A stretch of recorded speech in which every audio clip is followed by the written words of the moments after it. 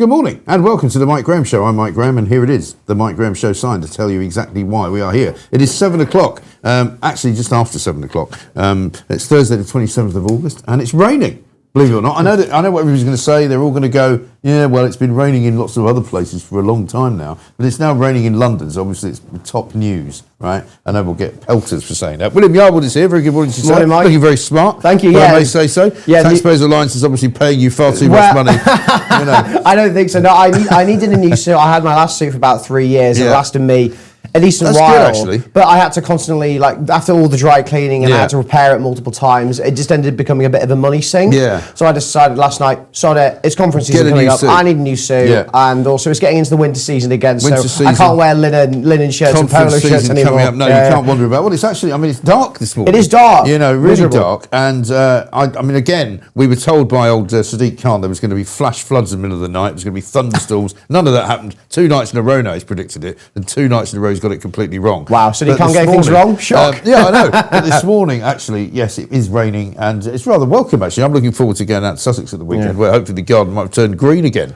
But I was also, Nobody's talking about wildfires. No one's anymore talking about wildfires, no. But one thing I do enjoy about this is because now you can get into autumn season clothing, so you can wear your big coats and your scarves, and your autumnal colours can come out and sort of stuff. And also, it's close to my birthday, actually. Oh, right, okay. Because I'm a September baby, so I'm 19th of September, and my birthday's on a Saturday this year. On a Saturday? Let's go. So I can get twatted on the Friday and on the Saturday. Excellent. Yeah, could make a weekend of it. Actually, we've got a poll going on because I'd forgotten until yesterday. It's bank holiday weekend coming up. But of course, we'll be here as usual on Monday, as we always are. Charlotte will be here with us as well. I will probably be working as well. Yeah, because I don't understand people that take bank holiday weekends off, and I've never really wanted to. I'm not a bank, mate. I don't need a holiday. Yeah, also, the point about bank holiday weekends is when everybody used to work all the time, every single day of the week, and you suddenly get a little bit of respite, but have the odd Monday off. We don't need that anymore because people don't go to work anymore. Half the country's not working, right? Half the country doesn't have a job. The other half are working from home half the week.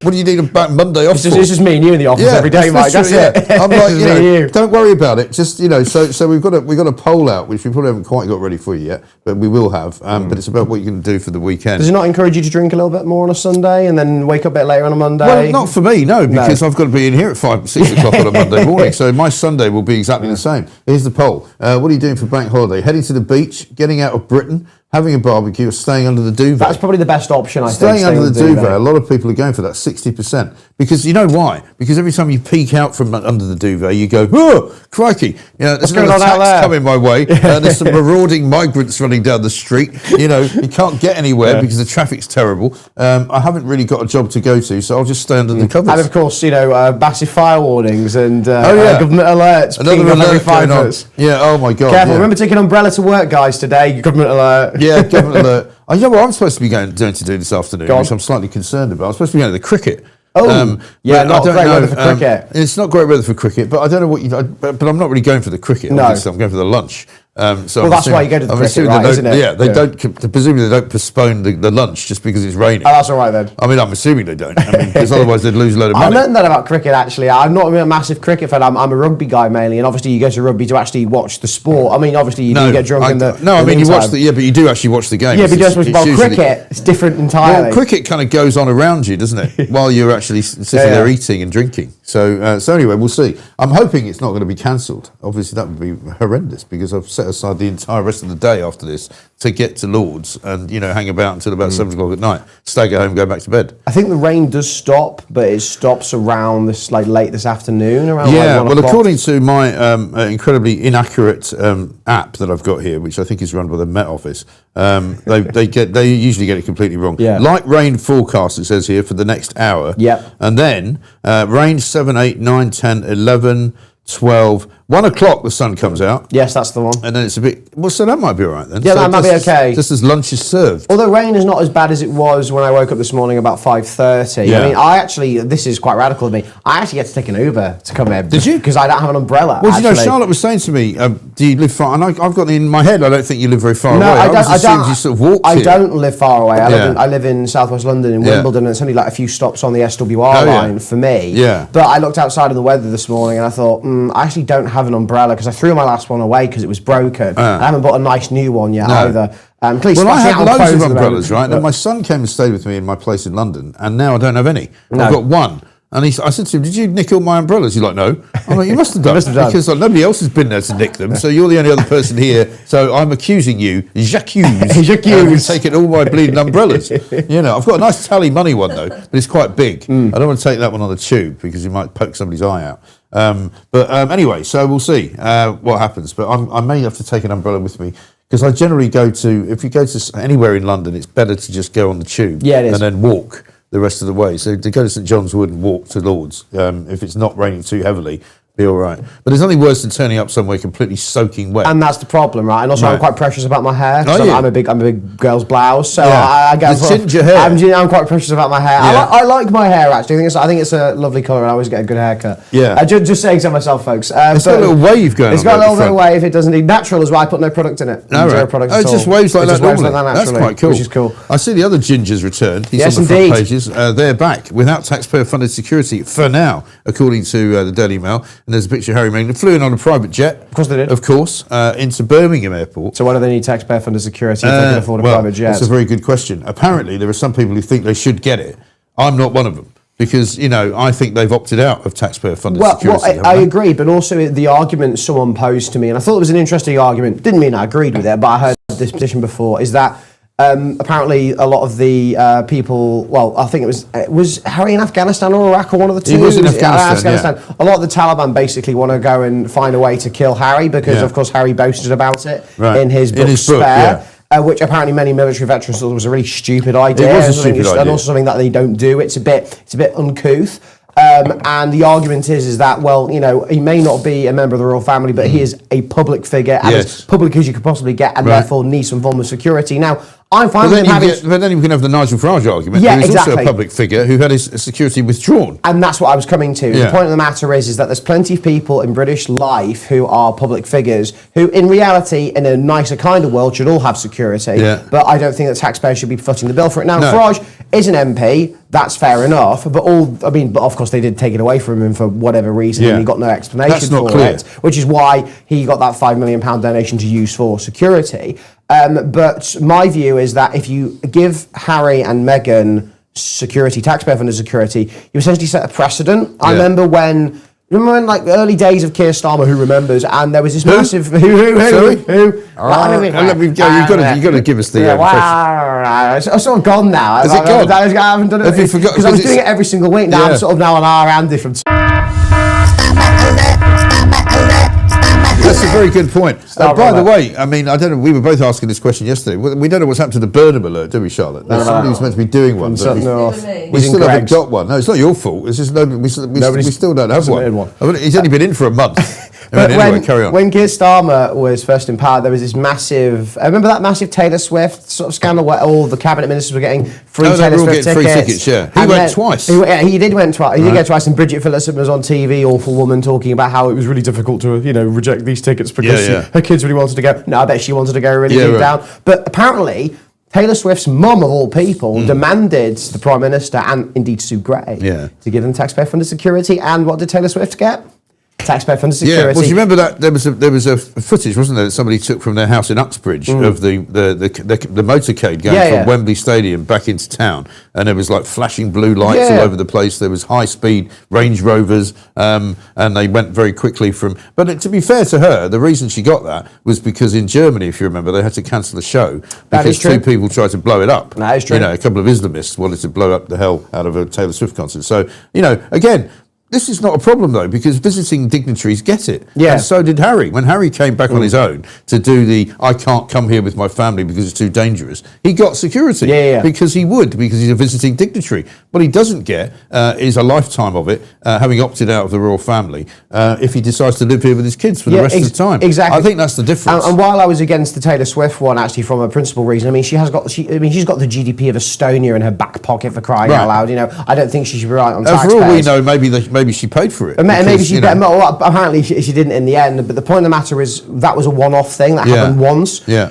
While with Harry, it would be for the rest of his life. And again, I don't mind Harry and Meghan having security. That's completely fine with me. I just don't want to pay for it. No. Well, given that his father happens to be one of the richest people in the entire world, why doesn't Charles pay for it? Yeah, that's what I would say. Yeah, because King Charles was paying the bed and board of the former Prince Andrew's kids, I believe. I mean, it was coming out of Beatrice and Eugene. Beatrice and Eugene. Yeah, it was coming out of Charles's own back pocket, and actually the money he pays tax on, so the money he gets from his estates. I think that would be a fair settlement, right? So that okay, I don't expect Harry to have to go bankrupt trying to protect himself and his family because of some of the stupid stuff he's done in the past, or because he's a famous person. But he has the wherewithal, he has the ability to ask his old man for the money. Exactly. And the old man's got plenty of money, so let him pay. Yeah. And if he can afford to keep the bed and board of Beatrice and Eugene, I'm sure he can give his son, for crying out loud, some money towards security. And also that wouldn't cost taxpayers a single penny, because of course it's coming out of a different fund altogether, namely off the money that the king makes off his estates, rather than the money that the king receives directly from taxpayers, which also, by the way, the king pays tax on. So there's no problems there at all from my point of view. No, I don't think so. And I think that would be a much better, because given that we haven't got any money, this is the other reason we can't afford to do it, is we literally have no money left. The last knockings of the cash machine were emptied when old Burnham went over to give Zelensky another couple of billion, and some shadow missiles. Yeah, here's a missile in 100 million quid. Here's some blueprints for some missiles. And Fred, this is all I've got. I just emptied my pockets out with a couple of quid, just have it all, right? So, but we've got a quote here. We've got a guy, and this is in our clips collection for today. I'm not quite sure what his name is, but we've got a former police protection officer, I think, haven't we? Where is it? What number is that? Scott Hayward. Scott Hayward, that's right. Let's have a look at him, yeah. So he reckons that he should get it. It has a duty to protect people at risk. It's as simple as that. So I try and keep the subjectivity out of it and just look at this objectively. And my view is, if you look at this objectively, Prince Harry should receive state protection. With the Sussexes returning to the UK, these questions surrounding security and whether or not they should have taxpayer-funded security, so police protection when they are here, still haven't been resolved, it seems. And this has always been one of the big problems Prince Harry has had when it comes to, as he would put it, bringing his family safely back to the UK. He has always argued it simply wouldn't be possible without police protection, purely because they are tapped into intelligence systems. They're allowed to carry weapons, for example. Now, we know that a risk assessment has been carried out, but the outcome of that risk assessment, which looks at a person's vulnerability to threat and the amount of threat they might face, the outcome of that is still unclear. But it's very interesting hearing from Scott Hamer there. He worked for 2 decades with royal security. He worked with the king for 5 years, in the 5 years leading up to the king becoming the king just before the Queen died. He wrote protection policy. He knows this system. He says it's simply unbelievable that a meeting of what's called the Risk Management Board should take months and months. He says it is simply a meeting of, in many cases, 3 people to sit down and discuss this. He makes a very valid point there, and he says that Prince Harry... Yeah, I'm already bored with that. Yeah, let's get rid of that. Kizzy Schofield's coming up in a bit, so we'll talk to her some more about the old royal situation. Hey? Comment. What comment? Oh, sorry. You both look so perfectly dressed today. 2 gentlemen, says Patricia. Thank you very much indeed. I've still got a slightly dodgy eye, which I got from the hay fever of the week. I didn't know you had hay fever. Well, I don't normally, but I've had it this year. Oh. I don't like to talk about it much, but like everything else I talk about. I thought you were just happy to see me, mate. You were just I was just weeping. No, I've had this sort of red eye problem, and I've got stuff to put in it, but it doesn't seem to be doing any good. Anyway, we'll see. Let's talk a bit about Andy Burnham, because more public policy has been formed over the course of the last couple of weeks. He was pictured in a Sainsbury's yesterday with Sadiq Khan stacking bread on some shelves. Well, I actually said they'd been better off reenacting some shoplifting, because that's the most likely thing you'll now see in Sainsbury's, rather than actually a member of the government actually filling the shelves. Look at that. There he is. What do they think they're doing? Why are they doing that? Is Khan on the jabs? Well, he does look a bit thin. He looks a bit thin. Yeah. I mean, maybe if he needs a few loaves of Hovis actually to fatten him up a little bit. I mean, I think he hasn't recovered from the fasting that he did during Eid or whatever it was. He never stopped. He hasn't stopped fasting. Can't stop fasting. He thought, I've lost a few kg here. I might continue on with it. I might keep going. He looks like a child now. He's about sort of this high, and he's really skinny. Yeah, because he's short as well. He's very short. Yeah, he walked past me once, and I thought he was on his knees. But that's another story. No, kid, I don't have a lollipop. No, stop that. Now let's talk about number 10 North. Number 10 North. says here 50. Now your name's in this story here. It says William Yarwood from the Taxpayers Alliance said. Go on. Right? What did I say? You said taxpayers will roll their eyes at ministers insisting this vanity project costs nothing because it comes from existing budgets. Well, in fact, it doesn't, because what they're saying is just to decorate number 10 North, 50,000 quid. Yep. Right? And ridiculously, it says £2,000 on crockery, nearly £1,000 on a replica of the famous Downing Street door. Right? 20,000 on IT, nearly 9,000 on works to the office space, just over 6,000 on events equipment, lighting and flagpoles, and nearly £1,000 on moving 24 meeting chairs into the new digs. It's ridiculous. It is ridiculous, and actually, that's just a small part of the overall bill. Actually, Reem Ibrahim, who now is over in the States, used to be of the IEA, and has he been on your show? Not just here, but at Talk many times before. She did a FOI and investigated this story. Because actually, one thing that's been interesting when journalists have been coming to me asking me about number 10 North numbers, they're really hard to get because they haven't really finished dealing with it yet. They haven't finished hiring all the staff. They haven't finished building it yet. We don't know the security costs. We don't know the costs of the rent on the building and all these kind of things. Like, we don't have because all these they're not volunteering it, right? No, they're not actually saying, here's what we spent and this is how we set it up. Yeah, this exactly. Is how we started, because that would be a key question. Yeah, but although they've never revealed the stats and transparency around it, that would be too easy, and maybe people will go, hang on a second, why is my money being spent on a vanity project? But that's another thing. Well, I mean, did you not want good growth in every postcode and up in every arts? I mean, come on. That turns out we've got a rapist in every postcode. Yeah, rapist to pay for the HMRC valuation officer in every art. Yeah, HMRC officer. Good morning. Can we come and have a look at your house? Please, sir, can I have some more? I was saying this the other day because I want you to get your view on this. But I was saying the other day, you imagine it would be like the police. Remember the police walking around that guy's house going, "Oh, that book's a bit Brexity." You know, what's he got over there? Oh, look, he's watching the Mike Graham show. Oh, better take that down. That's 20%. Yeah, that's another 20%. No, but that's what they'll do. They'll have these kind of woke tax inspectors who are looking for signs that you might be a right winger. In which case you'll have to pay more tax, right? I bet you they do that. Andy Burnham's woke tax police. Yeah, that'd be good. The woke tax police. Oh, you got a copy of Douglas Murray's book, have you? Look, I'll tell you what. Look, they've got a Taxpayers Alliance. What do you call it? A beer mat coaster, beer mat, whatever. And that'll be another 5%. Exactly. Well, they'll probably charge 50 if they see that one. I know. But this is the trouble, isn't it? I mean, they seem to think it's their right, their God-given right to tax you just because you've got a house. Yeah, they do. And the problem with the HMRC story, I remember seeing it first when it came on the Sunday Telegraph, and I actually know the journalist who wrote it relatively well. Yeah. The problem, basically, is that there's going to be very little oversight for HMRC to do this the correct way. Right. A lot of the valuations are going to be done probably from third-party sources. So that means the HMRC is going to have to go to estate agents, valuation agents, the valuation office itself, and outsource things, which obviously is going to cost money in the long run. But also, there's a fundamental point here of a HMRC officer knocking on your door, demanding access so that he can check whether your house is falling under the mansion tax or under around that 2 million, 1.5 million bracket. And the funniest thing about all of this as well is if you deny entry, you get fined. Yeah. So how is that not like quasi-secret police levels of? That is against every single tenet of democracy, in my view. And private property rights. You don't have to let anybody into your home unless they've got a search warrant.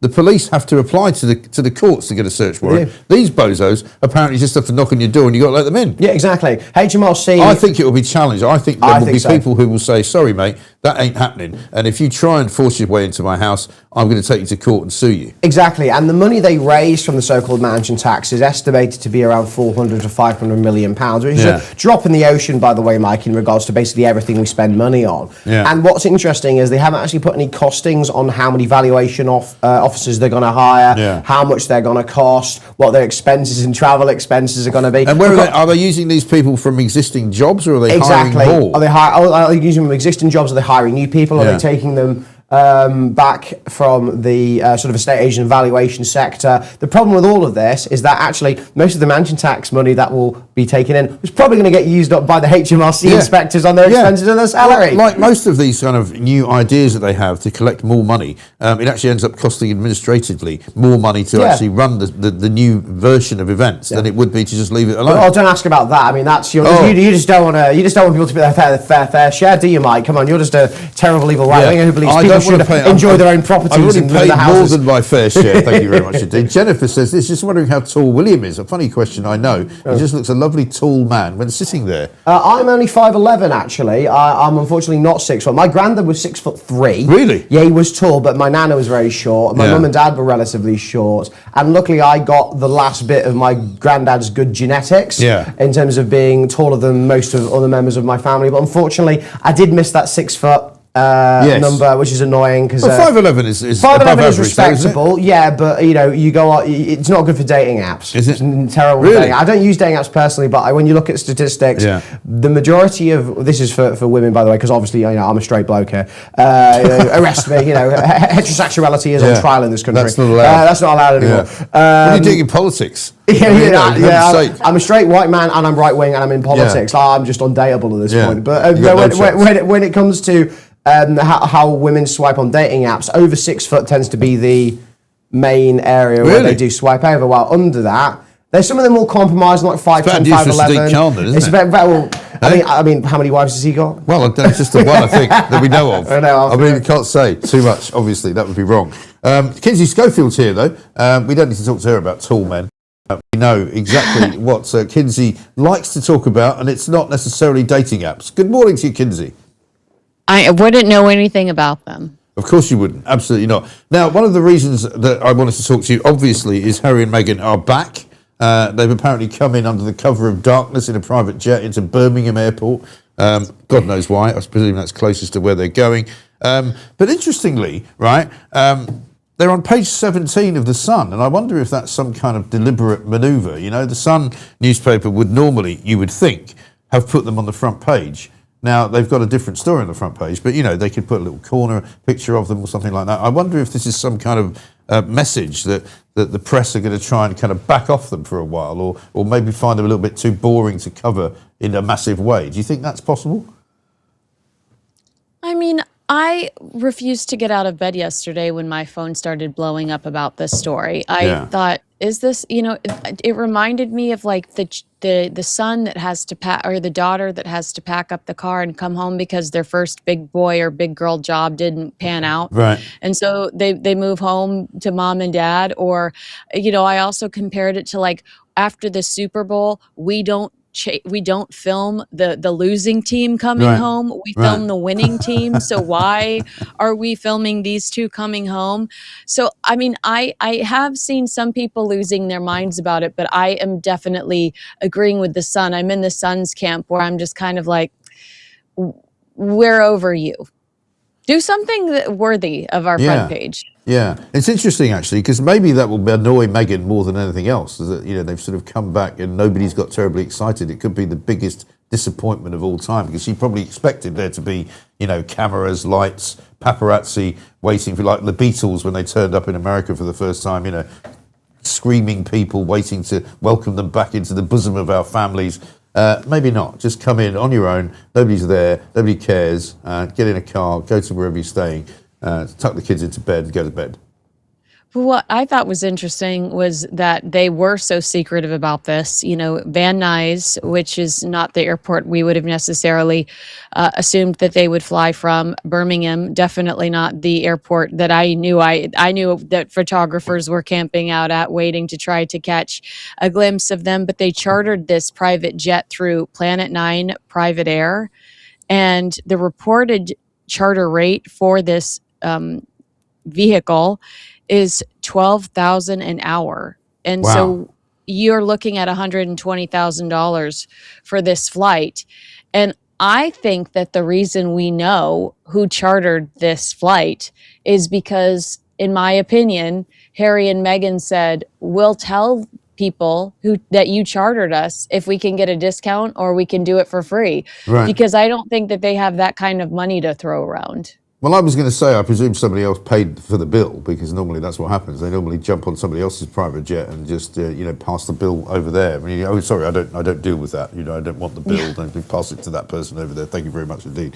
But yeah, so, but it's still pretty unclear, isn't it? Whether they're here for a while, whether they're here for 6 months, whether they're here for a year, whether they're going to, there's still an argument going on about their security. We talked about this earlier. I think the best way to solve the problem would be for King Charles to pay for it. because he's got the money, and then that would take it out of the public argument realm, and nobody would have to worry about it. But does that still fall under the jurisdiction of,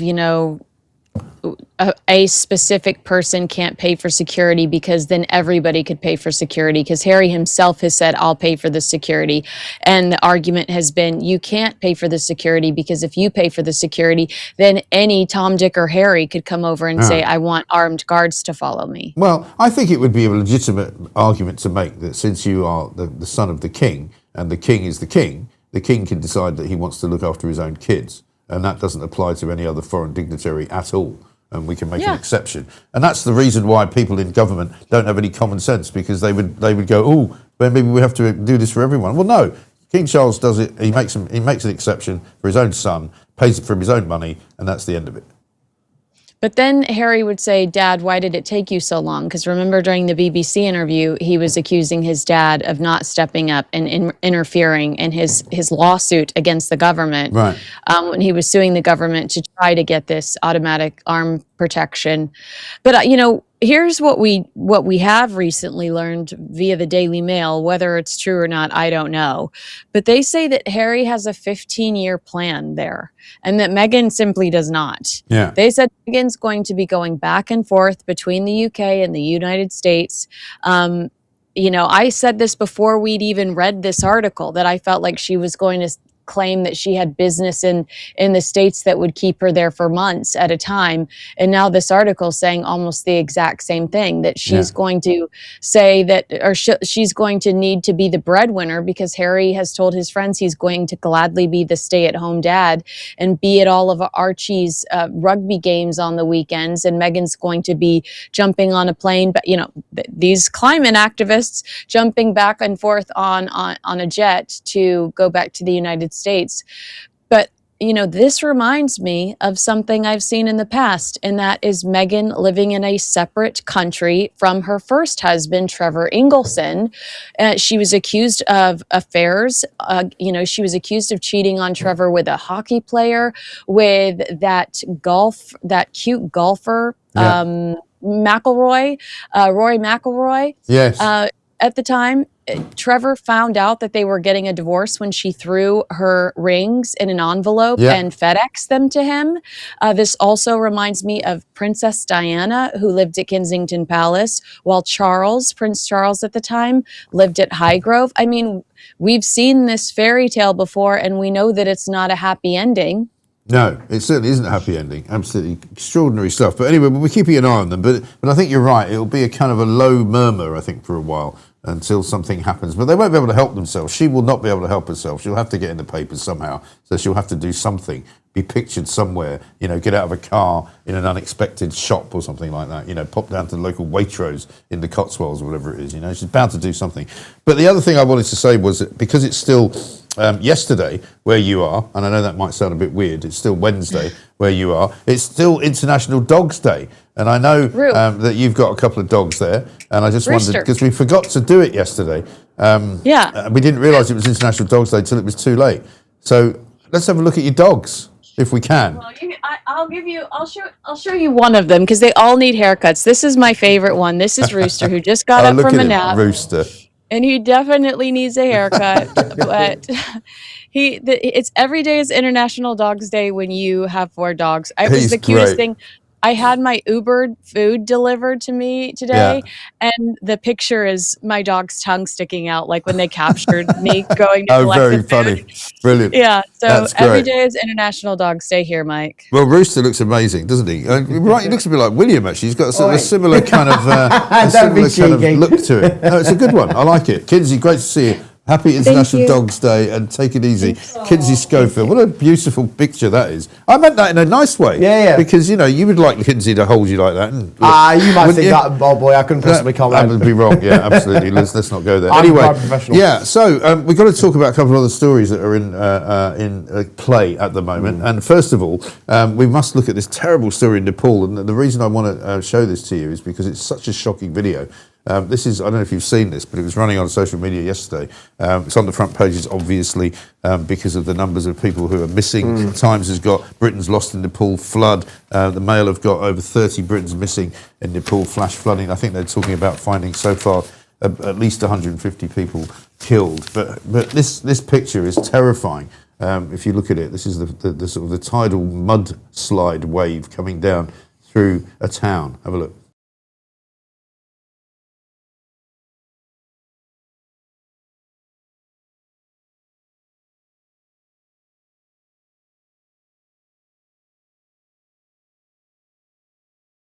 You can see, there's any sound or not?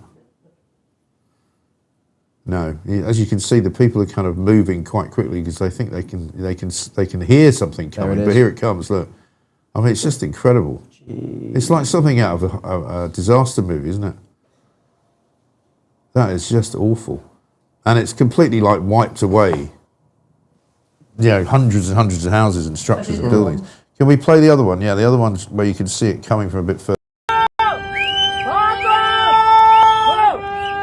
That's like biblical, isn't it? It's just incredible. And if you watch the way that it comes, particularly when it comes around to the right-hand side, it just wipes all of those buildings away, all of those structures on the right. Just takes them all out.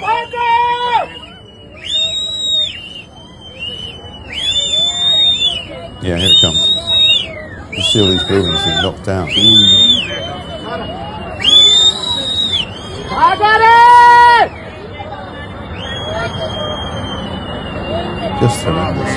It's people's homes, man. I know. People were in those. And there would be people in those homes, and I mean, Yeah. it's just awful. I mean, it's the sort of the power of nature is terrifying. It's terrifying. Just and awful. we don't appreciate it all that much, do we, Mike? Because we live in a country where there isn't really all that much natural disasters. And No. because it's I think when I was doing geography when I was at school, it's all the reason we don't get earthquakes, the reason we don't get all these kind of like funk weathers is because we're actually in a very weirdly safe place in regards to where the world is and on regards to our tectonic plates as well. So like, there's never any earthquakes, there's never any real most flooding we do get. I mean, obviously there was flooding. I mean, back in the early 2000s, my hometown was flooded actually, and that was quite bad, but. Even then, it wasn't on the level of something like that, no. Right? It's very minor and actually very easily dealt with if you just make sure. I think the problem. I mean, most of the flooding that does happen in this country. I mean, we've been warned by the likes of what's his face, Sadiq Khan, that there will be flash flooding because the ground is so dry that the water won't be able to be absorbed. It will just. But the bottom line is that most of the flooding episodes that we get are because of bad organisation. Yeah, exactly. Because the drains haven't been cleared out, or because for example, I mean, my house was flooded years ago several times, and it turned out it was because the local council had refused to clean a stream that went through the local village. Because you know why? Because there were voles living in it. And apparently it was against, environmental protection regulations, rules, and so they weren't able to clear out the mud from the stream. That's not the first time I've heard something like that before. And it was just unbelievable. And the whole village, as a result, flooded, including a couple of the pubs, and people were put out of business. People lost a load of stock that was in. But the voles would have drowned as well. They'd probably be dead as well for crying out loud. Absolutely unbelievable. So you've spent all your time protecting these voles only to let them essentially be drowned. Yes. And then everyone else's house is ruined and people's businesses ruined and stuff. But I mean, that's minor compared to that. I mean, imagine the people's businesses and lives that have been ruined by this flood in Nepal. I mean, how do you recover from something like that? No, right? How do you recover from something like that? Well, in Nepal, that is just literally going to be completely, an uninhabitable place now for the rest of time, most of those people's lives. If they've managed to escape and get out of the way, it's just awful. Horrendous. And there's no real way to plan against something like that because you see it coming towards you and you can have reservoirs and ways to try and move the water elsewhere and the other, but with the force of it. Well, the size there's of it. no way to prevent the size of it as well. Yeah, and they think it was actually. You mentioned seismic activity there. I think they think it was maybe started by an earthquake, by some kind of tremor, which dislodged a glacier, which then melted and all of that. It's that kind of build up. So just awful stuff to wake up to this morning. One other story I thought I should mention is in the Telegraph this morning. Germany apparently wants to fund Trident. Okay. Yeah, because of course Germany apparently a bit squeamish about getting their own nuclear weapon, and I think most of us probably would be. Yeah, I'm okay with that. I think you'd be okay with that. But they've now decided they'd like to get some kind of. So again, it's part of this, European Union style umbrella security for the European continent. And so they're saying that they want to invest some money in the British Trident program. So this is what it's now come to. We've got so little money of our own that we have to go begging with a handout to the Germans. Yeah. I mean, are they going to give money towards the improvement of facilities, or is it more Trident missiles? I mean, I haven't seen the full details of this story, although I did get the notification from the Telegraph this morning, which is not surprising considering the Telegraph is now owned by Germans. Nevertheless, suddenly they're going to have a lot of stories about Germany, aren't they? Exactly. This is what happens. Yeah, according to the story, it says Germany's in talks to invest in Britain's nuclear deterrent. Okay. One well-placed source said Germany wanted to integrate itself further into the existing British and French nuclear deterrents rather than pursue its own bomb because of the nation's wartime guilt. So apparently there's now discussions between Paris, Berlin and London because they're trying to come up with some idea of how they can conglomerate themselves together to defend against Russia. Oh, so it's sort of not combining per se, but putting together more or less all of our Trident missiles with the French as well, who also have a lot as well. Yeah. Am I against that in principle? I mean, I'm probably pro the Germans not having much weaponry, to be honest with you, given their track record. But am I against inter-European security to protect against foreign threats? No, not particularly. I mean, I know Trident costs a lot of taxpayers' money, so if we have any way to offload any of that cost possibly onto our French or German neighbours, and maybe there's some reciprocal agreement we can do with them in tune, I don't have a massive issue with that. But like everything else, though, if you have a company which you then sell shares in, which is effectively what we're doing, selling shares in our own defence, you lose a little bit of the control of that company, don't you? So that's the secondary argument. So if you give some away to the French and the Germans, then they have some level of control. Will they have some level of control over what is done with it, where they're based, and will they want to take it out of Scotland perhaps and move it nearer into their own territories? I don't know, and that's the problem. The problem, I think, generally, because I do believe in obviously a nuclear missile deterrent, contrary to arguments that it costs taxpayers money. It's like, yeah, of course it does, but like, I'd rather not be, what's the word?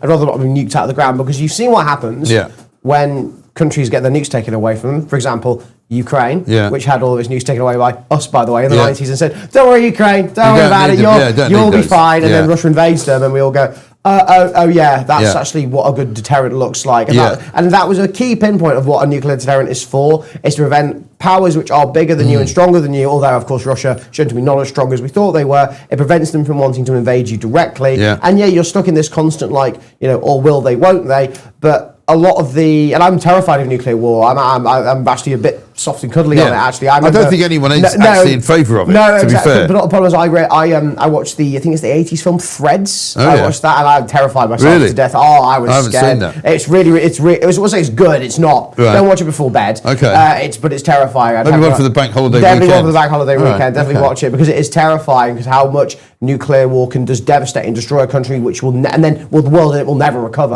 Like, there's not going to be, mass recovery of agriculture, because it's going to block out the sun. The weather's going to be so freezing. People are going to have diseases that we thought we've gotten rid of are just going to suddenly come back all again, and they're going to kill loads of people off. Cheery. But it's about nuclear. I might say I'm a doomsday prepper. No, I'm not actually a doomsday prepper. I've got a bunker full of cans and beans and stuff. No, you don't want that. All right, let's do a few super chats to bring the reality back, because there's not going to be a nuclear war anytime soon. But there's not. That's fine. I promise you. That'll be the last thing you hear me say. Chris says, "Big Willie is in the house. Top man. Well done." Yeah, absolutely. One from Lou, who says 100 franchise causes a late start to the tests. That's a cricketing reference, I think. There's the cricketing 100s. Yeah, it's probably made it later. Anyway, we could deport Harry and Meghan, says Laura Jane. We could. Yeah, send them back. Thank you very much. How would that break their...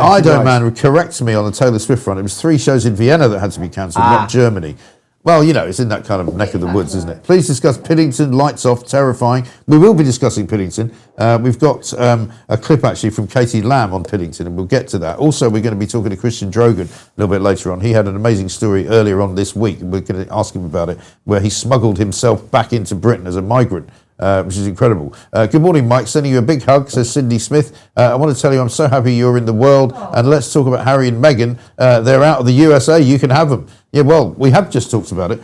So thank you very much indeed. I'll tell you what I do want to show to Big Willie here as well. Mike, someday can I come on Zoom with you? Yeah, if you want to. It just depends on whether or not it's possible to do the... I'll have to rely on Charlotte for the technology on that one. Pray for all those people affected in Nepal, says LTL. Yeah, absolutely. It's a shocking piece of video, though. It really is terrifying. But how about this, though, right? How about this is sort of Wally of the Day. It's not something we do normally. Wally of the Day. Wally of the Day. A new section. Is this guy. It's a new section. This is from Humberside Police. It's actually quite well put together. They've actually obviously got somebody who knows what they're doing on social media. But this is some footage of a guy who decided it was a great idea to try and throw some drugs over a prison wall. Oh, that's clever. But he's not very good at it. Oh. Have a look. Check it out.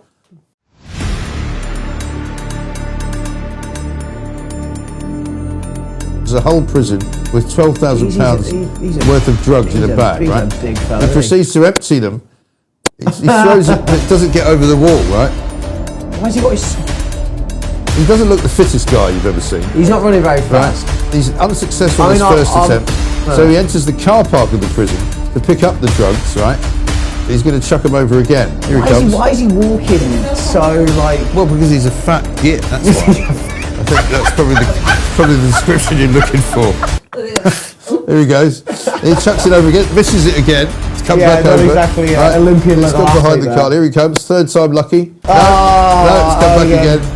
Right, still You've got throwing to admire his like persistence. Right, he made eventually, it. Well done, mate. Well done, mate. Well done. Look how he is. He wanders out of the car park, unaware that the package was immediately spotted by a guard as it fell into the prison grounds. Right.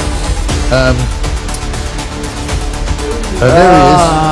Following the discovery of the package, an investigation was launched. Joshua Smith was identified from CCTV images and interviewed. And he pleaded guilty to 2 counts of throwing a prohibited article into a prison. He was sentenced to 3 years and 8 months in prison. Good. On Monday. Good. And some throwing lessons. Maybe do some exercise while he's in there. 3 months and was that 3 years and 8 months? 3 years, You could lose a lot of weight and get very, very physically fit in that time. You could. You could. I mean, I probably should. But it just shows you as well. By the way, I don't know how long ago he tried to throw it over the wall. But speedy justice can happen in this country. We hear all the time that we haven't got any space to lock anybody up. Well, he gets locked up for over 3 years for just trying to throw some drugs over a wall. I mean, I know that I'm not going to diminish the crime, but it's hardly a violent crime. And there are people who are committing violent crime who are not going to prison at all. No, I mean, so what's that all about? Granted, he should go to prison, and I think the prison sentence he got is perfectly acceptable and completely fine. He should go to prison just for being stupid. Yeah, and stupid, fat, and ugly. The prison sentence. This is a triple whammy. Otherwise, luckily we're not stupid or ugly, Mike. Otherwise, we might just get thrown into prison for other reasons. Well, I'm sure other people would argue with that because I get called ugly all the time. But that's all right. You, of course, would not. PC Harper's Killers, by the way, we're now told, after all the toing and froing with Andy Burnham, won't he stop them from coming out? We're now told today in the piece of the Telegraph that the Justice Secretary is confident 2 of the killers of PC Andrew Harper will be barred from early release from prison. That's just still not quite a definite, though, is it? They're saying he's confident that they won't be released. Let's hope that's the case. Well, doesn't the Justice Secretary have any say over this? He is the Justice Secretary. I said this the other day. Andy Burnham saying, I've asked the Justice Secretary to look into it. Well, why don't you just tell him? What do you mean look into what? You're the Prime Minister. Why don't you just order to keep them in jail? What's there to look into? Right. There's no need to look at the crime. There's no need to look at the individuals. There's a need to look at, should we let them out or should we let them out? It's a binary. And the answer is no. No. There we are. Done. I've solved it in 5 minutes. Or less than 5 seconds. Case closed. Case closed. You get the old gavel out and hit it. Final one for you, Meta. This is quite a big story, and I think it will become a massive story over time. Because, funnily enough, you might have seen that I've written a best-selling book called Fake News. There it is. It's back there. The sequel is nearly finished. Total Control is coming out. You got another one coming out? Yeah, I've got another one coming out in the next month or so. I'm going to do a trilogy before Christmas. Excellent. But a big part of it is the way that social media affects everything that we do, and this is going to be something that affects, I think, an awful lot of people. Meta have agreed to pay an incredible amount of £13 billion, right? Huge. Because they've admitted that they weren't actually looking after child safety in the way that they should have been, and they weren't concerned enough about what access children were getting to Instagram, to Facebook, and to, I guess, WhatsApp as well. UK government said it was monitoring events closely as it moved ahead with a ban on under-16s using social media. But what it looks like is that Facebook and Meta are going to have to put in some rules which will stop children from accessing certain things and also from spending too much time on their apps. Yeah, I mean, in regards to children accessing certain things, I have no issues with companies introducing those kind of controls. I mean, they should have been there in the first place. And there has been an improvement in parental safety and child lock safety across social media. But, because of algorithms and because of the way things change, things always just inevitably get through. Yeah. And the problem is, the internet's such a wild west that it's almost borderline impossible to control every little aspect. So the fact that they've admitted that they need to do that is a good thing. Yeah. When it comes to reducing screen time and and limits on how long they can be on these programs, how is that going to be measured? Like, what extra infrastructure are they going to put in place? Also, how is it going to affect only a certain group of people rather than adults, so to speak? Well, how and are again, they gonna... the argument for that will be, digital ID, which I'm not massively keen on, because they will eventually have to come back to this thing where they say, right, in order to prove that you're not a child, you have to prove who you are. Yeah, exactly. And a lot of people are uncomfortable with that. Exactly. Right? And one thing about the internet that I still think is important is actually the concept of anonymity. So you can be on Facebook, you can be on Twitter, you can be on a variety of things without having your full name and everything there, and you can just sort of lurk or kick around, or maybe you're into politics, but you don't want to show your face because you've got quite a high-flying corporate job, whatever it might be, and you can interact with it in that way. And I've got many friends who do that, who work in finance, who work in business, who have anonymous Twitter accounts, but they kind of just like and retweet things and lurk, but they don't do that. But if they had digital ID enforced on them and then made to say, reveal their identities as digital ID possibly could do, that would break anonymity, which I think is a core part of the internet, and I don't think it's a necessarily good thing. Yeah. But I'm not against more child safety on social media platforms, but I think there is, not to be moderate and middle of the road for once, Mike, but there is a middle ground on this issue between the extreme, no, these people don't need regulating at all and dealing with it at all, and the, no, these people need to be banned. And I think Meta have clearly recognised that, because they've obviously decided that it's worth their while to be regulated at this point, rather than to wait until it gets a lot worse and somehow legislation gets put into place to stop them from actually making enough money. 13 billion is a lot of money. Interestingly enough, as well, I was hearing this morning that YouTube, as well as I think a couple like Snapchat, are not involved in this particular lawsuit. However, they may conjoin it, if you like, because they may wish to be part of a kind of a preemptive strike by the social media companies to say, all right, we'll do this. As long as you back off. Yeah, and also they won't have to give any more money over. And also some social media platforms are better than others in regards to child safety, of course. I wouldn't say Snapchat's particularly up there as well, not that I've used it since I was maybe like 18. Right. But I mean, from what I can tell, Snapchat's used by like drug dealers and stuff now more than anything else. Yeah, I've never really understood Snapchat. No. It was a thing when I was in school. It was a new thing. It was relatively innocent, but I just got rid of it when I went to university because I was like, I'm a grown ass man now. I don't need this. So I'm a grown ass man. I use Twitter. Quite obviously, grown ass man. No other show would you hear that, would you? Grown ass man. Grown ass man. Let me be clear. I'm a very grown ass man. I use Twitter. I use Facebook occasionally. I mean, I get lots of requests actually from people who watch the Mike Graham show on Facebook. Oh, really? Loads of people are always mutual friends with either you or Russell Quirk. Oh, excellent. And I get loads of requests from people, and I'm just like, I don't really accept people I don't know. Sorry, guys. So if you have sent me a Facebook request, just follow me on Twitter, guys. People do say they get spotted around town and stuff. I just don't really use Facebook. It's not really my main area. Twitter You're too young for Facebook. I'm too young for Facebook. Although Facebook used to be the young thing. When I was in secondary school, Facebook. I mean, we've got a Facebook page, The Mike Graham Show. If you haven't joined it yet, you should do, because it's good fun. And I post quite a lot of things on there that don't get posted anywhere else, because you have to have this kind of mix of different social media.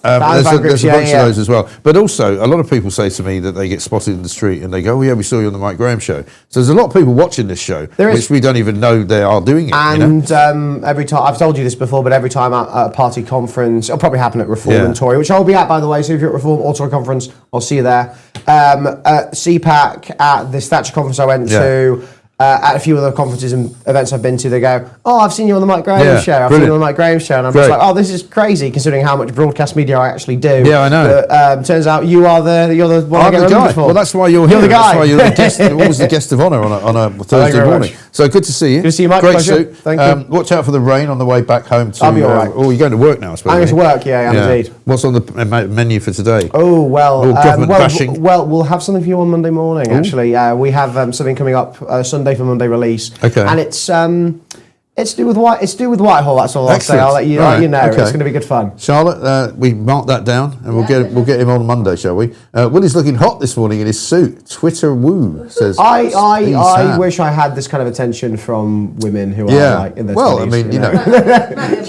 might be a bloke. Well, you know. Well, keep playing your cards right. Keep coming in here, and we'll get you sorted. Be no problem at all. Great to see you, William. Thank you very much. Taxpayers Alliance, top man. We've got much more coming up, of course. We're going to talk to Lee Harris in a minute. Have we done any news? We haven't, have we? Should we do some news? And then we'll talk to Lee. Let's get not Howard Hughes. What's his name? Edward Hughes. Howard Hughes. You know, Emlyn Hughes doing the news. He used to play for Liverpool. Go on. Good morning. It's Edward the News Hughes with your Thursday bulletin. Harry the Herbert and Meghan are back after 6 years. The King and Queen have booked the Caribbean. One couple returns. The other books a holiday. Efficient. Energy bills rise 4% in October. No extra help. The PM just wants wealth creators to stay put. Warm thoughts all round. The Knob of the North, Andy Burnham, visited a Sainsbury's, promised work experience for the young, and pubs report a bounce. Labour MPs want voting reform in his first 100 days. Ambition. 33 Britons missing in Nepal floods. A child and her aunt died and a Middlesbrough fire police are treating as murder. More thunderstorms incoming. Classic August, film legend Tim Curry and pint-sized country icon Dolly Parton have both died.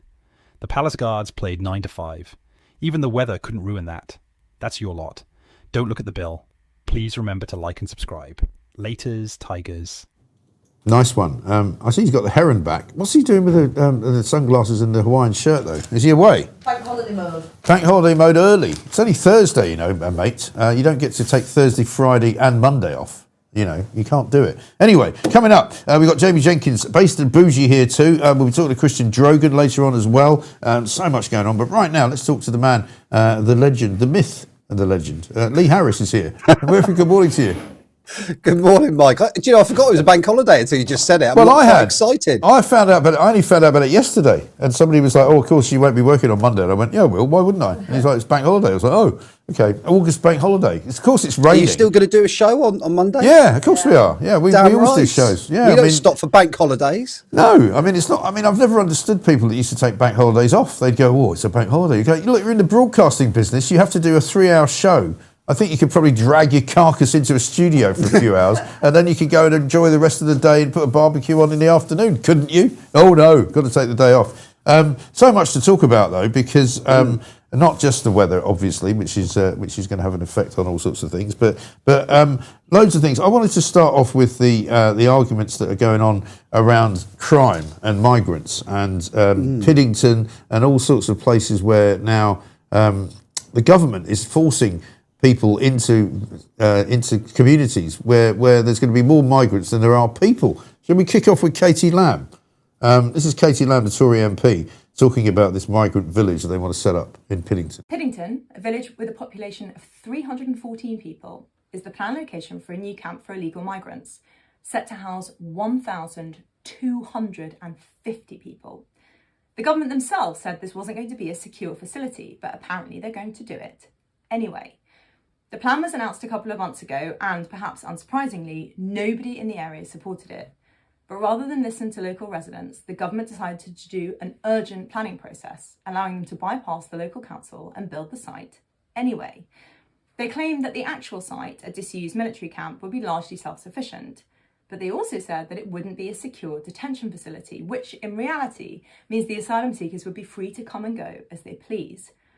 The village we're talking about is home to 268 adults and 46 children. They've no school, no real shop, yet they're about to see hundreds of illegal migrants, most of them young men, imposed on their community. That prospect is terrifying for the people who live there. The village just isn't set up to cope with those levels of population increase, regardless of where people come from, much less hundreds of men who'll make no contribution to the economy and who very often pose a danger to the public, particularly women and girls. Andy Burnham has spoken a lot since becoming Prime Minister about listening to people on the ground. But in fact, when push comes to shove, he'll always choose to continue mass migration rather than listen to...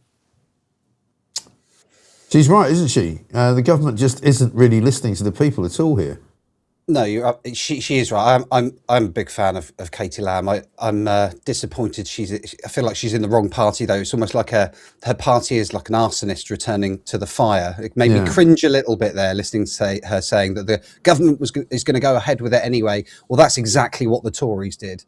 Sorry, I just wanted to get that out of my system. But she is right. I mean, you know, we talk about Andy Burnham being all vibes and happy and nice. But if you remember, he told the public, I think it was on GB News, that he was listening to the people of Piddington, and they did this fantastic collage of the kids saying why they love Piddington. It's a great little collage of videos from all the kids saying they're riding their bike.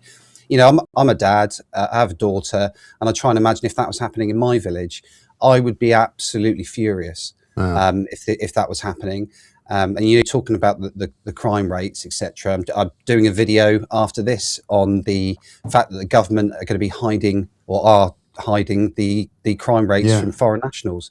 And we know why they're doing that, Mike, because the data is obviously atrocious. The Europeans have just published their crime stat data, and theirs is absolutely atrocious. It shows exactly what you think it is. So my heart goes out to Piddington. They should not. No one should have to go through what they're going through. No part of the country. It doesn't make any sense to me at all why we are powerless to deport people who should not be here. They are criminals, effectively. They're all criminals the moment they break into our country illegally. I don't buy this asylum claim nonsense. I don't think they are not asylum seekers. They're economic migrants, and sadly, they're coming from parts of the world where the culture is so different from ours that it's and everybody knows it, Lee. You know, we saw the story last week about the leaflets being handed out. You know, what more proof do you need that the government understands that these people who are coming in have not got the same values as us? They don't think that the law applies to them. They think they can carry on abusing women, sexually assaulting women, chatting up children, behaving in ways which are so just awful and uncivilized compared to the way we want them to live in our country. You know, it's clear the government knows exactly what's going on. I mean, you tweeted yesterday that David Lammy's launched a legal appeal to stop these crime figures from coming out. But I was watching GB News last night and they were showing Germany's figures, they were showing, I think, Sweden's figures, and at the top of those lists are all the same countries: Iraq, Afghanistan, Iran, Syria, Eritrea, all of these countries where these sexual assaults and criminals are coming from. Everybody, it's not a secret, everybody knows it, right? Yeah, the left refuse to admit it. And I strongly believe they refuse to admit it because it'll bring their entire ideology of diversity is our greatest strength will come crashing down. I mean, those of us who are sensible will already know that diversity is not our strength. But having to physically publish those figures will be, I think, a very dramatic event for the country and very bad event for the government. They're deliberately high. I just couldn't believe it when I was finding out that David Lammy, the information commissioner. So how it happened initially, for those who don't know, is that there was an FOI request from the Centre of Migration Studies, and they asked for a breakdown by nationality of these crime statistics. And they turned around and said, "Oh no, we can't do that." I think the first time around they said it was either going to cost too much or it'd be too hard to find the stats. And the information commission, they appealed it. The information commissioner just turned around and said, absolute nonsense. There's no reason why you can't give these, which is actually quite pleasing to hear from the information commissioner. Right. Part of the state actually saying, no, there is no legitimate reason why you can't publish it. And the government dug in again and said, well, okay, we're going to appeal it and go through a tribunal process to try and sort of prevent releasing the data. They're doing it because they don't want us to see it. I mean, that's the bit I don't get. Surely there must have been a bit in the Labour Party where they had a discussion about this, like, oh, what can we do? We don't want to show the public that migrant crime is absolutely through the roof. We don't want to show them that. What should we do? I don't know, let's appeal it. But that is an open admission of guilt or an open admission that the stats are awful. If you are going to spend, and that's it. What made me laugh is I think it was about 600 quid was the cost of getting this data. And the cost of going to the tribunal was thousands, right? And they're spending the absolute insult of spending taxpayers' money to stop us from seeing the actual real data, stop us seeing the truth, is an absolute disgrace. But isn't it just awful as well that their first instinct is to prevent us from finding stuff out, is to stop us from having knowledge, to keep us in the dark, to basically hide the facts from us so that we don't know what's going on, as if there isn't another way for us to find out. Because we all know, as you say, if the facts are released, we won't be at all surprised to see those same countries in the same effective sort of percentages of committing crime. We know it. It's already. In fact, it's actually worse than us knowing it, because people will speculate even more about what the numbers are going to be. It does make me wonder, actually, why they are so desperate to hide it. Because I know we can theorise as we've just done, because they don't want us to see the data. But I don't know whether there is any other reason why they don't want to show it. Maybe they're going to come out with an excuse, and this is what I honestly thought I would read, is that they, again, this would be a massive admission, because I think they've said something like this in the past, Mike, where they've said that they think there'll be riots. They think there'll be civil unrest. Well, I don't know, maybe that would be the case. I don't know. But the point is, truth is knowledge, and they have to release that information, in my view. They cannot hide it. They work for us, not the other way around. Exactly. How dare they hide the information from us? That's stuff that we ought to know. And people are saying, I saw an argument last night where one of the panelists was saying, well, what good would it do you knowing anyway? Well, I'll tell you exactly what good it would do. We could ban visas from these countries. We shouldn't be allowing anyone in from these countries at all. That would keep the British people safer. If you know that, for example, which we do from Home Office figures, that men from Afghanistan are 22 or over 20 times more likely to commit sexual offence. If we know that, we stop them coming in the country. Same with Pakistan, Eritrea. We ban it. We just stop it completely. And that includes asylum claims as well. All of it stops. Exactly right. Well, let me show you another clip. Let me show you this clip. This is Ceuta, down in northern Morocco, of course, where the migrants have been flooding in and out. According to the lefties, they've all gone back to Morocco. They're not in Ceuta, which is Spanish territory anymore. But this is the locals taking to the streets. This is what they're frightened of. Have a look at this.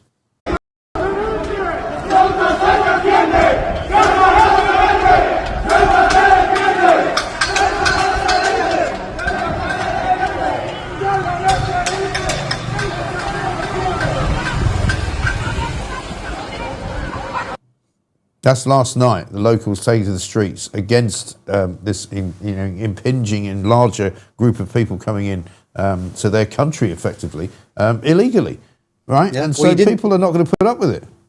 You didn't see anything there, Mike. Nothing happened. They're just all the locals, according to the left. Absolute nonsense, that.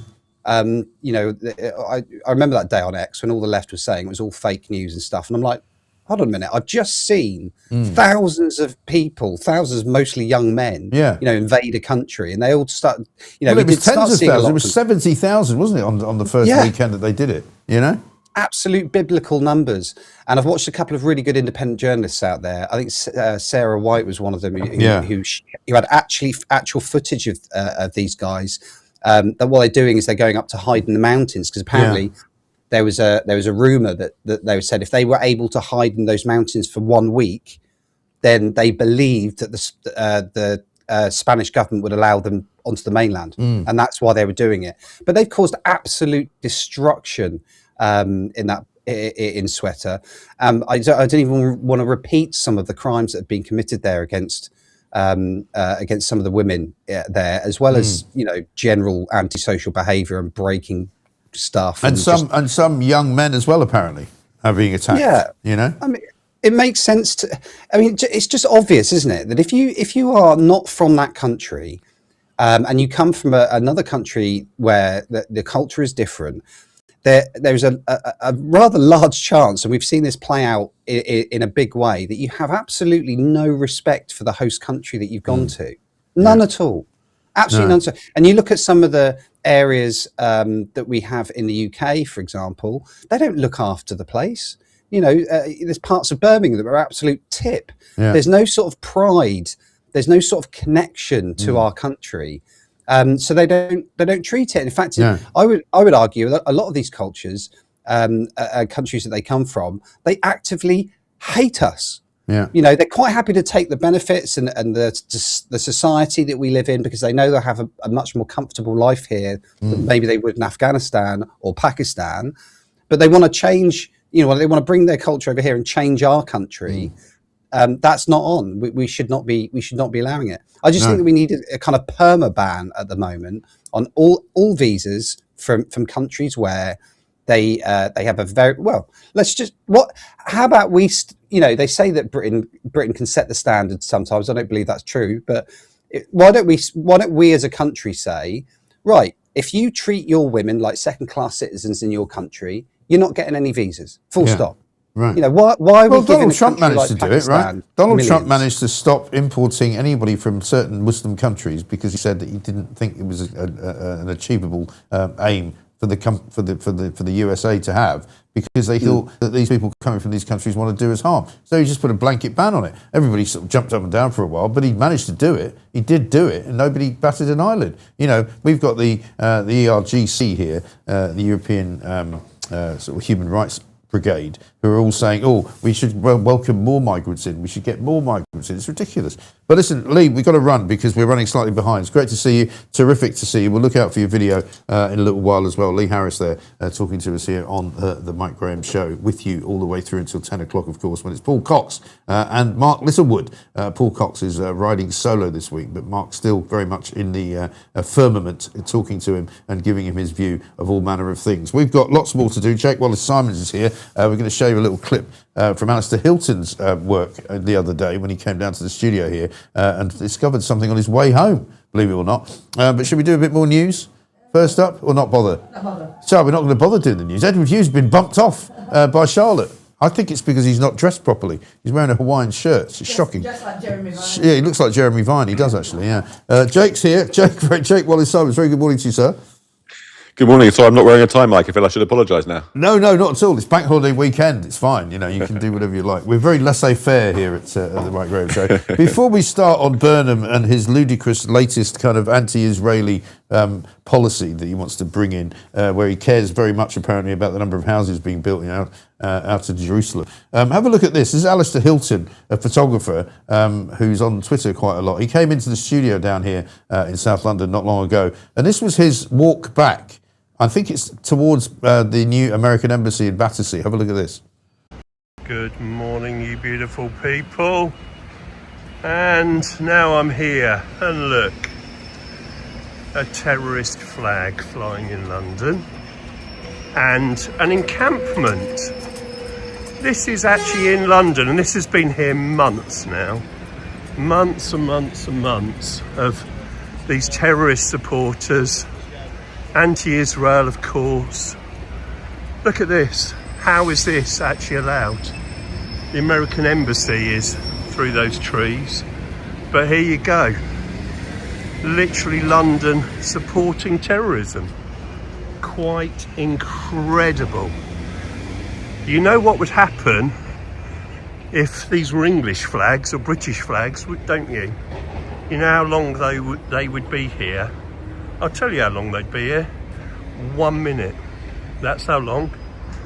Anyway, really annoys me, that encampment. Take care, have fun, bye-bye.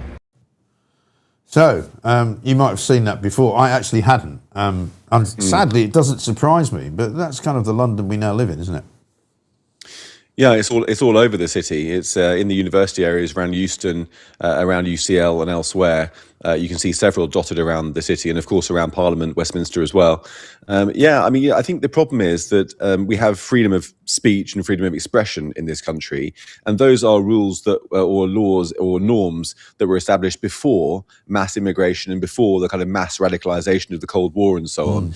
And now our openness and our tolerance is struggling to cope with people who are exploiting that tolerance to try to subvert it from within, if you like. And it's, radical activists who put up those encampments, but also, the Gaza independents, as they're called, the Muslim Brotherhood-powered MPs and other officials who are organising around the country to try to gradually seize the levers of power, legislating against, for example, Islamophobia, so that we can no longer call a phenomenon by its, criticise Islam and call the threat a threat. And slowly but surely they're seeking to dismantle our freedoms from within. And that's the predicament where we find ourselves. In order to protect our freedoms, we need to start to restrict them for people who are seeking to destroy them. But it runs contrary to our instincts of allowing people to say what they want in a free society. Yeah, it's true. I mean, what did you make of Donald Trump yesterday coming out and saying that Palestine Action was now going to be categorised in the US as a terrorist group? Because, here in the UK, we can't seem to make up our minds whether they are or not.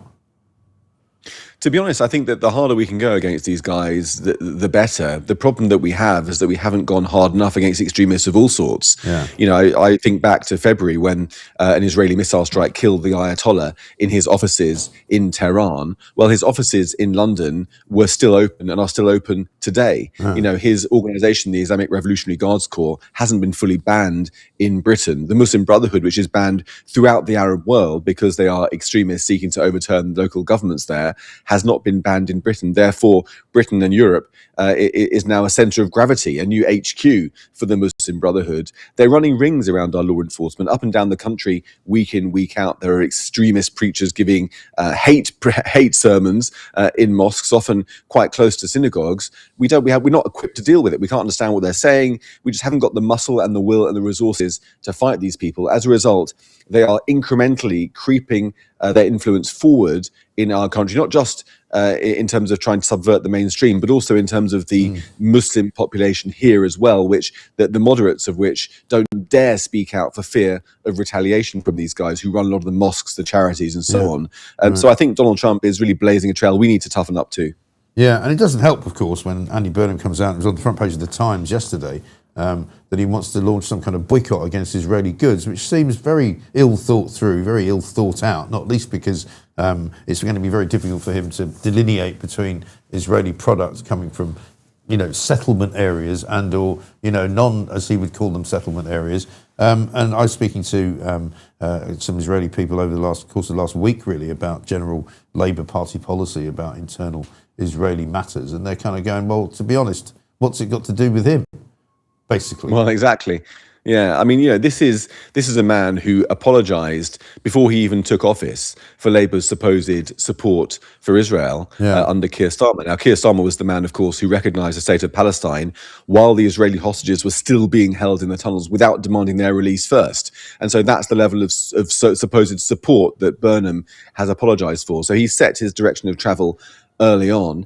And I think that these settlers, I mean, as reprehensible as these violent thugs are, we need to put this in context. We're talking about 540,000 settlers in the West Bank, the vast majority of whom, totally peaceful. I've been there many times, living alongside their Palestinian neighbours, often shopping in the same supermarkets and so on, employing Palestinians in their settlements, of which about 300 of those 540,000 are extremists.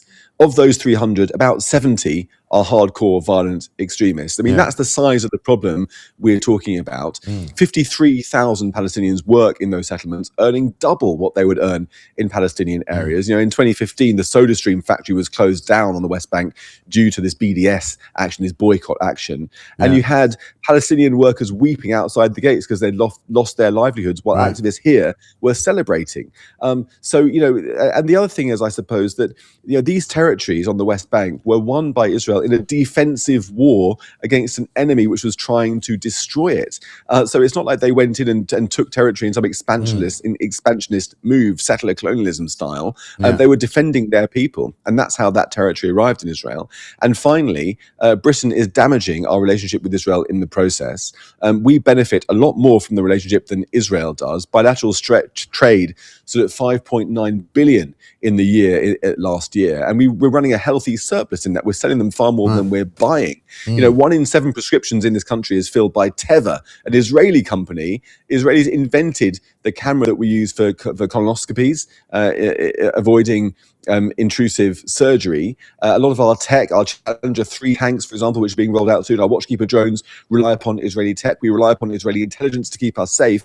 Damaging that relationship for the sake of virtue signaling over 300 or 70 hardcore extremists, as repulsive as they are, is total self-sabotage and virtue signaling by Andy Burnham. I almost said Keir Starmer there, but by Andy Burnham. Well, I mean, unfortunately, we did a poll the other day, actually, and many people said they'd rather have Keir Starmer back. Because Andy Burnham is so odious, and so because, I mean, my argument about Starmer, as much as we thought he was an awful, useless, hopeless Prime Minister, talentless, charmless, you know, all of the lisses that you can think of, but yet at least you could see that. Whereas with Burnham, you know, he comes across as trying to be this kind of Mr. Nice Guy. I'm just going to get my guitar out, sing a little Smith song. You know, I'm just going to have somebody knock on the door of your house to see what you've got in it. And maybe I might charge you some more money because you might have a bit too much of it. You know, it's all a bit dark and insidious and rather overbearing. Yeah, at least Keir Starmer knew that he didn't have any charm. Andy Burnham is convinced that he does, and he's putting a lot of time, it seems to me, is almost most of his time spreading that charm on TikTok. I mean, the number of TikTok videos we've seen coming out of number 10 has been totally disproportionate to the amount. I mean, who's running the country? It doesn't seem to be him. He's busy doing the PR, playing the guitar and all the rest of it. It's an absolute joke. It's a farce. It's a nightmare. He's not the man for the moment. We need to get rid of this government ASAP. Yeah, absolutely right. Couldn't agree more. Great to see you, Jake. Thank you very much indeed. Jake Wallace-Simons, check his Substack out. There's a lot going on there as well on every daily basis. Another man whose Substack is very much worth checking out is, of course, Jamie Jenkins. We've got a couple of super chats, though. We do one of them from Cindy, who says, Mike, how can I order a T-shirt? Well, Cindy, I know you're in the US of A, and we haven't actually got the wherewithal to send T-shirts overseas. So the best thing I can suggest is if you can get somebody here to order one for you in the UK, we can send it there, and then they can send it on to you. Because it's too complicated otherwise. Simon Kilford, thank you very much indeed for your super chat. Cindy, Mike, you're not ugly, you're quite handsome. I don't listen to those people. Listen, I'm not worried about it. You know, I don't think I'm ugly either. Mike, you are very handsome. Listen, I wasn't searching for compliments. Laura Jane, thank you. Honestly, I wasn't. I was just saying that some people do call me all sorts of things on social media. Hi, Mike and Big Willie. You two are fantastic together. You're a brilliant guest and a great show. Thank you, says Tina. We love doing what we do because we get so much love from you guys, which is really, really very much appreciated. Off on the MSC Grandiosa tomorrow, says Blue Odyssey. We'll be listening from the Med, drink in hand, while you put the world to rights. Mark and Helen from Belfast. Very nice. Have a lovely time. Where are you going? Tell us where you're off to. Sunshine Hawk says a super chat as well. Thank you very much indeed. We've got loads more coming up. We're going to have a very exciting show today. Christian Drogan here later to talk about his incredible journey across the Channel as a migrant. He actually smuggled himself back into the UK as a migrant on a dinghy. Incredible. Absolutely incredible. We've got footage of it. We've got all of that going on. Also, we'll be speaking to, we'll hear from Majid Nawaz on the migrant crime data. We're going to talk to Jamie Jenkins about that right now. Our favourite statistician, of course. Jamie, very good morning to you. Good morning, Mike. We'll have to get you smuggling yourself back into the country as well on a boat now. We have to get some tips. How are you going to do yourself, Mike? You can do a live show on the boat. Yeah, I'm thinking of smuggling myself out of the country, actually, and see whether I can manage to do that because, you know, it's getting harder and harder to move around these days. Bank holiday weekend coming up. Actually, we should do the poll, shouldn't we? Asking people what they're doing for it. Because I'd completely forgotten there even was a bank holiday weekend. But the rain has started in the southeast of England. So everybody, of course, is going, oh, yeah, but just because it's raining where you are, it's been raining where we are for ages. Nobody's talking about wildfires anymore. Nobody's talking about don't have a barbecue. So we're asking, what are you doing for bank holiday weekend? Heading to the beach, 10%. Getting out of Britain, 15%. Having a barbecue, 15%. Staying under the duvet, 60%. Which tells you all you need to know, really, about the state of the nation, doesn't it? Tell us what you've been looking at, Jamie, this week, because we'll talk about the migrant crime data as well. But you've got some other fish to fry, haven't you? Yeah, well, one thing, Mike, that I picked up was come out actually yesterday as well, which is on we talk about wildfires and the weather as well. So ONS did a release, Mike, yesterday, looking at kind of climate-related deaths since 1988 up to 2025. It just confirms what we've been talking about. I think in England they were saying, and it's a big period of time now, 1988 to 2025, but about 40,000 heat-related deaths, because there are deaths that are related to the heat, how how they track it and stuff. You could question some of them, but 40,000. The big comparison, Mike, is there's 40,000 heat-related deaths, but there's 139,000 cold-related deaths. So all these people talking about, the heat is really bad. If we can get rid of some of those cold-related deaths with some more global warming, Mike, and some more heat, that will help. But yeah, some stuff, Mike, that's been out. So one of the big things in Wales, so Plaid Cymru, Mike, they took over, didn't they, from Welsh Labour in the Senedd, and I think they've just hit 100 days, Mike. And what's changed in Wales since they come in?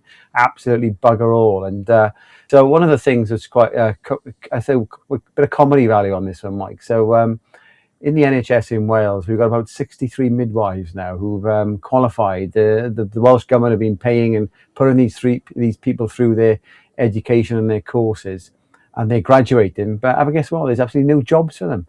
Right. Absolutely.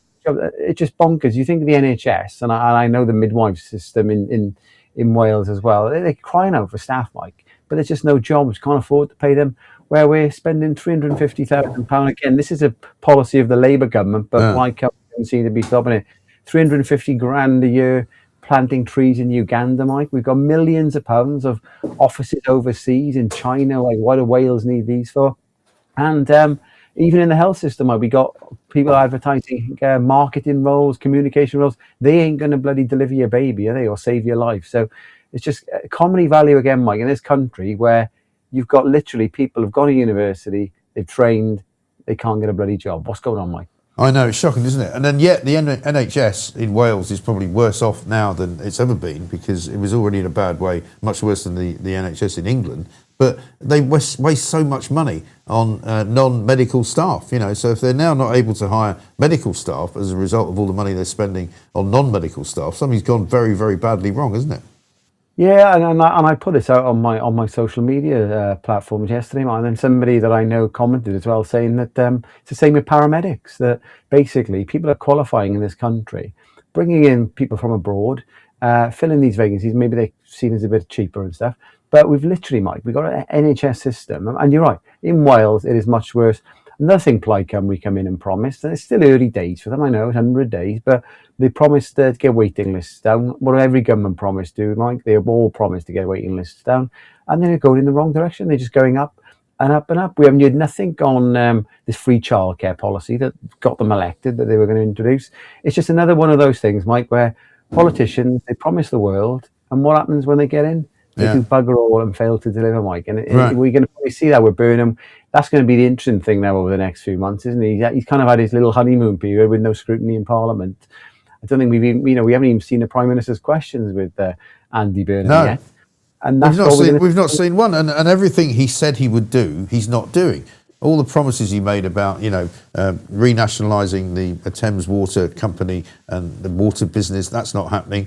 The fact that number 10 North isn't going to cost us any more money. We've already just seen today, 50,000 quid just on the kind of the overall just making it look different scenario, including getting a number 10 door, some different chairs, 50,000 quid, crockery, all sorts of stuff like that.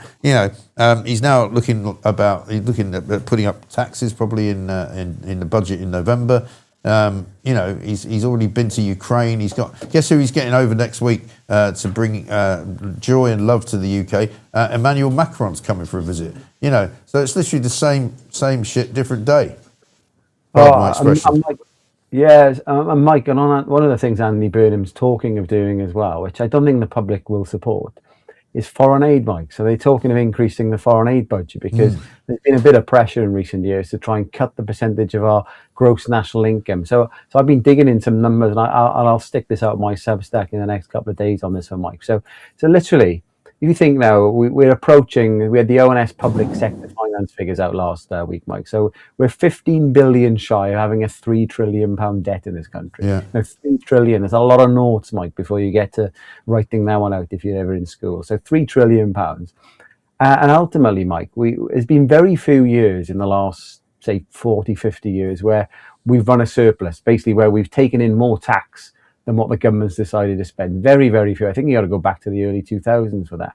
So what I've done, I've gone on the OECD data, Mike. I thought, well, how much foreign aid have this country been actually dishing out over the last 50, 60, 70 years? So I've looked at it from 1960 onwards, Mike. And if you add up every single year, as a country from 1960 onwards, we've dished out £285 billion in foreign aid. Now, obviously, what the value of a pound in 1960 is a lot more now than what it was. So what you normally would do, Mike, is you'd adjust all of these and put them in constant prices. So you compare, basically, if you're looking at that 3 trillion debt today, how you compare the foreign aid. So if you then adjust all of the spend on foreign aid for inflation, it's literally like £500 billion, £500 billion this country is given to the rest of the world at a time where we've racked up a £3 trillion debt. So 1 in every £6 of our debt can be accounted for by giving money abroad. And it was quite flat. It was around 4 billion in current prices up until about 2000. Then Blair and Brown started accelerating it. Then actually Osborne and Cameron made it even worse. It was on 19 billion a year in 2019. It has come down, Mike, but I got a novel idea. Rather than have some arbitrary target, which is what percentage of your gross national income you're going to give on foreign aid, why don't we have what percentage of our surplus that we've got in the government budget?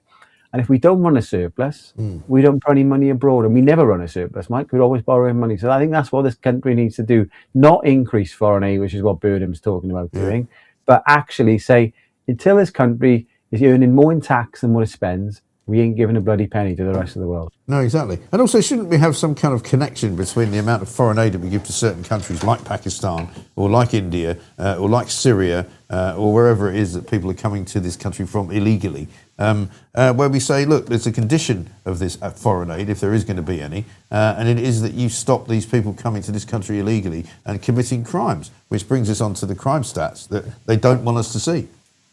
Yeah, Mike, you're right. And basically, if you've got people and you're struggling to deport them, just say, well, if you're not going to take them back, we ain't giving you any money. Yeah, right. It's just a shock, Mike. So the crime data, I know Lee was touching on it as well. So this is just that, having worked in government statistics throughout my career, this is literally one of those areas where, so the role of government statistics normally, Mike, so when I was at the ONS and I worked in other departments as well, is you're there to inform the public debate. You sit on a lot of data, you put it out, and it allows people to have debate, but it also allows the government to come up with different policies. Now, if this is it's a topic that people are interested in, they want to know, are migrants coming over, committing crimes? Data exists. So this is another thing. So if the data exists, there's no real ethical reason why they shouldn't release it. Right. That's why the Information Commissioner has said they should release it. So for the government to then say, well, we're going to appeal this, who's paying for that? Taxpayers, Mike. This data should be in the public domain. It's of public interest. You shouldn't have to keep writing FOI requests to to public bodies to gain access to stuff. It's there. Publish it. Have the public debate. If there's nothing to hide, great. But there must be something to hide, Mike. Because otherwise, why the hell would they want to stop us? Well, what's the point of collecting data if you're never going to publish it? Surely it's not like some kind of private data club where only the important people get to see it and all the plebs don't get to know what's going on because we can't handle it because we're too stupid, or we might start rioting, or we might start killing people. I mean, it's ridiculous, isn't it? Yeah, and one of the things, Tony Blair did a lot of bad things with this country. One of the good things he did do was bring in this Freedom of Information Act, because it does allow the public, journalists as well, to write to public bodies. They sit on a lot of data, Mike, and they can't always, they can't publish everything. They can't think of what does everybody want to see on everything we collect, because they collect data for different reasons. And then somebody will say, oh, you've got access to this data, so you put an FOI request in. And then if something's very interesting, I think some of the crime data that we're talking about originally came out as an FOI request. Yeah. And when somebody finds some information that they find helpful, what I would have done at the time working in government is to think, right, you don't have to keep writing to us with an FOI request now. We'll routinely say, right, people are interested in these numbers. They're adding public debate. We'll stick them out. So the fact that they're trying to suppress them, Mike, this is the data isn't the government. It's the public's data, isn't it? Yeah, exactly. And it's public money that's been used to collect it. And I mean, I don't want to give my book yet another plug, but I might as well, since we're here. Fake news. In here, there is actually a reference to the Public Information Act, because it turns out that the Freedom of Information Act sometimes was used to stop you getting the information. Because if it's something they really don't want you to get your hands on, they'll say, it's a bit wide, the question you're asking. You might need to narrow it down a bit. Or sometimes they'll say, because they used to do this to us in Scotland, it's a bit expensive to do that.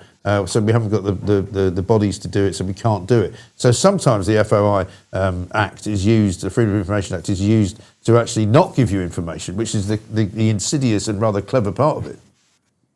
Yeah, and what happens there, you've then got to play some games, Mike, and you got to, because they'll go down some cost route and say, well, what you're asking for is going to cost us an absolute fortune. Yeah. And if they're getting similar requests from a range of different people, that's where you'd say, well, actually, we shouldn't have to spend time doing, an ad hoc release of some public data. Get the bloody data out, the crime data out straight away. So you then have to go away and then maybe ask lots of different requests and play the game about how you're going to get access to it. But for the Information Commissioner to come out and say, well, no, you should release this, they don't normally step in and support the public if they think, there's not a justified reason. So for them to come out and say, this crime data should be released, Mike, let's get the bloody data out. Let's all see it. Let's have a debate. Me and you can talk about it next week. You can talk about it with other people. Nothing to hide here. The reason being, Mike, we know from what we've seen in the past that some nationalities are more likely to come over to this country, commit crimes, sex crimes. And when you look at the size of that population in relation to kind of the British population, and you start looking at it in terms of the relative proportions, it's much, much higher. That's the information we want to know, Mike. You can't keep having these people coming over on small boats. Burnham's got to get a grip on it. It'd be interesting to see, when you've got Christine on shortly to talk about that. You cannot have these people coming over. If only one person on every single boat, Mike, is wrong and commits some sex crime, that's still one too many for me. It shouldn't be any. None whatsoever. No, exactly. That's the one statistic we need to know about. Just how about a nice big fat zero? That'd be nice. Jamie Jenkins, good to see you. To get on his Substack, he's also got a great series of informational points on there that you can find. Lots and lots more to talk about. We haven't talked yet about the horrible story on the front page of The Sun, which is all about a girl of 7 who died yesterday after a house was firebombed amid what looks like an all-out gang war. This is in the heat of the moment after what happened at the beginning of the week up in the northeast. A fire in Middlesbrough was 2 miles from the A66 wrong-way crash that killed 7, including 2 police officers and 5 scroats who were involved in a chase, apparently, with some rival gang. And now the rival gang have apparently retaliated in some way, and it now means that Valentina Foster, just 7 years of age, was killed alongside her auntie Natalie MacDonald, who was 34. 2 men, 23 and 31, have been held on suspicion of murder. That story is still bubbling under. We'll bring you more on that coming up. Based in Bougie is here, though. Very good morning to you. Nice to see you back. We'll come to you in just 1 second. We've just got a little bit of news to get, I think, with Edward Hughes, who's going to get a reprieve, even though he's wearing a Hawaiian shirt and some sunglasses. Here he is. Good morning. It's Edward the News Hughes with your Thursday bulletin. Harry the Herbert and Meghan are back after 6 years. The King and Queen have booked the Caribbean. One couple returns. The other books a holiday. Efficient. Energy bills rise 4% in October. No extra help. The PM just wants wealth creators to stay put. Warm thoughts all round. The Knob of the North, Andy Burnham, visited a Sainsbury's, promised work experience for the young, and pubs report a bounce. Labour MPs want voting reform in his first 100 days. Ambition. 33 Britons missing in Nepal floods. A child and her aunt died and a Middlesbrough fire police are treating as murder. More thunderstorms incoming. Classic August. Film legend Tim Curry and pint-sized country icon Dolly Parton have both died. The Palace Guards played 9 to 5. Even the weather couldn't ruin that. That's your lot. Don't look at the bill. Please remember to like and subscribe. Laters, Tigers. Yeah, he looks very happy, doesn't he? Bank holiday vibes going on there with the old Edward Hughes scenario. We've got a poll, actually, if you want to chuck it up there, on what you're doing for the bank holiday weekend. I completely forgot it was bank holiday weekend. Based in Bougie's here. Very good morning to you. Thank you so much. You doing anything exciting for bank holiday weekend? I actually forgot about it. Me too. How much I've been working so hard, I completely forgot. But I'm probably going to be working, filming, editing I usually do. Good news. I mean, sensible people don't take bank holiday Monday off. There's no point in doing it, right? Because, why would you? But we've got a question for you. What are you doing for the bank holiday weekend? Are you heading to the beach? 10%. Getting out of Britain? 15%. Maybe we should have coming into Britain. See what that one is. Having a barbecue, 15%. Staying under the duvet, 60% of you. And then looking at the weather, it's not going to be that nice by the looks of things. It's going to be, and it used to always be like this. The bank holiday in August, August bank holiday weekend was always rainy and wet, and people would think about going to the beach and then just go, nah, can't be bothered. But we've got 2 more people in the country, actually 4 more people in the country than we had at the beginning of the week. Harry and Meghan, Lilibet and Archie flew in yesterday. In a private jet, apparently. Winge and Ginge. Winge and Ginge, very good, very good. Yeah, we had Kinsey Schofield on a little bit earlier on saying that they gave out the name of the charter company, and she was speculating that maybe they wanted to give the name out so they got a freebie, or did somebody else pay? She reckons the flight would have cost about 120 grand. Yes, and this is another thing that is really aggravating me, is that this is the same 2 people who have been convincing us for the last 6 years that they are victims and they're trying to fight off racism, whilst they've spent a whole load of money travelling back and forth and making this trip on their international privacy tour. Yeah, right. International privacy tour in private jets, usually paid for by other people. Exactly. But you know what I find interesting, and I mentioned this as well to Kinsey, is that the Sun haven't put it anywhere near the front page. It's kind of gone back to page 17. The Mail have got a little bit on the front, but it's on page 7. You know, I wonder if the media are getting a bit tired of them now, and they're kind of going, do you know what? It's not that big of a deal. Yeah, I think everyone's getting tired of them. For example, on X, when I was searching up Meghan and Harry just to get the public reaction, nobody had much to say. Most people just had to say, we're really bored of this, we're really tired of this. And this is what happens when you base your whole personality on being a victim and whining and crying. I know there's many people online who are literally created platforms just whining and crying about the things I've said. They're not realising the next couple of years, everyone's going to find you so boring because it's not interesting to constantly cry and complain. I think Meghan and Harry, they actually remind me of, remember Shamima Bagoon? Yeah. The little girl that went to Afghanistan thinking She's she was still going out to there get trying freedom. to get back into Britain. They remind me of them in the sense that the both of them remind me of her in the sense that they're very ungrateful, they do not listen, and they don't realise what they have until it's gone. And this is actually why I started my platform, because I realised this constant bashing of Britain, British history, British people, British culture, but these are the same people who refuse to stop benefiting from it.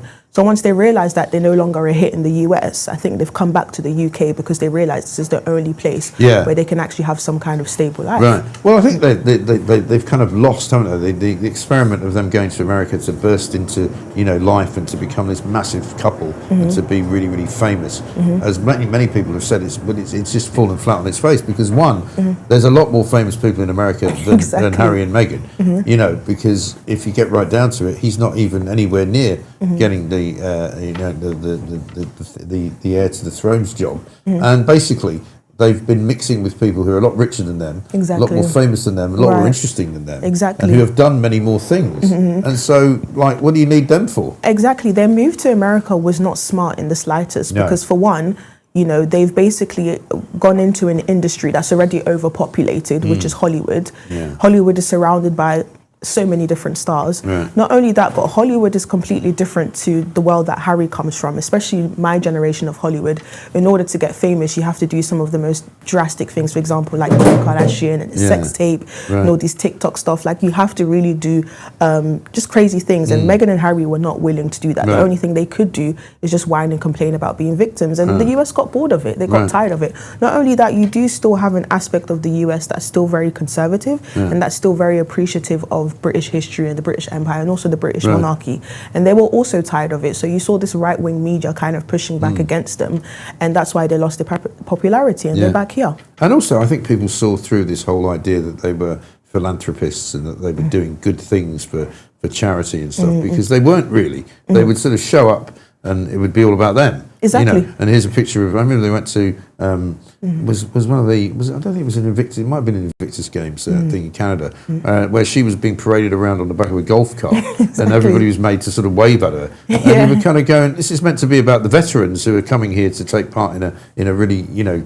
grueling series of athletic tests when they've had injuries as a result of being in war zones, and you're going, I'm here, wave to me, hello, my name is Meghan, I'm beautiful. Do you know what, I would have much more respect for someone like Meghan if she was like a Kim Kardashian who just admitted she just wants to be famous, but she goes about it in such a sly way where she's like, I don't really want the cameras, I want my privacy, whilst at the same time having her eyes lit up every single time she sees paparazzis and waving and smiling. And not only that, remember the documentary she put out where she was saying paparazzi were chasing her when really it was footage of Katie Price.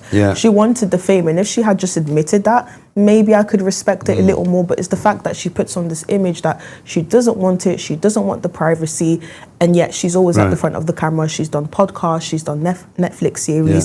It was just a whole load of hypocrisy. She just keeps trying to become somebody worthwhile. And she keeps failing at it. You'd think after a while you'd go, do you know what? Maybe I should just disappear into oblivion. And do you know what? My whole thing is that I'm not one of these deranged people like Piers Morgan who think Meghan and Harry are just the most evil people in the world. I think they're just human beings who are imperfect and don't realise what they have until it's gone. However, the problem that I have with them is that they don't realise how important the monarchy is to us. They made a mockery of the monarchy. They tried to destroy the monarchy. I mean, trying to insinuate that the monarchy is racist, at a time where we had so much racial tension during BLM and George Floyd and people were taking down statues. That really could have put the monarchy in harm. So for them to do that was absolutely unacceptable. For them to enter the country without an actual apology, not just to the royal family, but also to the British public, is also not acceptable. So I think the reason why people dislike them, it's because they just don't realise just how important the monarchy is to us. The monarchy is a representation of the British psyche, the British traditions. Because we don't have much to hold on to be exactly, honest, especially these days. We feel like Britain is being eradicated, and I feel like Meghan and Harry, they're kind of symbolic of this push, this anti-British push that we're constantly seeing, where people are telling us that British culture needs to be shape-shifted, it needs to be changed, it needs to be modernized. No, we don't. We want to keep it the way it is, and they attempted to try to change it. It didn't work because you still have this strong base of people who love the country. So that's my problem. They don't understand what it means to us. The royal family represent to us many different things, whether it's tradition, conservatism, modesty, whether it's reticence, the ability to keep your emotions to yourself. You know, most British people don't care to bore people with all their problems. It's just not with us. We like to keep a poker face and keep our problems and deal with it private. But they did the complete opposite of that. And that's why, I mean, I saw this morning that Meghan's popularity is at 22%, and Camilla, who was hated at some point when we was mourning Diana's death, well, I wasn't alive then, her popularity... I feel very old, you know. I covered that story, you know. Oh, really? Yeah, I was at Daily Express in those days. Wow. But yeah, so... But her popularity is around 43%, I believe, 44%. So just imagine just how hated. So for her to come into the country, I think she just needs an apology. She needs to give us an apology. Not only that, they need to be quiet. Just go have a quiet life somewhere. No, I couldn't agree with you more. The trouble is, you know, one, the apology probably isn't going to come. They're probably going to try and hook up with some, you know, like-minded individual. I don't know who it would be. Maybe it would be somebody like Gary Lineker. They'll do an interview with somebody, because they won't be able to help themselves, will they? When it will be this whole thing about, you know, how terrible it all was and how they've come back to the fold because, you know, Harry feels very close to his father, and it will just be more BS, basically, won't it? Exactly, and that's another thing, is that if they want to return, they can. Because at the end of the day, this is Harry's home. This is Harry's country. We can't tell him where he can and cannot be. And as long as he's here legally, then it's absolutely fine. But my whole thing is with them is they need to behave themselves whilst they are here. They need to be quiet, live a quiet life. If you're not going to apologise, if you're not going to participate in the monarchy, which is represent British culture, represent its traditions, its morality, its psyche, please just be quiet, because we do not need another international privacy tour. No, we really don't. But I mean, what happens next, do you think? Because, like I say, I don't believe that... I see the King and Queen are playing an autumn tour of the Caribbean. It says on the mail here, which might be interesting. They're going to visit Antigua and Barbuda. The King says he's also taking solo trips to the Bahamas and Guyana. I mean, what's going on in the Caribbean? Because the last time I looked, there was a lot of Caribbean countries who were looking at kind of, you know, decoupling, if you like, from Britain. And saying we don't really want the monarchy to be our leaders anymore. We don't want to see that as a kind of, you know, good luck to them. Empire. Yeah, exactly. But they're all looking for reparations, though, some of them, aren't they? Oh gosh, I'm so tired of these countries and reparations. Reparations for what? I know. Do you understand? And I'm not being funny. I mean, we look at Britain, for example, after World War II. Did you see the British begging for reparations? No, they rolled up their sleeves and they rebuilt their country by themselves with a couple 100 other Windrush people who came. It wasn't a lot of people, by the way. When people say the Windrush built Britain, they didn't. 250, was it 250 people? Can't rebuild the country. One of these sort of, you know, truisms that people spout. Exactly. And you know that they don't know what they're talking about. Exactly. So they rebuilt their own countries, and can't seem to understand why other countries, particularly black countries, Caribbean countries, African countries, just can't have the same mentality. You look at China, for example, they went through a season of absolute poverty, but they took it amongst themselves to say, do you know what, whatever poverty we're going through, we're going to rebuild our countries. If it means working in sweatshops, if it means selling our products for 1p, we're going to rebuild back this country, and we're going to do it on our own. But you see these black countries, and there's always black countries that are always begging for someone else to support them, whilst also saying that these countries are the reasons for why the country has fallen apart. If that's the case, why would you want their dirty money? It makes absolutely no sense. Yeah, exactly. So I encourage all Caribbean countries and African countries to just take on the responsibility by themselves. Every country has experienced some kind of slavery or just unfair treatment. But at some point, when are you going to build your own country? You know? And if we're going to sit here and talk about reparations, that means the whole world deserves reparations, because how many people have been enslaved? Well, exactly. You know? But also, as they worked out, do you remember, I think it was San Francisco who came up with this policy where they wanted to give away $1 million to every black person who had somehow been affected by slavery. And they went, well, how are you going to work that out? I remember speaking to Esther Cracker about it, and she was like, well, do I qualify? I don't know if I qualify. She said, I might have relatives who actually were involved in slave trade activities, in which case you can't get the money. It's an impossible thing to do. It's the insanity of wanting money for something that you didn't do for me that I just will never understand. And not only that, I wouldn't even entrust our community with reparations money, because if you actually look at black households and black youth, and what they spend money on is always trainers, it's always parties, it's always these weird balloon things. I'm not sure if you're aware of that. We kind of, of all the communities, we don't spend the most conservatively or the most responsibly. So that money would be wiped out like that anyways. So yeah, this whole idea of reparations, I'm tired of it. I don't want to hear it. If anything, I think we should be encouraging black people to just go out and rebuild for themselves like every other nation has done. Yeah, right, exactly right. So just to go back to old Whinge and Ginger Whinge for the first little part of the night. What do you think is going to happen? Do you think she's going to stay here? Because there's a lot of talk of him staying here and her maybe not staying here. Maybe her, they talk about international couples and all the rest of it. What's going to happen? I mean, there's many theories speculating to why they're here. Some people are saying that they want RAVIC, which basically is like a publicly funded security service for royals. Some people are saying that they're here because Harry obviously is aware that his father allegedly is not fully well. It could be the last day for him, so he wants to be close to his father. And then some people are saying they're here because they're simply just not a hit in the US. But my whole thing is that it's not looking good for them. The British public are not happy with them at all, because they try to shame the country, because when you insult the monarchy, you're basically insulting Britain. It's kind of like if you go to Dubai, if you insult the sheikhs, you're insulting the whole country. And you won't get away with that for very long. You find yourself locked up. Right, but for some reason the same rule doesn't apply here.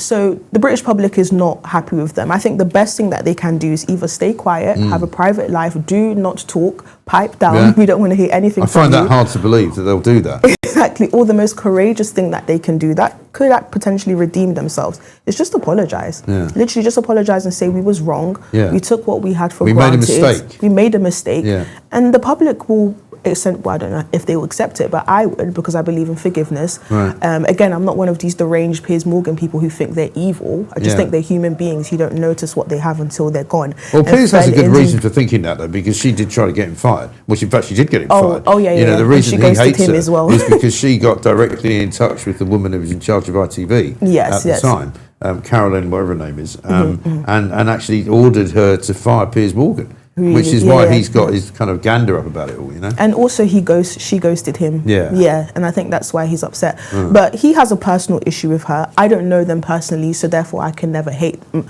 But the best thing that they can do to redeem themselves, honestly, is just apologize. Apologize not only to the monarchy, but also to the British public. They publicly disrespected the monarchy, you know, insinuating and that also the whole country. I mean, they more or less made out that UK people were racist. And they did it very, very publicly, and they went on an international tour disrespecting the country. So I think their apology should be just as loud as their disrespect, and they should do it publicly. I agree. That's the only way they can redeem themselves. And there are some chinks of light. I mean, I've seen there's a piece by Douglas Murray, I think, doing the rounds today, which he's written, I'm not sure if it's in The Spectator, it might be, in which he says, I think they should get a second chance. And there are some people who will say that, and I guess many of them will do it just because they know that they'll get a reaction.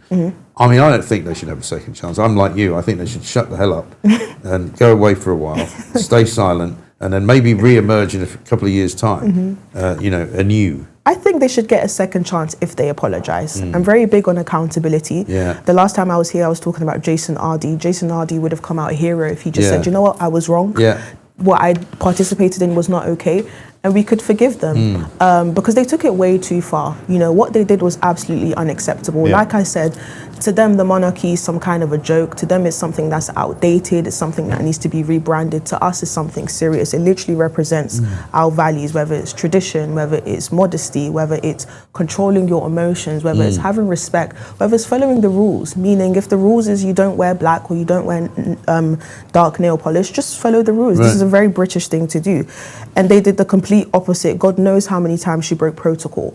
So she disrespected our culture and she wouldn't do it anywhere else. And this is exactly why I started my platform, is because way too often I see people being so disrespectful towards Britain whilst refusing to stop benefiting from this country. And I think people like that should simply apologise, hold themselves accountable. Maybe we can give them a second chance. Maybe we can. Yes. Based in BG, great to see you. Thank you very so much much for indeed. Where can having me people again. find your platform? Tell You us. can find me based in BG on Instagram, based in BG on X, based in BG TikTok, and then based in BG YouTube. Okay, brilliant. Yes. Thank Great you to so see much for having Thank me. you very much indeed. Thank you. Interesting stuff. We've got lots more to do. Gareth Wynne-Jones is going to join us coming up in a little while. He's going to give us the latest from the farming community and why it's costing so much money for farmers to get their crops out of the ground and get them to market. Paul Burgess is here as well with some thoughts on climate change. The rain has come. Nobody's talking about the old fireballs anymore, are they? Or any of the wildfires that are supposed to be engulfing the country. Christian Drogan as well. And just before we get to all of that, it's going to be time for my meltdown. Let's have a go at that.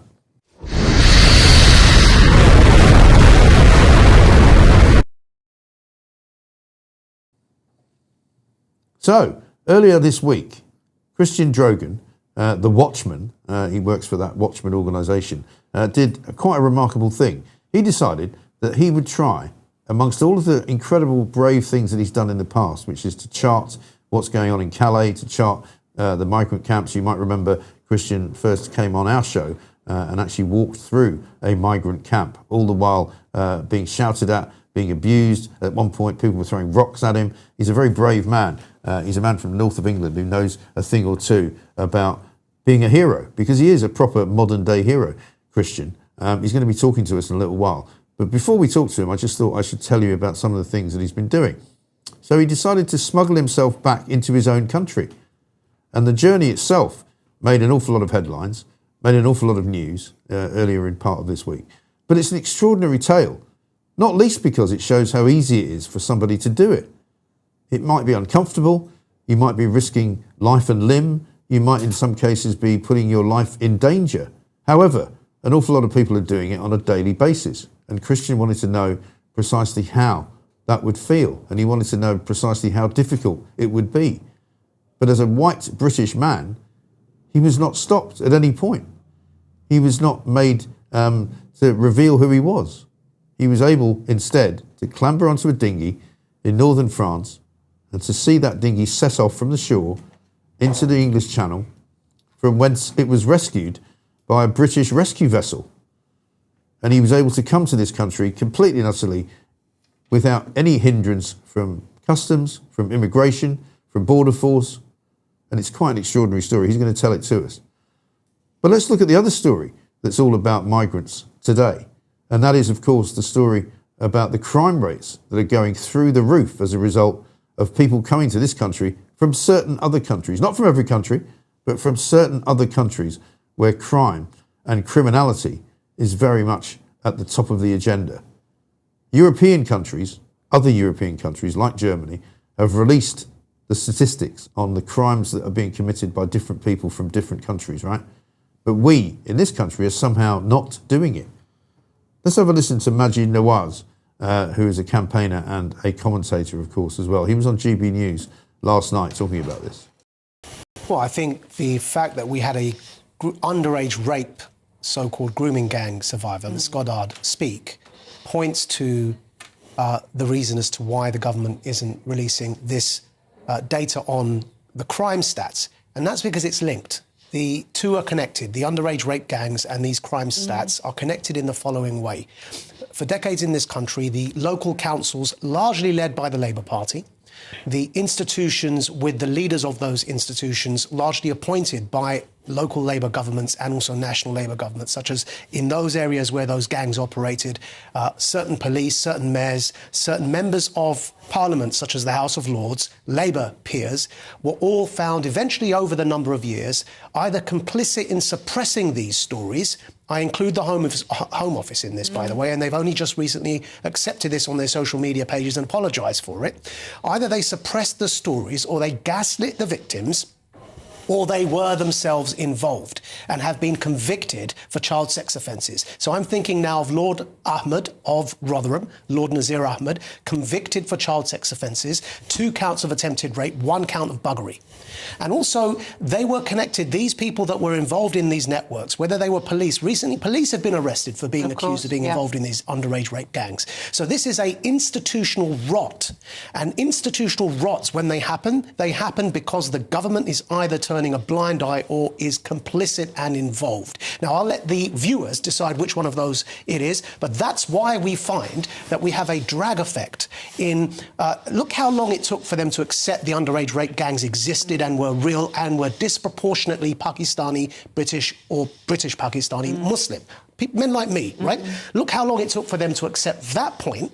And of course, and Ms. Goddard wouldn't be surprised, of course we're struggling now to get them to just release the overall data we need to see the extent of the problem, because it will expose them. It'll expose the Labour Party, it'll expose Labour in government, and for decades they've been telling people like us who've been speaking out about it that we're the problems, we're the troublemakers. Those victims, Miss Goddard, and there's an entire network of them, they were blamed as being the ones that were either asking for it or making stories up. Child prostitutes. Of course, or even accused of racism and that made-up word Islamophobia. Yeah, absolutely.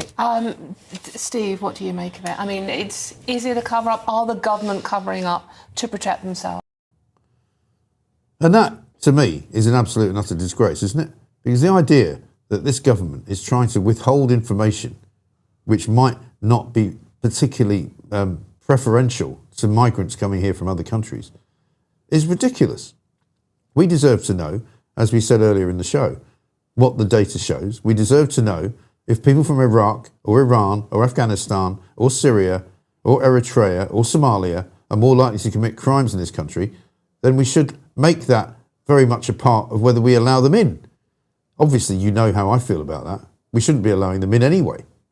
But if you need a reason to stop them from coming in, then surely you use that data and say, I'm sorry, because you are from a particular country, you have got a propensity to commit crime. Therefore, we are not going to let you into the country. It's as simple as that. When we talk to Christian Drogan, you'll see how easy it is for these characters to get here.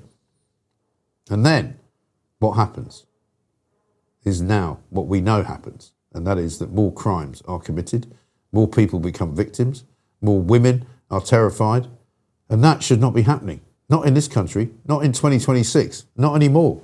I'm not having it. That's my meltdown.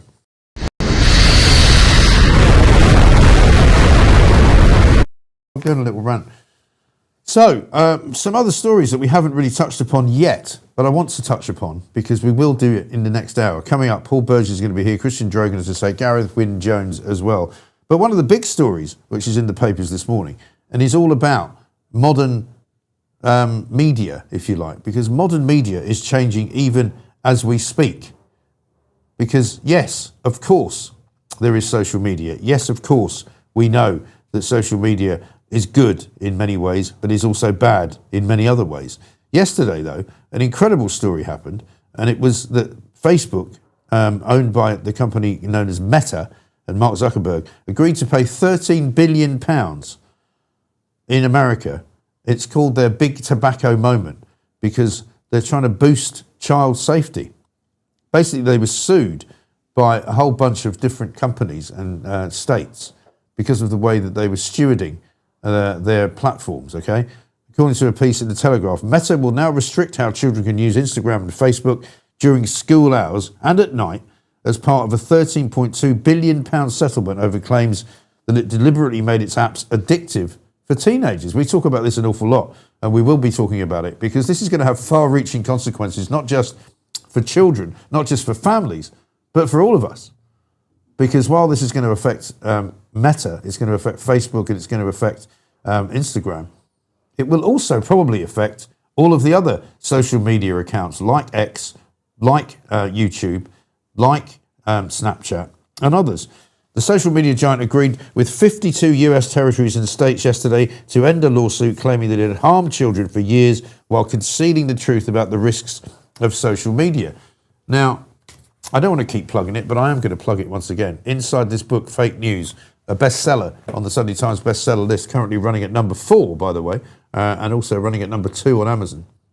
I talk about Facebook, and I talk about the insidious nature of how Facebook works and how you can say something while your phone is not recording you, while your phone microphones are off. And yet somehow Facebook will know what you've said. Somehow Facebook will be able to reproduce something that you've mentioned. For example, if you talk about going on holiday to Italy, the next time you switch on Facebook, there's an advert for somewhere in Italy for you to go. The next time you mention the kind of food you like to eat, there's some food advert coming up after you. If you mention that you might be a bit hungry, suddenly there's an Uber Eats sign that comes up. You know, this is what goes on. They're very clever people. The UK government has said that it's monitoring events closely because, of course, we are moving ahead with a ban on under 16s using social media. But the suggestion is that the British government might make the same demand of Meta so that they make similar changes in Britain as the ones they're going to make in the United States. According to The Telegraph, the US lawsuit has been called social media's big tobacco moment. The resulting settlement means teenagers in most of the US will not be able to access Facebook and Instagram between midnight and 6 a.m, and notifications will be silenced between 8 a.m. and 3 p.m. They'll also be subject to a 2-hour daily limit, and they'll receive regular alerts. Now, you might say that's a good thing. I know there will be people like Emma Wolf who's campaigned for safety on the internet for children and for somehow a limitation on what they can do on social media and what they can access. But of course, as we know, digital ID is something that governments would like to bring in. This takes us a step closer to that. And I think that is a problem, because what we don't want is for the internet and the various companies running it to be able to access your data as a human, as an individual, as an adult, so that you have to somehow register with some organisation in order to use the internet. Because I think a lot of us would balk at that. So we're going to have to find some kind of happy medium, aren't we? Whereby we can look at things we want to look at without being encumbered by the government. We don't need to ask permission to look at them. But at the same time, we want our children protected from some of the more insidious and ghastly things that are out there on the internet. One thing I will say is that big media companies are very good at clamping down on people like us. If we run a clip from a TV show that we shouldn't, because it's got copyright written all over it, they suddenly come down on us like a ton of bricks. They can stop one of my shows going out on YouTube as a result. They can demonetize my channel if they don't like the fact that I've used something I shouldn't have used without permission. Sometimes we do it by accident. And sometimes we have to cut those clips out of the show in order for it to continue to run on YouTube and continue to make money, because that's what we make our money from. So it's a very, very interesting time and a very interesting crossroads that we're about to reach. And I think we all have to talk about it and think about it quite a lot as to where we go from here. We shall see. Coming up in the next hour, we're going to speak to Gareth Wyn-Jones. We're going to speak to Paul Burgess about the climate, even as I watched the rain falling from the sky. It was so dark this morning when I came out, I couldn't quite believe it. Thought we'd suddenly woken up in October. Also, Christian Drogan, as I said, is coming into the studio to talk us through his incredible journey from the northern shores of France into the UK on a dinghy as a migrant. Incredible stuff. Right now, though, should we get some news with Edward Hughes? Good morning. It's Edward the News Hughes with your Thursday bulletin. Harry the Herbert and Meghan are back after 6 years. The King and Queen have booked the Caribbean. One couple returns. The other books a holiday. Efficient. Energy bills rise 4% in October. No extra help. The PM just wants wealth creators to stay put. Warm thoughts all round. The Knob of the North, Andy Burnham, visited a Sainsbury's, promised work experience for the young, and pubs report a bounce. Labour MPs want voting reform in his first 100 days. Ambition. 33 Britons missing in Nepal floods. A child and her aunt died, and a Middlesbrough fire police are treating as murder. More thunderstorms incoming. Classic August, film legend Tim Curry and pint-sized country icon Dolly Parton have both died. The Palace Guards played 9 to 5. Even the weather couldn't ruin that. That's your lot. Don't look at the bill. Please remember to like and subscribe. Laters, Tigers. There he is, Edward Hughes there with the news. Thank you very much for that. He's gone a bit early on the old bank holiday support system. He's wearing a Hawaiian shirt, some dark glasses, and he seems to have got the heron back as well. I'm not quite sure how that happened. But anyway, let's talk to Gareth Wyn-Jones. We haven't spoken for a while. Farmers have not exactly had a great year. The weather has not been particularly kind to them. It's now raining in the southeast. People outside of the southeast, of course, will say, well, we've had rain before this. Why you keep banging on about it? But let's find out what the lie of the land is, literally, from Gareth Wyn-Jones, who is a farmer over in Wales, in Llanfairfechan, I'm going to say. How's that for pronunciation? Your pronunciations of Welsh is getting. It's when you can get Llanfair put gwyngic o gerrill dwi'n drop well Llantysilio goch right. I'll then buy you a pint. Well, I managed to get the goch bit at the end, but I can't. The rest of it's pretty easy, pretty difficult.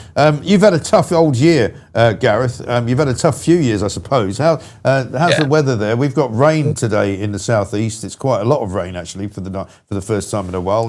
How are things? Yeah, things are looking a little bit brighter, to be honest with you. Yeah, it's been. I don't think we can just say 12 months. It's been, most probably, if we want to look back at it, 15, 20 years of decimation within the agricultural industry, from, different policies to different governments to different criteria. And I think there's a lot of, a global agenda against the agricultural sector, especially the livestock sector.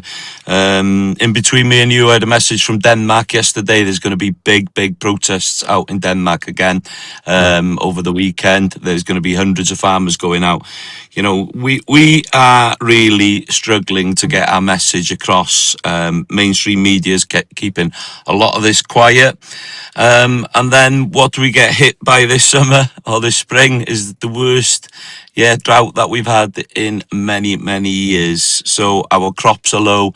The feeding we have for our animals over the winter is going to be very expensive.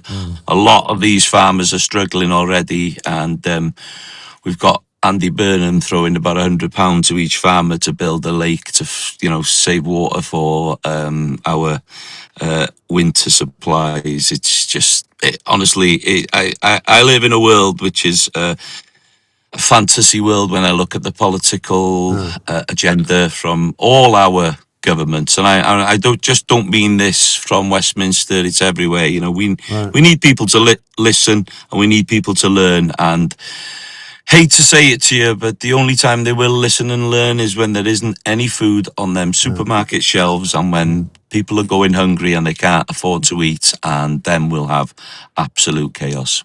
Yeah. Well, we saw yesterday, I don't know why we saw it, but Andy Burnham and Sadiq Khan in a Sainsbury's stacking the shelves with bread. And I mean, I say to people all the time that, this nonsense that we're suffering from an inflationary rise of about 3%.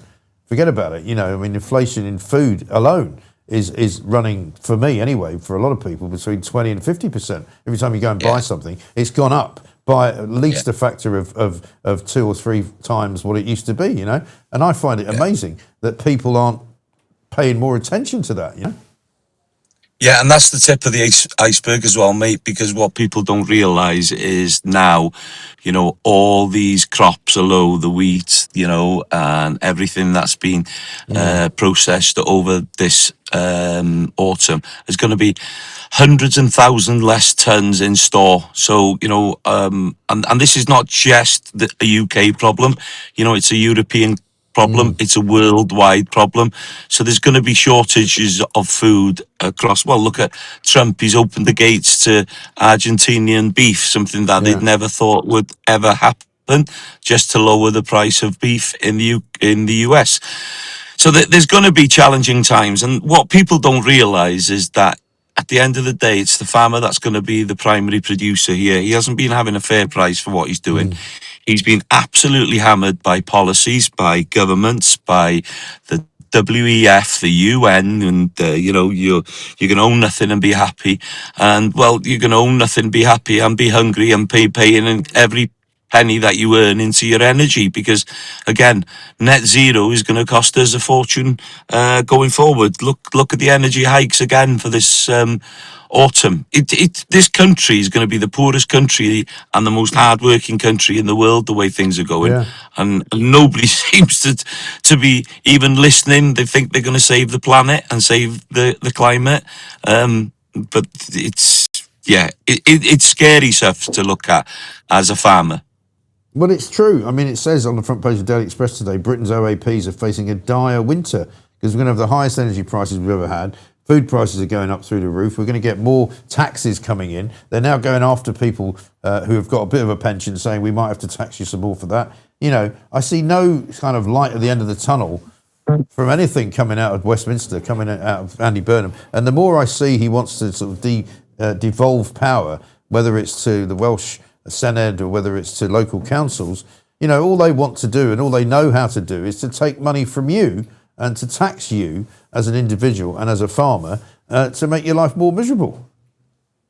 Well, I think really, if we look at it in the general perspective, anybody that really works hard and peddling and trying to make a good crust is absolutely penalised. Anybody that sits back and does bugger all, they're going to reap the rewards. I'll give you an example. I was with an old school friend yesterday. His parents have been in an old people's home for 7 years now, and he's had to pay. He's lost all his own finances, to make sure that they're there. They're taking the house now, everything. And he's got people in there that have never, really added into our whole, economy, and they're sitting next door and they're getting everything paid for. I know it sounds really ludicrous, but it just thinks that the system's not fair to people that are working hard and paying the taxes and being honest. And you know what? If we paid our taxes and they went to the right places, I don't think the majority of people would mind. But we're getting absolutely skinned, and these taxes are getting peed up against the wall for no reasons, for net zeros, for people that shouldn't be here, for people that should work and are not working, for people that get cars and benefits and all kinds of things. I don't want to get on some kind of soapbox, but by God, this country could build a better Britain on its bellies, and if we all started to put into the system, I think we'd be a lot better. And the worst ones out of them are the ones that are running it, the politicians, with all their freebies and the way they live their lives. They don't set a good example. Andy Burnham's crew of had 400,000 of freebies already. They're all taking it. They're all with their blimmin' noses in the troughs, scoffing away while they get a massive wage with all their taxes paid, all their bills paid, and then they get a good pension. I think it's wrong, I really do. And I think we should be challenging every single political party on the manifestos they've put in front of us. Yeah. So if they've promised something and if they don't deliver, kick them down the road and get somebody else that can do the job properly. We need a new political whole system. We need people that are in there that understand what's needed. And as a farmer, honestly, we hear about our agricultural minister going into a cutting plant and fainting, fainting in a cutting meat plant. Right. Well, this is what I'm saying to you. Great. This is what I'm saying to you. We live in a world full of bloody woke numpties, and if you say anything like I'm saying, I'm being called right wing and racist and all kinds of things. I'm a father, I'm a husband, I'm a farmer. I work 7 days a week. I've got 3 businesses. I don't have a day off, and I pay my taxes. Yeah. My father's 90 and he's done exactly the same. He's never taken anything out of the system. And then if we say anything against the whole, system from the WEF and the UN and our government policies and net zero or immigration, you're right wing. Well, you know what? We're not right wing. We're just common sense people that want a better Britain, and we have to make sure that we're watching after the people that can't afford to feed themselves. I don't disagree with that.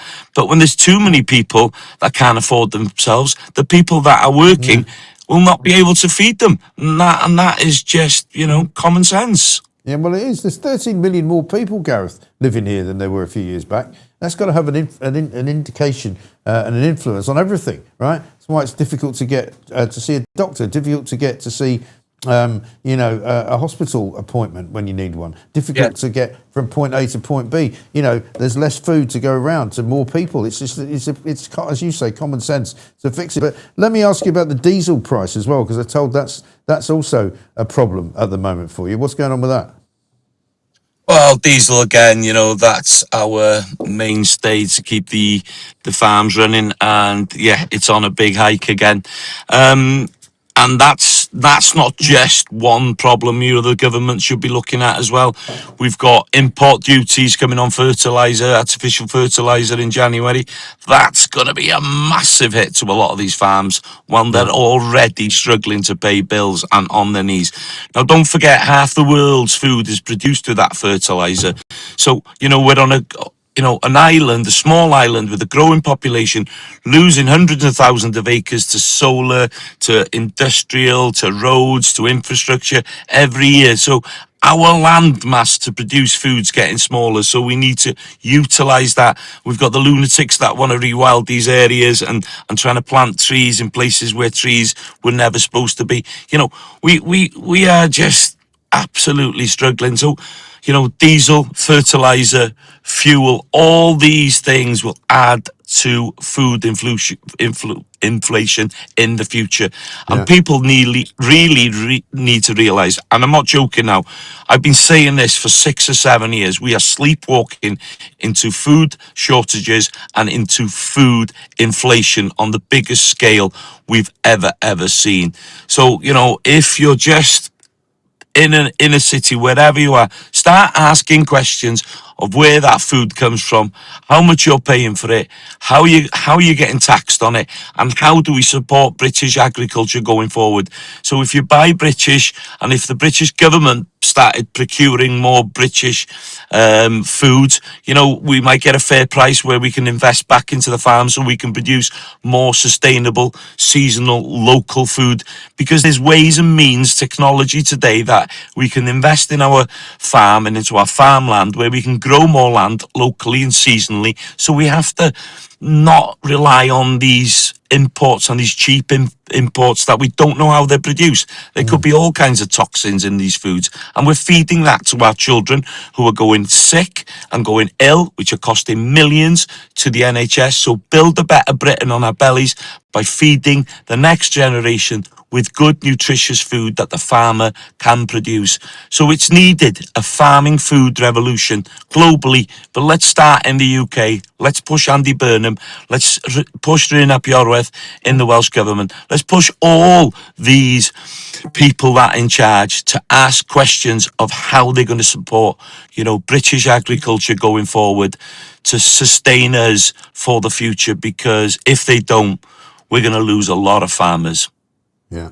Gareth Wyn-Jones, great to see you, great to talk to you. Fantastic words, really, really inspirational. And I think a lot of people will learn a lot from what you just said today. Thank you for talking to us. Gareth Wyn-Jones there, who is, of course, one of the great campaigners for the farmers in this country. But they're struggling because they're getting squeezed. Of course they are. So is everybody else. The only people who are not getting squeezed are the bleeding migrants coming in. And we've got some incredible news for you coming up later on in this hour. Christian Drogan's here. He's just coming to the studio. Morning, sir. Good to see you. Man of the moment. Blimey. He's the rock star of the migrant business right now. He's just been smuggled himself in to Britain. Most people want to try and smuggle themselves out nowadays, but he decided to smuggle himself in. We'll find out how he did it. We'll look at some of the incredible footage that he filmed at the same time as well, while he was doing all of that for Watchmen. Fantastic stuff. Also, we're going to talk to Paul Burgess coming up very shortly. I just want to show you something else in case you haven't seen it, and it's a shocking piece of video. But if we can play it, I'd be much obliged. And it is, of course, this terrible story from Nepal, where they think there could be as many as 1,000+ people missing now. But if we can have a look at the, I think it's the number 10 Nepal flood wave. Just check this out.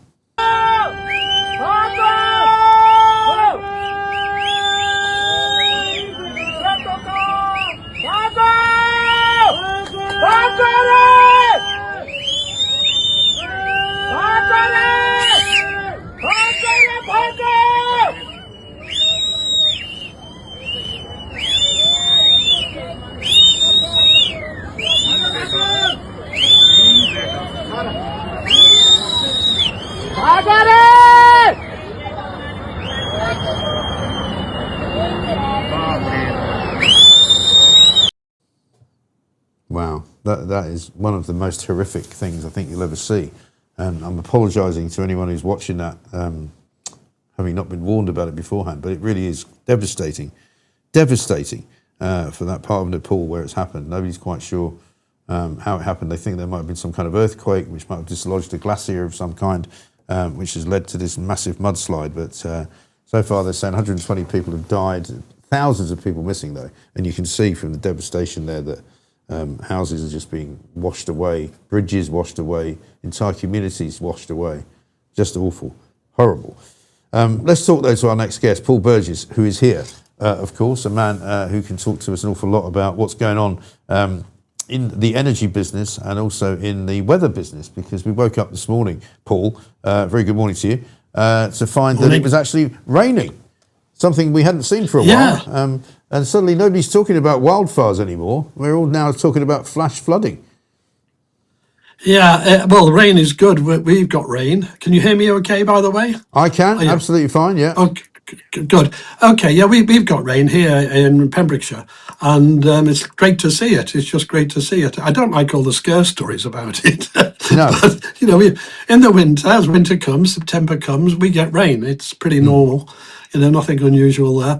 What I want to talk about today is how Ofgem and the government are distorting and simply lying about the cost of energy. Yeah. Yes. So I've asked your producer to produce a diagram, a little slide I've given you, which I'd like to quickly go through.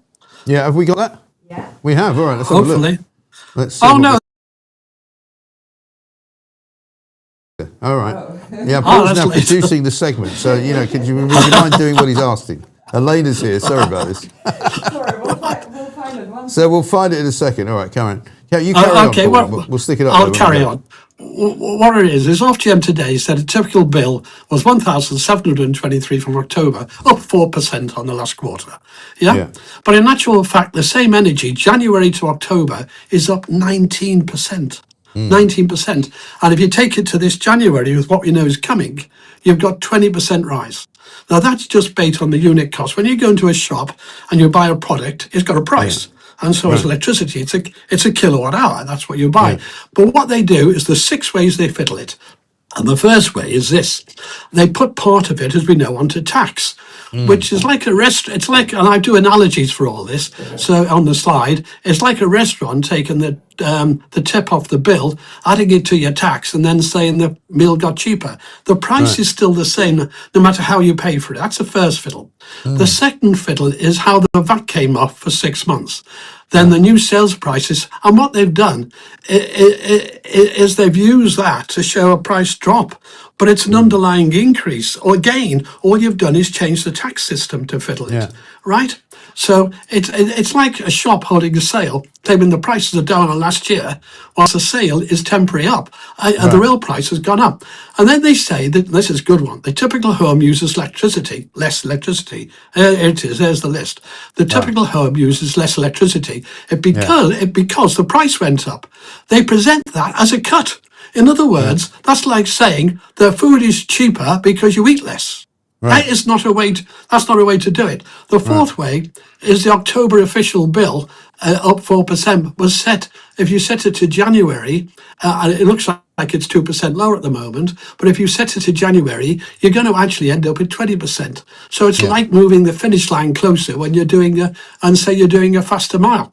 The fifth way they do it is the typical home. Now, the Office for National Statistics says the actual median home is 2 people, but they call it 3 people. So they have to split the bill between 3 people they're advertising instead of 2 people. Right, and that's another fiddle. So that makes it cheaper per head, as far as what you're saying. That's right. That's how they represent it. And the final way is if you take the typical bill forecast now, that's happening, after the fiddles since January, electricity has gone up by 20% by January. On the year, it's 20% up. Gas is actually 55% up because of the Iranian war, but the same energy, for the same energy, that is. But again, gas is tiny. So at the bottom of the slide, I make this point. Gas today is about a quarter of the price of electricity, right? Yes. Well, we did a story yesterday. Price. I think it was yesterday. We did a story because there's a couple of things I'm going to ask you about in a minute, and I know you've still got other bits to explain. But there was a piece in the papers the other day about how difficult it is for companies in this country, particularly companies that use a lot of energy to produce whatever it is they're trying to make, to compete on global markets because they're paying sometimes as much as 4 times for their energy cost as everybody else. And there was one example used, I think, I can't remember what the company was, but for a business that would use some ridiculous amount of money for the whole industrial sector of the UK, something like £30 billion was spent on energy. And if you'd done the same or used the same amount of energy in the United States, it would have been about £5 billion. So, that's right. The whole system is rigged against Britain. And I don't understand why we keep hearing politicians saying things like, well, the thing is the prices are arrived at on an international market, so that's why they're so expensive. Well, why aren't they so expensive anywhere else then? That's right. Well, they're not. In actual fact, gas, as I've just said, today, even with the Iranian spike, which has put it up by 55% temporary, right, whilst that's going on, without wars going on, it's still a quarter of the price of electricity. Right? I mean, gas before the Iranian, you're paying for the gas supply to the home, you're paying about 6 pence. Yeah, but now you're paying between 8 and 9 pence. Yeah, electricity today is 31 to 33p, just what you're being charged, and that is fiddled. What they've done is they don't simply look at the price per unit, of electricity. Right. So what they should quote is the price per kilowatt hour. Then you know what you've got. They shouldn't be quoting it, but all the mainstream media, when you hear it, the typical household bill is going up this amount. First of all, it's not a typical house. So all these fiddles, these 6 fiddles, are how they adjust it to gaslight you. It's as simple as that. Right. Now, the other thing is, on top of that, you've got a huge increase, not 20% on the year, you've got a huge increase coming. And EDF on the 21st of August said, this is at the bottom of the slide, and all this is on my Substack, by the way, in a proper paper, right? On the grid upgrade, quote, EDF spiralling out of control for the grid upgrade cost. And these are additional grid costs. All these pylons everywhere are totally additional for green energy. They're not to do with maintaining the existing grid. So what they've said, it's a £70 billion programme, 2 to 3 times higher than the original forecast. And you know how much that cost? It cost £1,000 for every person in the UK.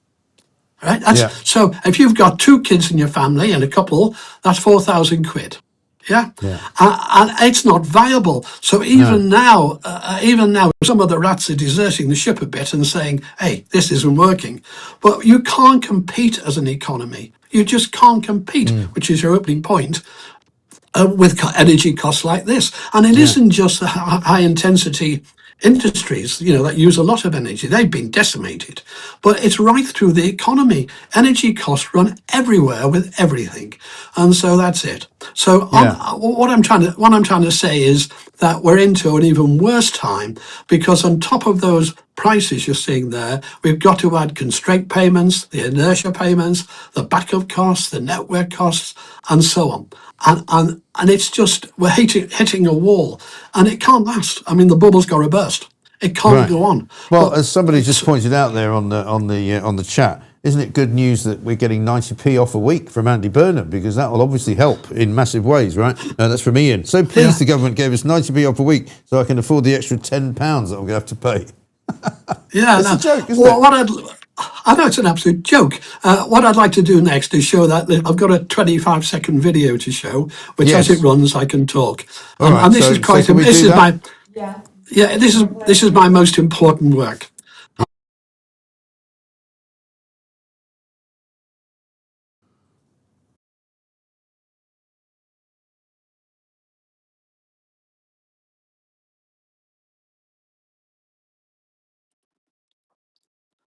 Hear you when we're playing the video. So try it now. Go on. Try it now. Play it again. Well, we've got it stuck in a kind of in a solid mode. So try that. Okay, leave it in the solid.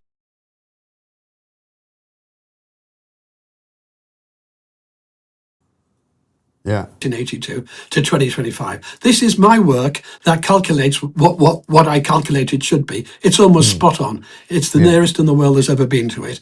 Now this next bit is what the CO2 does. Now the red line is the CO2 energy heat due to CO2. Where it's orange, all those dips, the CO2 has been cooled by the oceans. It's the oceans doing the work. When you get a big peak there, you get the peaks in terms of things like El Ninos and the Atlantic oscillations we get. So the entire energy system, the paper shows, and it's all in my Substack, it's the best work I've ever done. All the heat is coming in the last years, as you can see, the big blue bits. They're because of the oceanic cycles. And even today, we've still got a high Atlantic cycle, a high warm Atlantic cycle, and we've got maybe a record coming for the El Nino.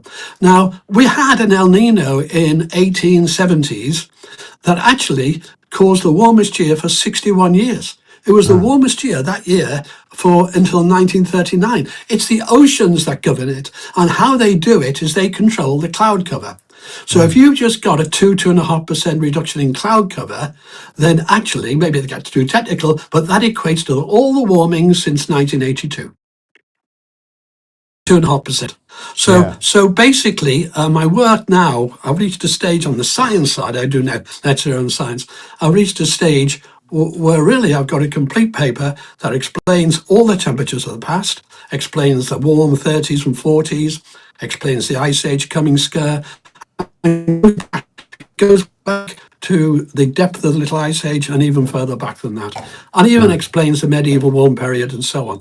So I'm excited about it because I'm a nerd and I'm a scientist. Sort of thing. It's great. But that's it. I've got an explanation. I've got two questions for you, Paul, before I let you go. One is, a lot of people are asking, what about the AI revolution and what will that mean for our energy usage and the cost of energy? Because what we're told is that these AI data centers are going to cost a fortune in terms of the amount of energy they're going to need, the amount of water they're going to need. And so what's that going to do to the prices? Right, they've got to put themselves by the salt water, and deal with it that way as regards to water. And secondly, they should provide their own energy. They should build their own power stations. That's the only way around it. You can't put them on the grid. We would just collapse immediately. The only way, we're now using less electricity per capita than in history, sort of thing, of late, if you like. It's declined. And what's happened is the energy from industry has really declined. If it wasn't for the loss to be able to cope. So we're actually living off failure at the moment. The actual whole green energy system is living off the failure of itself. This is going to come to a crashing halt. There's no way it can carry on. And there is no science to back it up at all. None at all. Yeah. No. And my final question to you, is it going to stop raining in time for me to watch the cricket this afternoon? I doubt it. I doubt it. Although I do forecast some hot years coming, by the way, before it dips down. It's going to dip down quite savagely in the 30s, mid-30s, because the big oscillation in the Atlantic's going to be certainly over by 2035. So we are going to have some hot years. All that's going to be due to the oceanic pulses of hot and cold, which hold the heat for 1,000 years. So you're seeing heat from the past coming in. Yeah.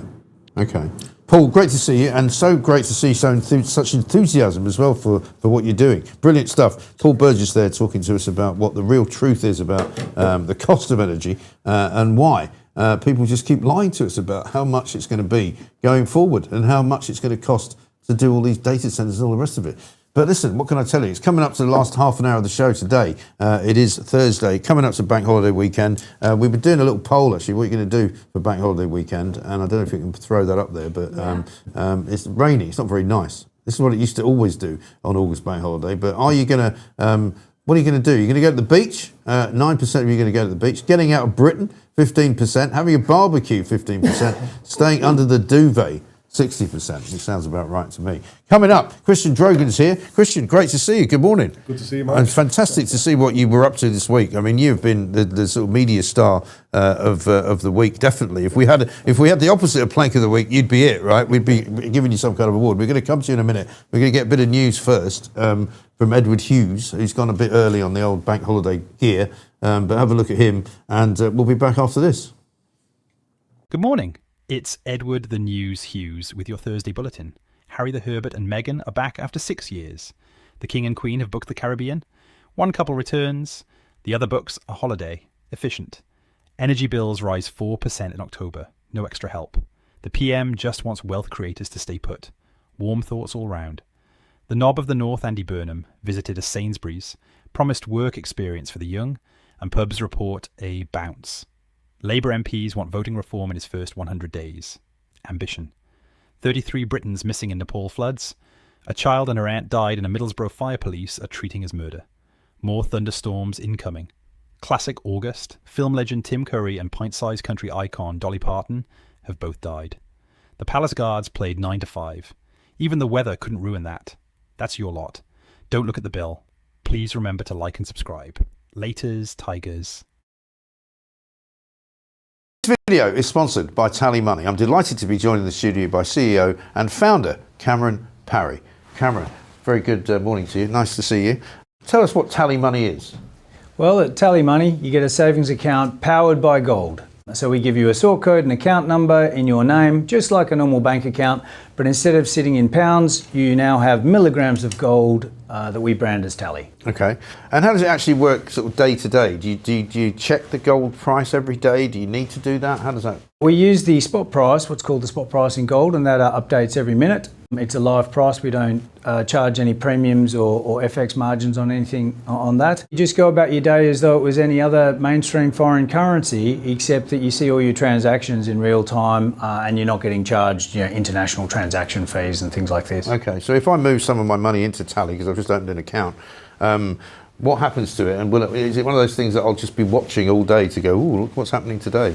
You might do, but you've probably got better things to do with your time, to be honest, Mike. I don't actually think about the little movements in price, because I know over time that on average it goes up more than 12% per annum, and it has each year for the last 10 years.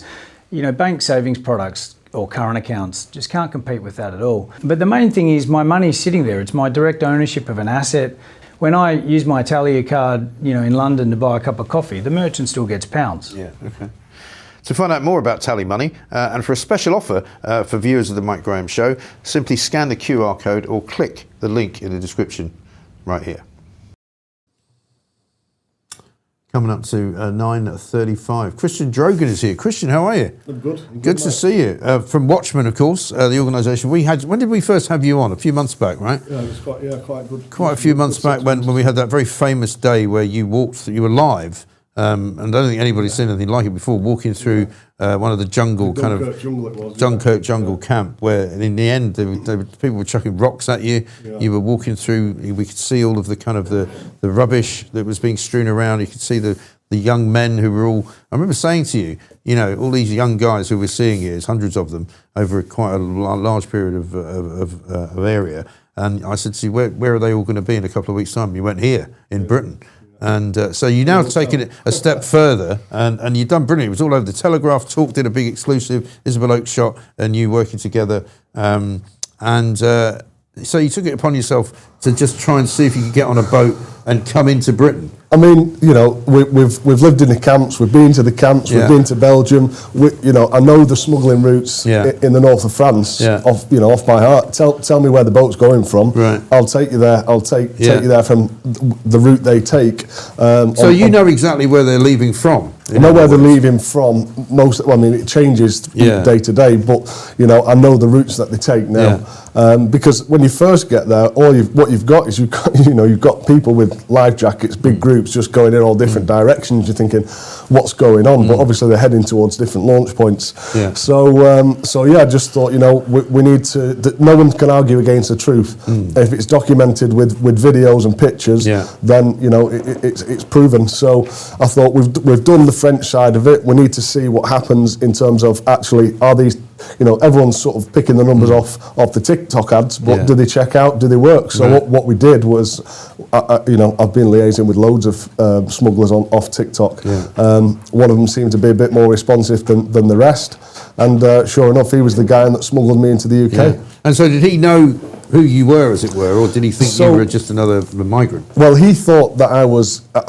there's no way that I can hide that I'm British. So I thought I'd have to come up with another cover story. And that cover story was that I was a British criminal on the run from the British authorities. Been living in Barcelona for 5 years, and you know, wanted to get back I needed in. to get back in, miss my family. So you know, made a promise to him. Just said, I won't cause you any problems if you don't cause me any problems. And you know, we sort of did that gentleman's sort of handshake, if you like, and that's what we stuck to.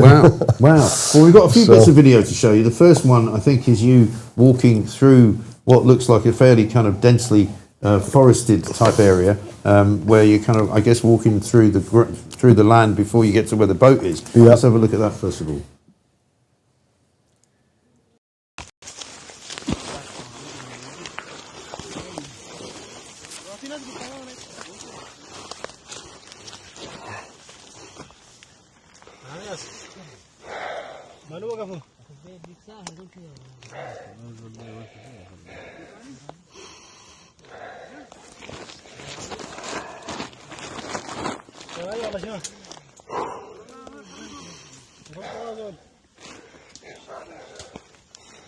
Mental. Absolutely mental. I'm not trained for this.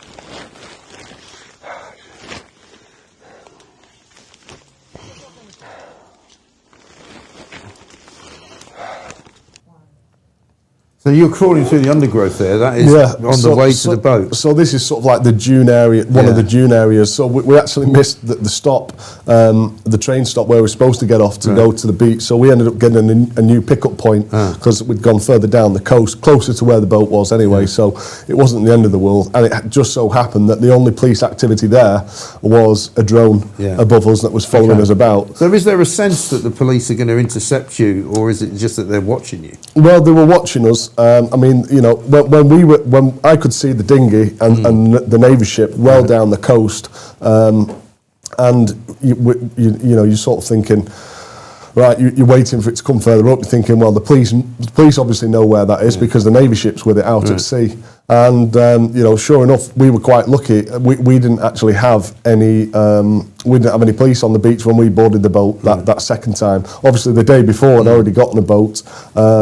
Which had been punctured by the police. Oh, really? Okay. Yeah. So they are doing that more now. Well, there's. Once in a while. I'll tell you one reason why I think that they punctured it. I mean, the boat wasn't going anywhere. The first boat I got on, there was engine problems, there was problems with the hull, it was overcrowded, and you know, and there was loads of police on the beach. So we weren't going anywhere. I was screaming at people, trying to tell them what to do because I could see the police getting closer. I'm thinking, this is it. This is my chance to get over. And plus, as well, you're that tired, you just want to get home. You know, it's like I'm thinking, I hope this is my lift home now. I'm knackered. I'm knackered. I'm sick of sleeping in parks. I'm sick of, you know, not really sleeping in dirty camps. I just want to get home and get some home comfort. So, you know, that's another reason why the migrants are desperate, because you're just so knackered and worn out by the time.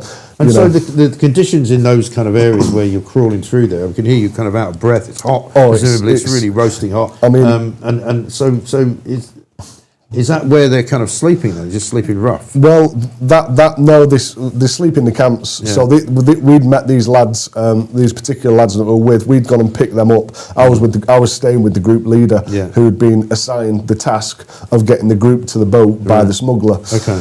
So it's quite well organised. Oh, it's so well organised. So we actually met up with these lads. We picked these lads up, and next thing you know, we sort of made our way down to the beach. But obviously through the undergrowth. This wasn't a well-trodden path, so it was like new routes through the undergrowth, and it was our legs were cut to pieces, and you know, it was quite brutal to be honest. But then they're not all that. Picture we've just seen of you, that's you wearing the mask, I think, isn't it? Yeah, that's me wearing a mask with two of the migrants. And did you find out who the others were, or did you not really speak to them? I mean, you know, I'm still in touch with some of them on the boat. And yeah, I mean that was sort of like when we were sort of well on our way, and we knew we were on our way to Britain at that point. You know, as the smuggler turned around and said, because we only had 36, including myself, on our boat. So they aborted the last pickup, so we were like, you know, plenty of space. Right. I actually had an half an hour kip on the boat on the way over. But it's like getting on a plane and finding out there's nobody sitting next to you. Yeah. You know, the smuggler turned round to me and he he says, we're aborting the last pickup. He said, VIP Britain, inshallah. Right. Amazing. And so did you find out where any of the others were from, or not really? So there was a couple of Syrians and mostly Sudanese and a couple of Iranians. Okay. So and maybe a Turkish-looking one. There was one lad actually who had he had a Union Jack tattoo on his leg, right, with an underground sign, London Underground sign, and then an immigration stamp on his knee. Wow. Just to really sort of rub salt into the wounds. So I mean, did you get the sense that any of them had come over before, or they were coming back, or anything like that? Potentially, yeah. Potentially one or two of them. Right. But like I say, I mean, you know, a couple of the big sort of takeaways and findings were that, you know, normally what happens is the smugglers get off the boat onto as the last few people get on. So on the last pickup, the smugglers get off the boat sort of very sort of sneakily. Well, we aborted the last pickup, so they were stuck on the boat. So then they had to come all the way across. No, they got lift back off the police. Oh, really? So the gendarme gave them a lift back to the beach. Yeah. Obviously, I guess they can say, well, we didn't know there was the smugglers, but I mean, I'd worked it out days before this. Right. But yeah, you know, it's documented, it's done, and even still, you know, the Home Office have decided to turn around and label me a reckless individual. Yes. But the Home Office don't think the others are reckless, do they? Or well, no, exactly. I mean, there's a couple of things here, Mike. You know, I've now got a meeting next week with the Home Office intelligence, or a branch of the Home Office intelligence team who want my intelligence on the subject. Well, that's good. Exactly. That's something. So you know, that's how reckless. They're not going to try and make out you committed some kind of crime, though, are they? No. They're well on side. That would be ironic, wouldn't it? They're well on side. They're quite excited to. I've not broke the law in doing what I've done. You know, I was legally allowed to travel to the UK by sea. Yeah. But because you're a British citizen. Exactly. Right. Yeah. I mean, they're not allowed to do it. No, because they don't have a right to be. Yeah. They don't have a visa. They don't have a right to. All you have to do, if you're travelling by boat and you have a right to be in the UK, you have to just notify the Border Force, which is obviously what I did. So let's have a look at the next clip, because we've got a clip here which I think is the moment where your dinghy gets sort of hooked up with the rescue vessel. Yeah. Which would have happened. How far across would that have happened? So that was at the halfway point. You're literally we were by the halfway point. So literally as you get into British waters. Yeah, it's waiting there for you. Okay, so have a look at this. This is the dinghy rescue scenario. Okay, one, yeah. One, yeah.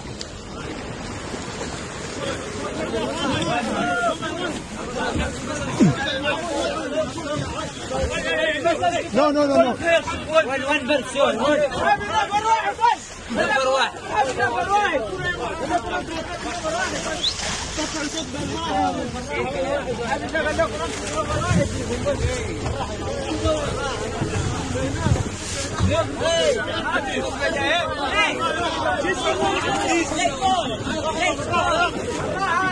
شوي يا صاحبي.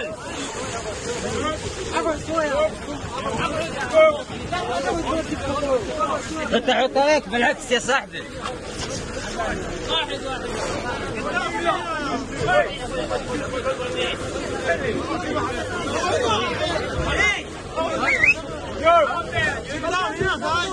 شوف الصورة يا شباب، شوف الصورة.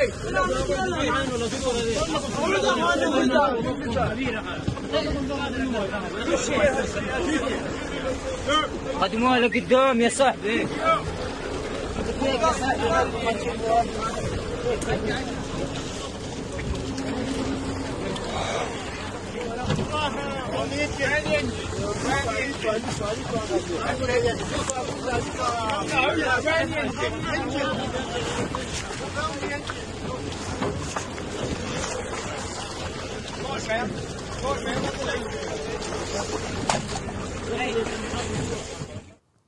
So it looks pretty calm there, but I guess the boats are moving around quite a bit. Are you getting on the back there? Is that so? Yeah, we're getting on the back there. I mean, when you don't have to clamber up the side. No, when you're in that position, actually, you know, and you're on the dinghy, it's more boredom because you literally just sat there for hours, you know, in an uncomfortable position. When you see that, it's just like, oh, thank God. You know. So how long did it take you to get to that point then? 7 hours. Wow. 7 hours on the dinghy. 7 hours. Up and down the waves. And to be honest, in the middle of the channel, it can be calm at shore, but in the middle of the channel, it got fairly choppy, to be honest. Absolutely. So did you at any point feel, I mean, I know you said it wasn't that crowded on that particular dinghy, but did you at any point feel that it was dangerous? In the sense that you could fall in or anything like that? I had we all had life jackets on, because even the ones that didn't have life jackets were handed life jackets by the French. Right. So, everyone's got a life jacket on. If some of them had fallen in, didn't have the life jackets done properly, they'd have panicked and they probably would have drowned. Yeah. I had mine done properly. I know I can swim. And, there's a search and rescue boat right next to you, 10 metres away from you.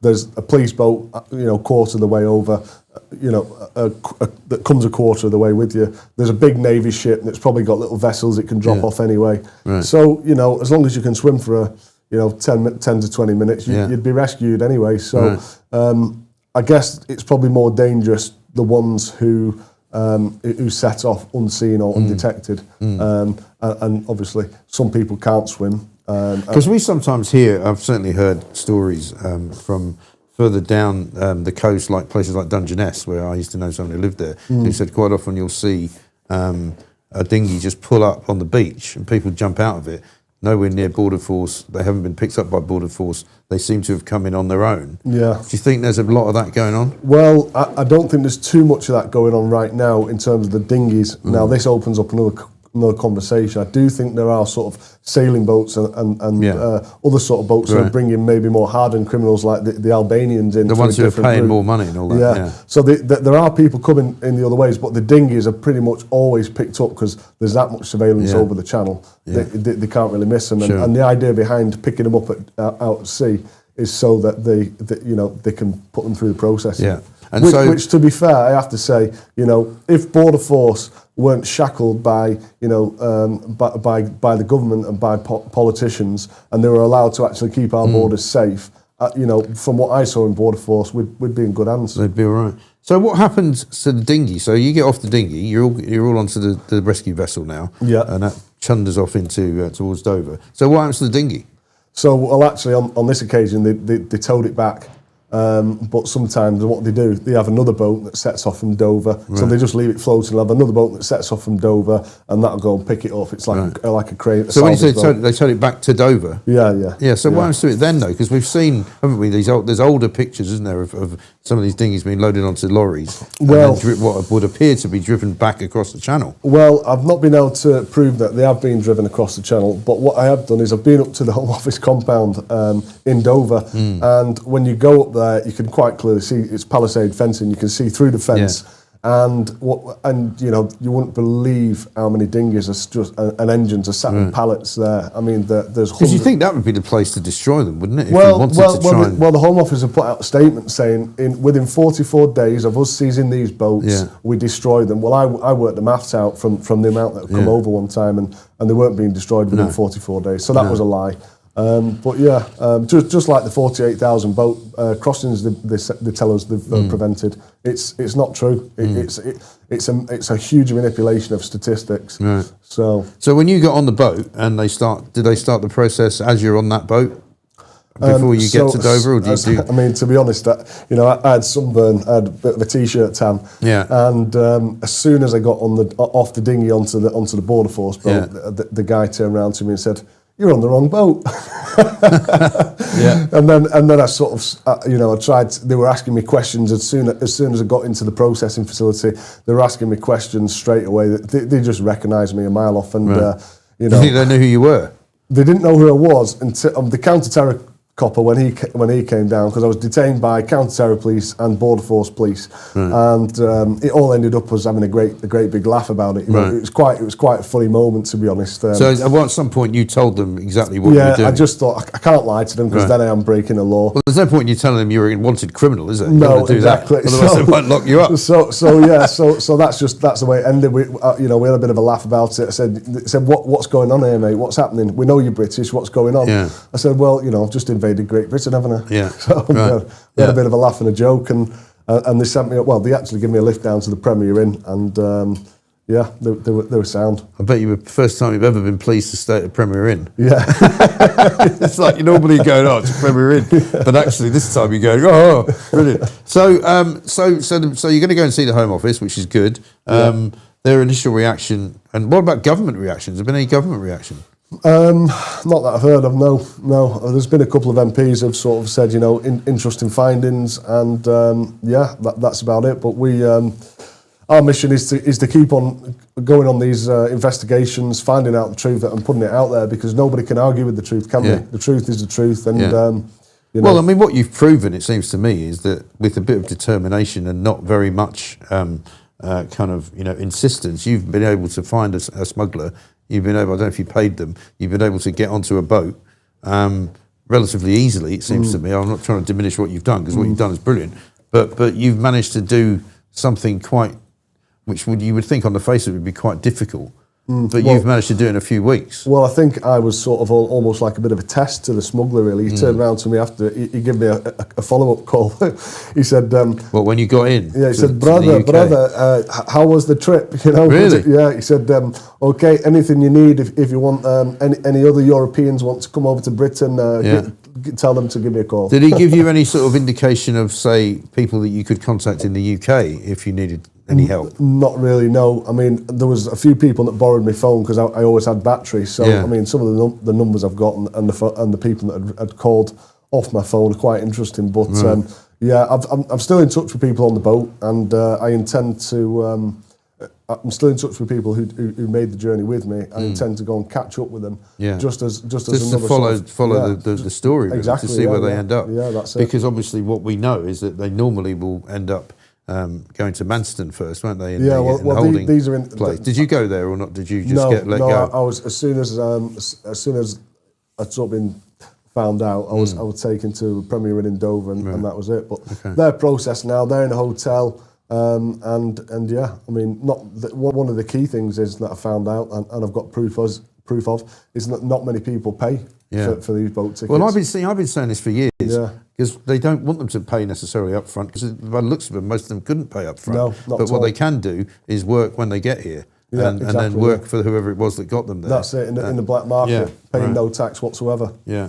Exactly, it's an extraordinary story. It's a fantastic thing that you've done, and it's really, I mean, it's an eye opener for a lot more people who didn't believe it was happening in the way that it was happening. Well, you and I have had loads of conversations about the way that it works and how efficient the system is. Well, for me, one of the other great things about it is it brings the attention back to the fact that we are being invaded. Our southern border is being invaded by mostly young men. At will. Whenever they want to. So, I mean, if it all happened at once, the amount that have come over, then, people would be calling it an invasion. I mean, when we saw what was going on in Sweater, Yeah. And 70,000 people came over in one day. I said it at the time. I said, well, that's the same number of people that have come here. They've just taken longer to get here. Exactly. Exactly. Yeah. But it's shocking. Did you see any women, by the way, on your travels? On the first boat, there was a couple of women and kids. On the boat I actually made it over on, it was just 35 blokes and me. And all youngish. Yeah, all younger. It must have been under the 8. Well, I probably was the oldest one on there, I reckon. Yeah. At the age So of they're all in their 35, 20s, aren't they? Yeah. But I mean, it's not just the boats, Mike. What I'm seeing now from just some sort of desktop investigation is the numbers coming through on wagons must be increasing because the amount of videos that I'm seeing of blokes in the back of wagons on the way over to Britain is going through the roof. That's again something we're hearing here as well. Well, fantastic stuff, Christian. Really, really amazing job, and well done. Congratulations. Cheers. They should be giving you some kind of journalistic prize for this, shouldn't they? Well, listen, and for my next trick, you don't have to tell me what it's going to be, but I'm looking forward to it already. Yeah, I mean, we've got a few things planned. It's just obviously, it's where do you start and what do you go with. There's that many things to investigate, but going forward, I mean, we've made a good dent in the story with this, and we've got other avenues to explore. So yeah, amazing, fantastic. We've got some super chats. A lot of people really, really appreciative of what you're doing. Let's have a look at what some of them are saying, if we can. This one, another outstanding show, Mike. Your guest is second to none, says Lark. Well, that's nice. I was hoping for something nice about Christian, actually. There we go. Christian's a real hero, says Loyal. Cannot be thanked enough for making it clear to us what is really happening. The establishment should hang its head in shame. Absolutely right. Too true. Incredible stuff. So, listen, great to see you back. Anyway, good luck with whatever the next endeavour is. Cheers, mate. We should probably do a little bit of Pooch's Pooch, shouldn't we? Yeah. And then we're going to hand over to Paul Cox, who's next door.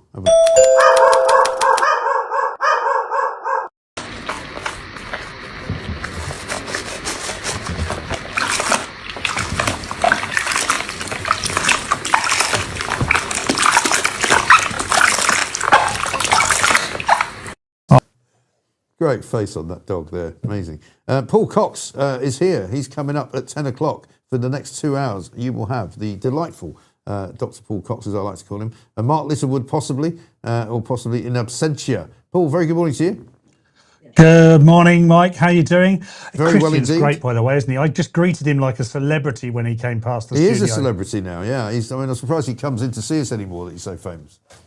He's also ridiculously good looking as well. How can you go undercover and be that good looking, I know. Mike? Well, that's why he's wearing a mask, because otherwise they're all swooning. I did say, I've said to him before, we used to call him the world's most handsome man. You know, when we gave him his start. So, you know, look at him. After this, he's off to Hollywood. I mean, you could make a film of it, actually. I mean, you actually could. You star as yourself. Yeah, they won't know, because I asked him very briefly if the mainstream media has shown any interest in his remarkable journalism. Turns out, Mike, they're not interested.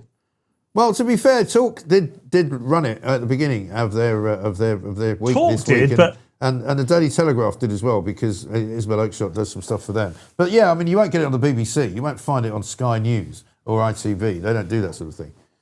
But we need to change hearts and minds, and it's not, we're the choir, we don't need converting. There are lots of people out there that need converting. Mike, we've got a great show coming up today. I've got Connie Shaw on. We've got a special segment with Ask Ange. So Angela Rayner will be asking, will be our agony aunt for the day. Plenty more to come as well. Fantastic stuff. Brilliant. Paul, good to see you. Have a great day. Have a great show. 2 hours coming up with Paul Cox. And Ask Ange. What more could you want? Get your questions in to Angela Rayner. See if you can get a few house prices out of her as well while you're at it. We'll say thank you very much indeed. The rain is still coming down. I'm off to go and see some cricket. Well, maybe. If not, I'm certainly going to have some lunch. And I'll be back tomorrow morning from 7 o'clock. Christian, thank you very much indeed. Thanks to Elena. Thanks to Charlotte. Thanks to Pooch, who's in absentia, sorting a few things out. And to Scarlett as well. We'll see you tomorrow morning at 7.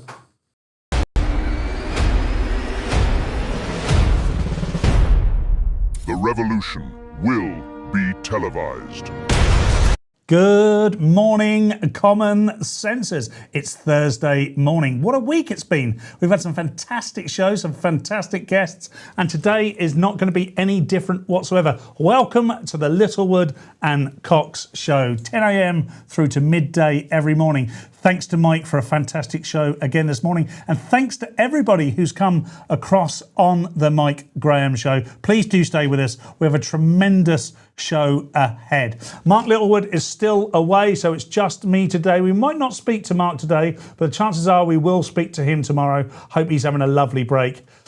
Look, it's Thursday. Let's have a quick look at the news before I tell you anything else. So over 30 Brits missing in Nepal, flash flooding. That is a terrible story. Anyone who's seen the footage of that, it's surreal, isn't it, when you see something like that? It's like Fukushima when we saw the earthquake and the subsequent tidal wave. You look at that, it feels like it's another planet. You feel because it's not affecting you, it's not affecting anybody else, but of course it is affecting millions of people, and 30 Brits are missing. Another tragic story on the front page of The Sun. Valentina, 7, innocent victim of joyrider gang war, as the fallout from last week's deaths continues in the northeast. A young 7-year-old and a 34-year-old auntie were firebombed to death in their home.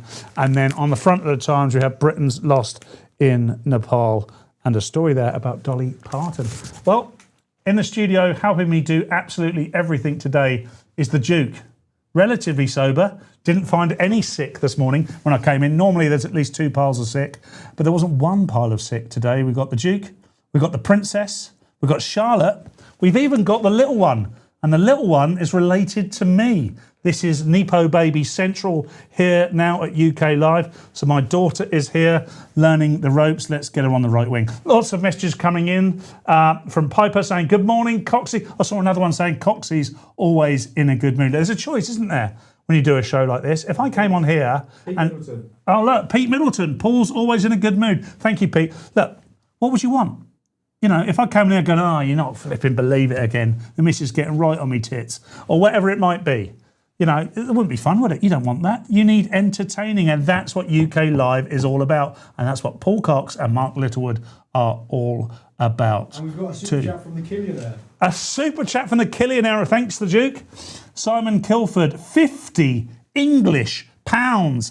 Wow. Thank you very much, Simon. I hope your life as a Killionaire is treating you well. Thanks for sharing some of that wealth with us. We really do appreciate it here. Mark Littlewood and Paul Cox, who here is another £50 super chat. Look, thank you so much indeed. I put a question out today on my Twitter, as I do every morning before the show. So let's just go and check that out very quickly, shall we?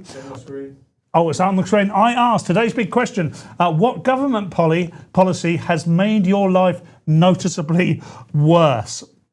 Well, here we go. So looking at the comments straight away at the top there, we got Rax, follower of mine for a long time. Good morning, Rax. Said, I can't think of a single policy that's made it better. I can't think of one either. Sean Walsh, who's going to be on the show a bit later, talking about AI, chatbots and jokes of all things, has said, an embarrassment of riches. I'll try and whittle it down to 20. Please do let us know in the comments what you think. Deborah Hampton said, Little Cox. That's not my nickname, by the way. That's the nickname of the show.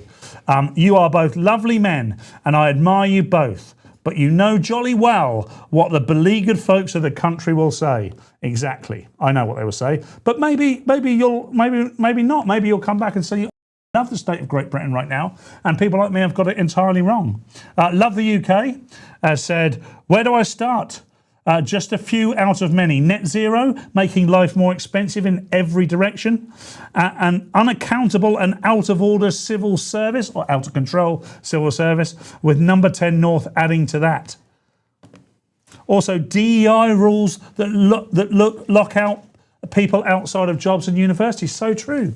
Do you feel like you have been locked out of a job or locked out of a chance of a place at university because you don't meet the identitarianism of DEI? I mean, I know I've suffered from that, but I don't tend to dwell on that, actually. And my advice to anybody who feels that they are is just keep going, because in the end, talent and skill will always win out. Always win out.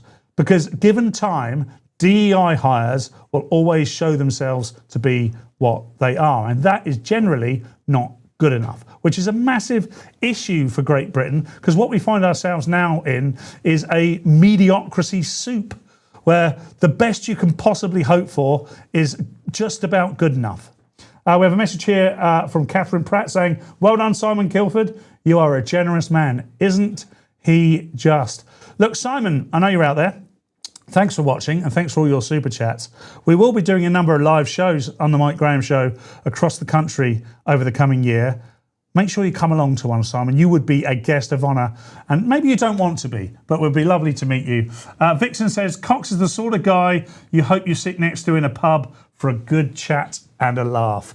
Well, like I said, the little ones here, my daughter, she would argue that sitting next to me is not as much fun as you'd think it is. But there you go. Let me just talk to you about what we've got coming up on the show today, because we've got a lot coming up very shortly. Our first guest will be Connie Shaw of the Free Speech Union. Want to talk to her about Gary Stevenson. No, what was his name? Stephen Gray. Sorry, Stephen Gray. He's the guy who's just been fined for sharing a joke online. That's considered not to have been too serious by the judge as well. A fine of £1,000. We've also got Laura Perrins coming up. Now, with Laura, I'm going to be talking about the Lindsay Clancy case. Now, if you don't know about the Lindsay Clancy case, don't worry. Don't go away and search. Laura will explain it. I will explain it. And we'll show a little clip too. But Lindsay Clancy is someone who has admitted to murdering her 3 children, tried to commit suicide herself, but says she's not guilty. She's not guilty. The Mike Graham Show. Pooch, keep his beady eye on the team. Yes, Pooch is out there. Pooch is always there. I never mentioned him, but he is always out there, always looking. Pooch isn't actually here today. Amazing. Which is actually probably why the Duke wasn't sick overnight, because I secretly think that Pooch is feeding the Duke. That was the Duke love. Of course, what you don't realise is the Princess has actually started a love affair with the Duke, and the Princess is someone who I'm worried about, actually, because she always kind of favours the wrong un. And if you've ever got young women in your family, you'll often notice this, that you try your best with them, but they see the first scally they meet, the first drunk, the first super brew sipping guy with sick down their shirt, they go, I can fix him. Well, that's what the Princess has done, unfortunately. And she finds herself knee-deep in a whole bunch of trouble as a result. Like I say, we've got Sean Walsh on, and my guest, my presenter buddy from 11 o'clock onwards is Lempit Opik. Lempit Opik of Cheeky Girl fame and Lib Dem scoundrel. But he's always great value. He's always great fun. I won't get a word in edgeways, but I'll tell you what you'll get is a whole bunch of entertainment. So I'm just going to check in with the guests, not with the guests, don't be ridiculous, what words am I using? I'm going to check in with the comments. Who we got? Alison Moore says, Lindsay Clancy, shocked face emoji twice. Yeah, that is something. Lou D, sorry, Paul, didn't realise you had a little person with you. We'll watch the language. No, look, she's not that little. She's a young adult, and she's lived with me. So what do you think? She learnt to swear. I sent her to swearing school before she went to real school. She knows all the words. In fact, now she could teach you a two or three. And also she grew up in the Greater Portsmouth area where swearing is compulsory. Piper Halliwell said, oh no, that was in response to Eid Barrett. I'm always doing this. I'm always reading comments from commenters to commenters. But anyway, wow, okay, I'll look that up in Google now. I think that might be to do with Lindsay Clancy. Bob the Seagull, great to have our seagull on board, probably munching on someone's chips as we speak. So true, Coxie, about daughters and their first bloody boyfriends. I know, look, the Duke isn't wrong, and there's no two ways about it. But there's no telling the Princess. She's, I think, funding a lot of his special brew. She started buying sort of cloths to wipe up his chin.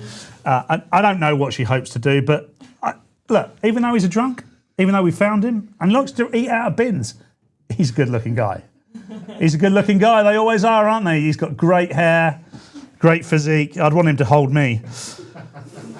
Heath Baker says, play up, Coxie, play up. Yep, I'm a big Pompey fan. Thank you very much, Heath Baker. I really do appreciate your support this morning. And any support for my football team is always welcome. Alison Moore said, immigration, net zero, Islamism and traitors. Those are the things that she would change. Mr. Fish and Chips, OBE no less. While the pooch is away, the children will play. Well, I've got my children here. What Pooch doesn't know is I've got her on £108 an hour, and she's going to be here for 20 hours today. So that's good news. Thank you very much for that, Pooch. I really do appreciate it. Oh my God! Just sorry. We've just found a couple of the Duke. I said he hadn't been drinking. The Princess and the Duke have already opened up the wine this morning. These are, I don't know what I'm going to do. I'm worried about the Princess more than the Duke. The Duke can handle it. He's been drinking and eating out of bins since 2018. The Princess grew up in a castle. She has a wealthy father. She knows people. She's not used to this sort of thing. Anyway, we've got our first guest this morning, Connie Shaw. Is Connie here? We don't have Connie till 11:30. We do have Sean. We do? What do I know? I'm just the presenter. Connie's not here till 11:30. A smashing, no worries. Let's get Sean involved. Sean, how you doing, mate? I'm all right. I didn't know I was coming on at this time till about 20 seconds ago when Charlotte phoned me, so I've not done my hair or anything. Mate, you look absolutely glorious. You really do. I didn't know you were coming on either, but this is the chaos of Live UK Online. It doesn't matter. I mean, look at you. You've got half a screen ahead, half a screen a ceiling. What more? What's it? There you go, mate. Look at I'm not taking the blame for that. I'm rushed. Little quarter zip going on there, mate. You're looking rather stylish. Yeah. Where'd you get that? Marks and Spencers, or was it?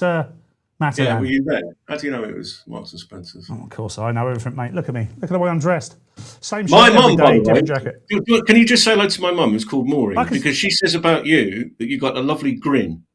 Have I? Your mum, Maureen. Good morning, Maureen, and thank you for saying I've got a lovely grin. That's because I've accidentally got something stuck up my bottom, and that's right now. Sorry, yeah, sorry, Maureen. Yeah, that's Sean. I forget that this is your mum. How old's your mum, Sean? So I think she's 84. You think she's 84? That's right in my age bracket. Brilliant. Yeah. So Her Maureen, husband's watching as well. her husband. Her husband Did you Dave say? is watching as well. Wow, how old's Dave? Oh, he's ancient. He's ancient. He's biblical. He's biblical old. Biblical old. I didn't go on to talk about my family. Sorry, yeah, we had to. Where exactly do they live, Sean? No, Sean. Oh, okay, don't. Yeah, great, smashing. Well, I was joking about that. Please don't tell them exactly what it. Have you seen the wrong uns in the chat? So, I mean, the Duke here for a start. He'll be round there. If they've got any wine in the fridge, that'll be gone. Sean, tell us a bit about yourself, mate, and then we'll get on to AI.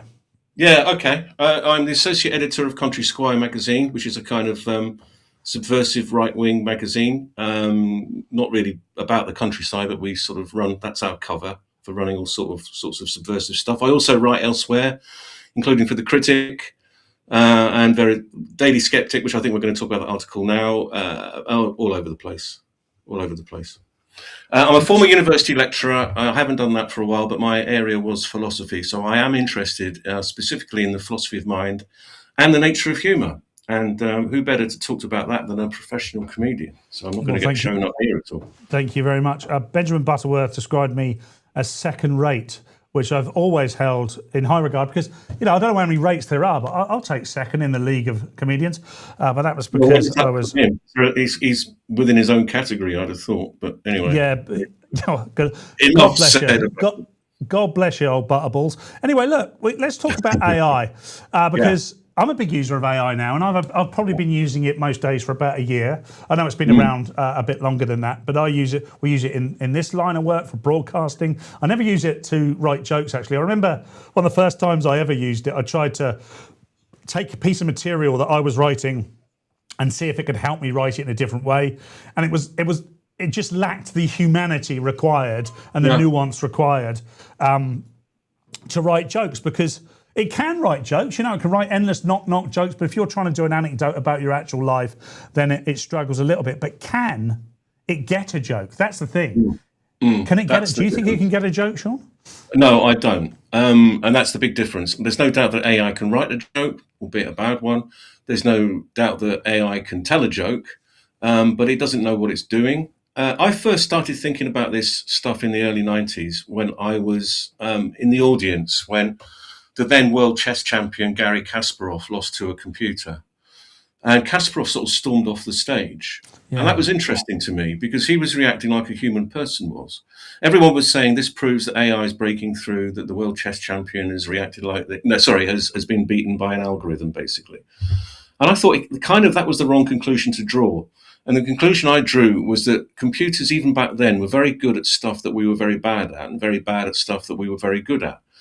And as a philosopher, I've always been interested in the nature of humour and its relationship to the mind and to consciousness and things like that. So I kind of come up with these arguments that suggest that computers can't get a joke because very crudely they lack the subjectivity to do it. In the same way that they can't feel pain, they can't get a joke. And the other thing I say in the article, which I wrote for Toby Young at the Daily Skeptic at the start of the week, just to plug that, is that we forget about jokes, amusement, and laughter as also having a kind of moral component to them. There's a certain complexity to the telling and the getting of a joke. There's a certain etiquette to it. There's a certain interaction to it. And it reminds us that we relate to each other not just as kind of bodies and consciousness, but as moral agents as well.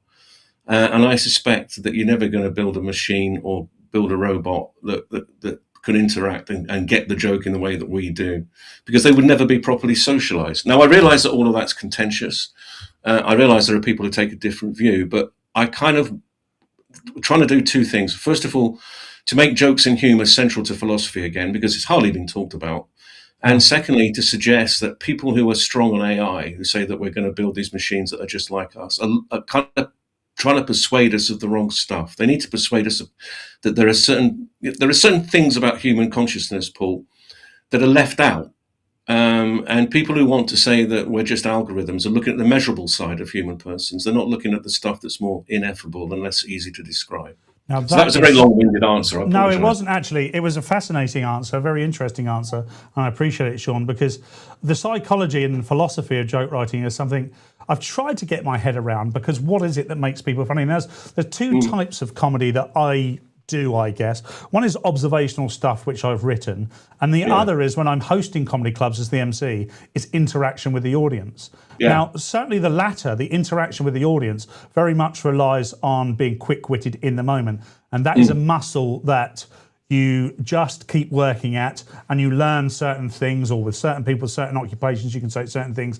And eventually, my philosophy with that is you just talk long enough, and so someone will say something that you can make seem funny. It's not about making fun of the person. It's about getting the collective group to think something's funny. And that's true also of writing jokes, because the way I describe writing jokes is what you're trying to do is create the image in your mind, that's in your mind, create the same image as quickly as possible with as few words as possible in the audience's mind. So in order to do that, it's got to be relatable. For me to write something relatable about my life that you and 100 other people might find funny, I need to understand human nature, the sentient values of being human. And I'm not sure an AI can ever achieve that. Now, like you say, AI is all about measurable outputs and algorithms. Chess is about that. Humour's not like chess. Humour has got a bunch of variable outputs, and you just don't know. And one thing that could be funny to you, or one thing that could be funny to you and your friendship and family group, is not funny necessarily to a whole group of people. And it's about creating those images. I just don't see AI is ever going to achieve that, Sean. No, I agree. And when we say that a person lacks a sense of humour, we're saying more than that they lack a certain capacity. We're saying that there's something not quite right about them as a person. Because humour is a kind of, I don't know, I think of laughter as being the sort of universal language of empathy. And humour is a means through which we relate to each other. It's not, and as you say, it's not just reducible. You can give an account. You can give an account of the mechanics of a joke, of how you can put a joke together, which is going to make you and I laugh. But you can't give an account of the feeling of finding it funny. And it's that further subjective thing, the feeling of finding it funny, that's often overlooked or the feeling of finding something like anything, which is often overlooked in the whole AI business. They can produce machines that are very competent at doing certain things, but the machine doesn't know what it's doing. The machine has no subjectivity. The machine doesn't even know what it's like to be a machine. And I'm treating humour as a specific example of that kind of flaw. Getting back to, I mean, the interaction with the quick-wittedness that you have to display when you're doing stand-up. I don't know how you do it, actually. It just fascinates me. So it's about intrusive thoughts, Sean. It's the best way I can describe it. We all have intrusive thoughts, and over the years, I've used humour as a technique to integrate myself into society. Right? Believe it or not, it's not easy. I don't always find personal interactions terribly easy, and humour. And I don't mean this interaction, because this is quite, I understand this. How about this one? Small talk, for instance. I don't know. A lot of people are very comfortable with small talk, and you think I'd be brilliant at small talk, but really, I'm not always feeling entirely comfortable. And intrusive thoughts come into mind, and I know how to make them funny, so I just allow those intrusive thoughts to come out. But I also know what's not funny, what could be seen as offensive, for instance. And we talk about you don't give offence, you take offence. But obviously, in a situation where someone doesn't know you're a comedian and you start banging on about the size of their head or something, they're all a bit, well, hang on a minute, mate. I only came in to buy some crisps. What are you talking about? And there are structure to jokes as well. You were talking about writing jokes.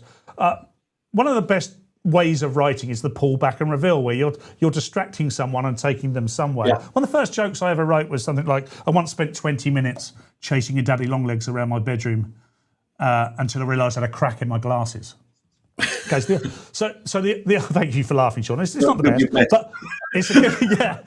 But Come on, Glenn. it does come on a little bit, only a little bit though. But that's a pull back and reveal. So that's you're going over here. I'm talking about Daddy Longlegs, and then I've said actually it was a crack in my glasses. Everybody can understand it. It's a distraction. AI could write that. If you taught AI about pull back and reveal and the structure of that joke, you could also saying the funniest word last as well. You could teach. Oh, right. You could teach AI that. So yeah. So if you're trying to, you're trying to write something funny and there's a funny word in it, say it last. Leave that with the audience last, and don't say too much. You know this. If you stood in a pub with a mate who thinks he's funny and he's got a joke and he'll tell you a joke, and you're 15 minutes in before he's finished, you've forgotten what the basis of the joke was. You don't know what he's on about anymore, and then you just fake laughter because you're like, thank God it's over. Really, when you're trying to write stuff and you're trying to convey a message on stage, what you want to do is use as little words as possible. Comedians and writers, sketch writers, are looking to convey a message in the shortest amount of words possible. You could teach AI that. What you can't teach AI is the nuance of human behaviour. And you also probably couldn't teach AI when to fake the laughter out of politeness. No. That's actually a very complex social thing that's going on there. You're right about distraction. Obviously, you're right about distraction because you're the professional comedian. But the one philosopher, several, the main philosopher who's acknowledged for having a theory of the joke was the 18th century Enlightenment philosopher Kant, who talks about what you call distraction, he called incongruity, but it's the same thing. The joke sets things up to go a certain way, so you're expecting a certain outcome, a certain punchline, if you like, and then it pulls away and goes somewhere else, and that causes laughter. So there have been theories of all this, but they're not explanations of what the feeling of finding something funny is like, which is more metaphysically significant and quite deep, actually. We can't really put it into an algorithm or to explain it in purely behavioural terms. You've got three things going on. You've got humour, which is the stuff we find funny, so jokes would be a feature of that. We've got laughter, which is what happens when we find something funny, and we've got amusement, which is the feeling that we have when we find something funny. And if you disaggregate those things, there's a heck of a lot of philosophy to go through there that hasn't been done. And if I put it simply, jokes are serious business, philosophically and intellectually. Which is why some of the brightest people around are stand-up comedians. I mean, yourself, Simon Evans, of course, is brilliant. Simon, I know you didn't, but let's just pretend you put me in the same league as him, both comedically and intelligently. But I'm friends with Simon, and he is an incredibly intelligent, well-read man. One of the reasons he's able to write the type of jokes that he does is because he understands the nuance of language, for a start. Yeah.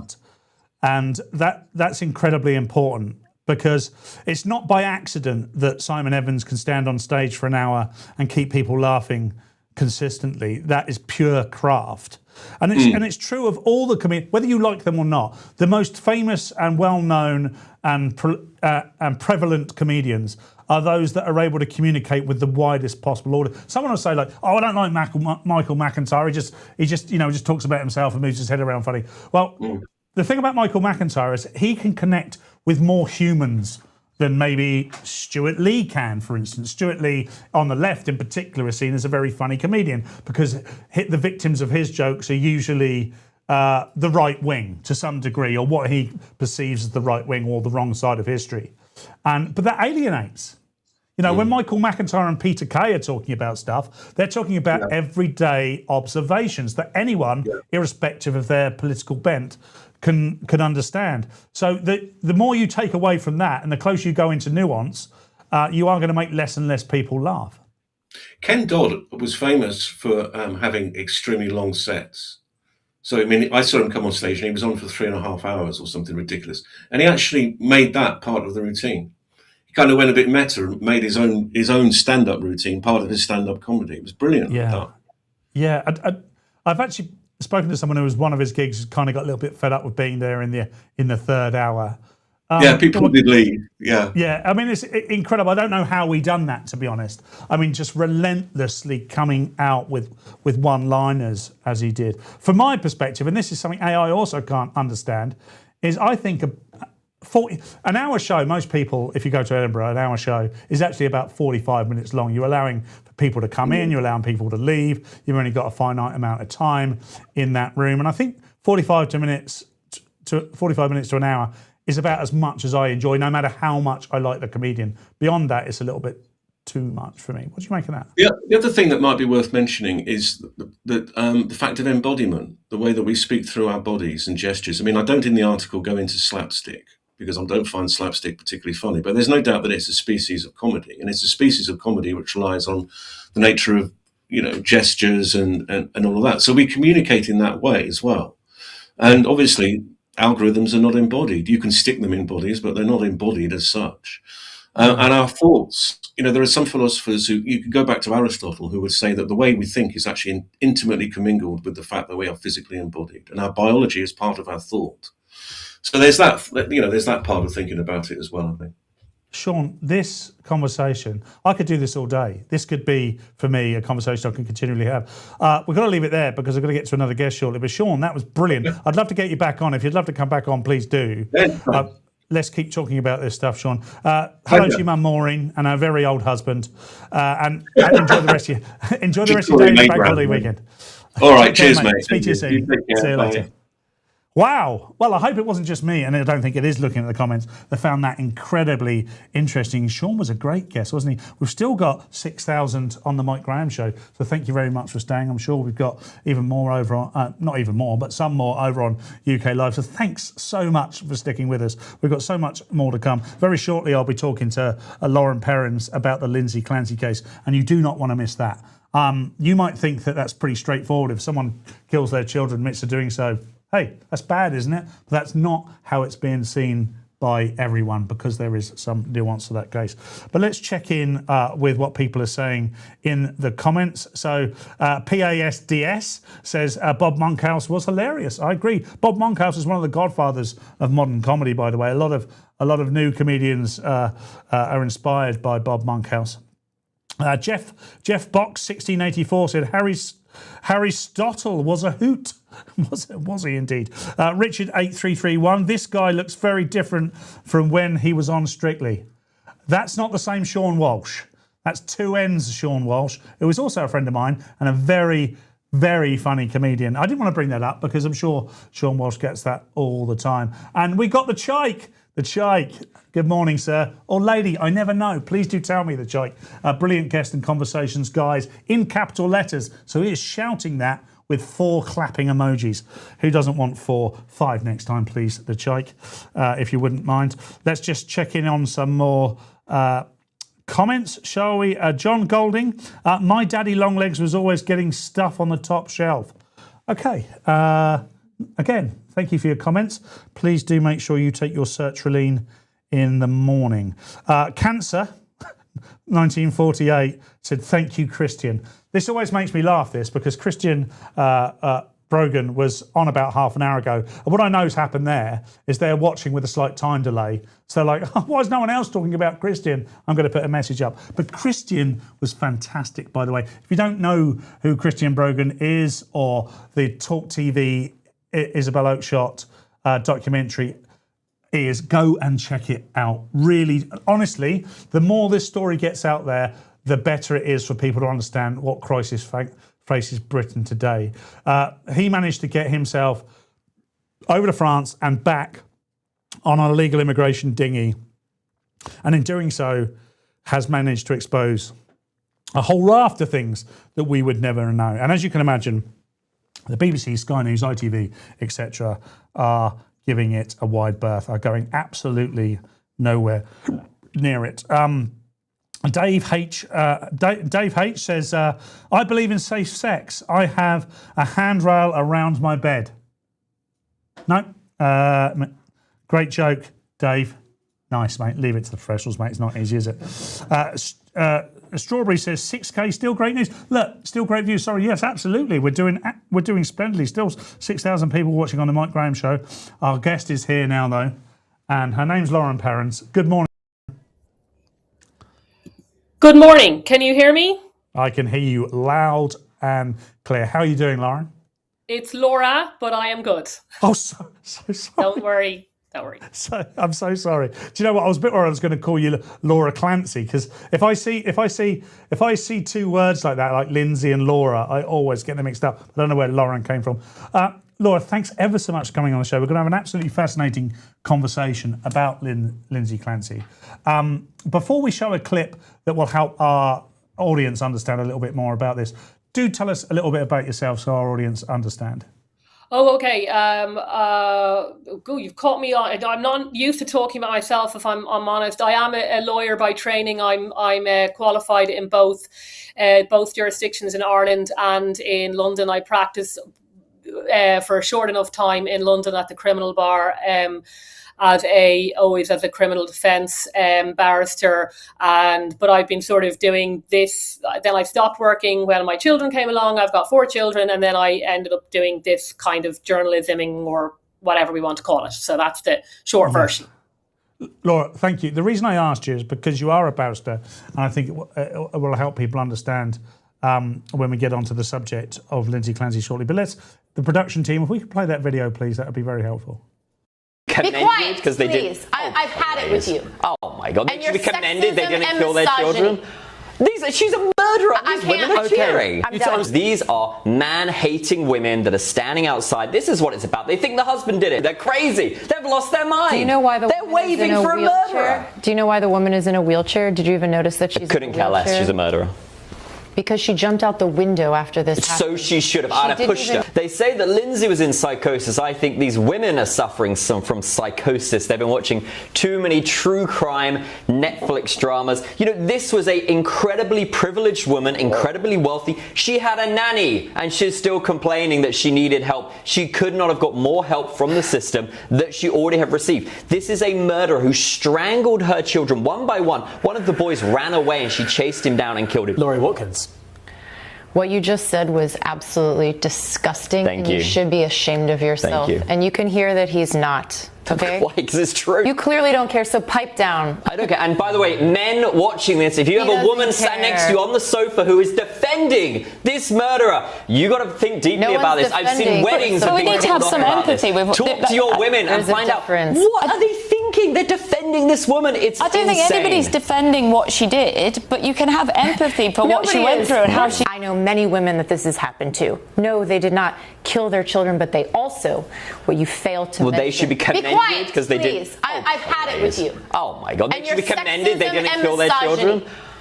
She's a murderer. These women are cheering. I'm done. So, Laura, that's a rather extravagant way of showing that this is quite a divided debate. Now, Laura, Lindsay Clancy is from Massachusetts. She's a mother on trial for first-degree murder of her 3 young children. Her defence team argues that she is not guilty by reason of insanity due to postpartum psychosis, because she was on a number of drugs to help her. Now, what do you make of this case? Because it seems quite straightforward, but it's not, is it? Yeah, I mean, there's 2 ways you can look at it. Is the case itself, which, you know, I know people don't like to be bogged down with details and nuance. I'm not saying that's you, but obviously things like legal tests and medical tests, I'm qualified in one and not in the other, is very important. But also just the reaction I have seen, at least coming out of the United States, and I've seen it, we saw there in your clip, I feel leaking into the UK has to be quite mumsy about it, very disappointing. You know, that they've turned this into yet another talking point, yet another sort of, I think the person who had linked to that had said this was very entertaining. I want to be very clear. I know you're not saying postpartum psychosis is not entertaining. This is not something to debate. It's like saying let's go and debate prostate cancer, or why are you complaining to me about your heart palpitations? No.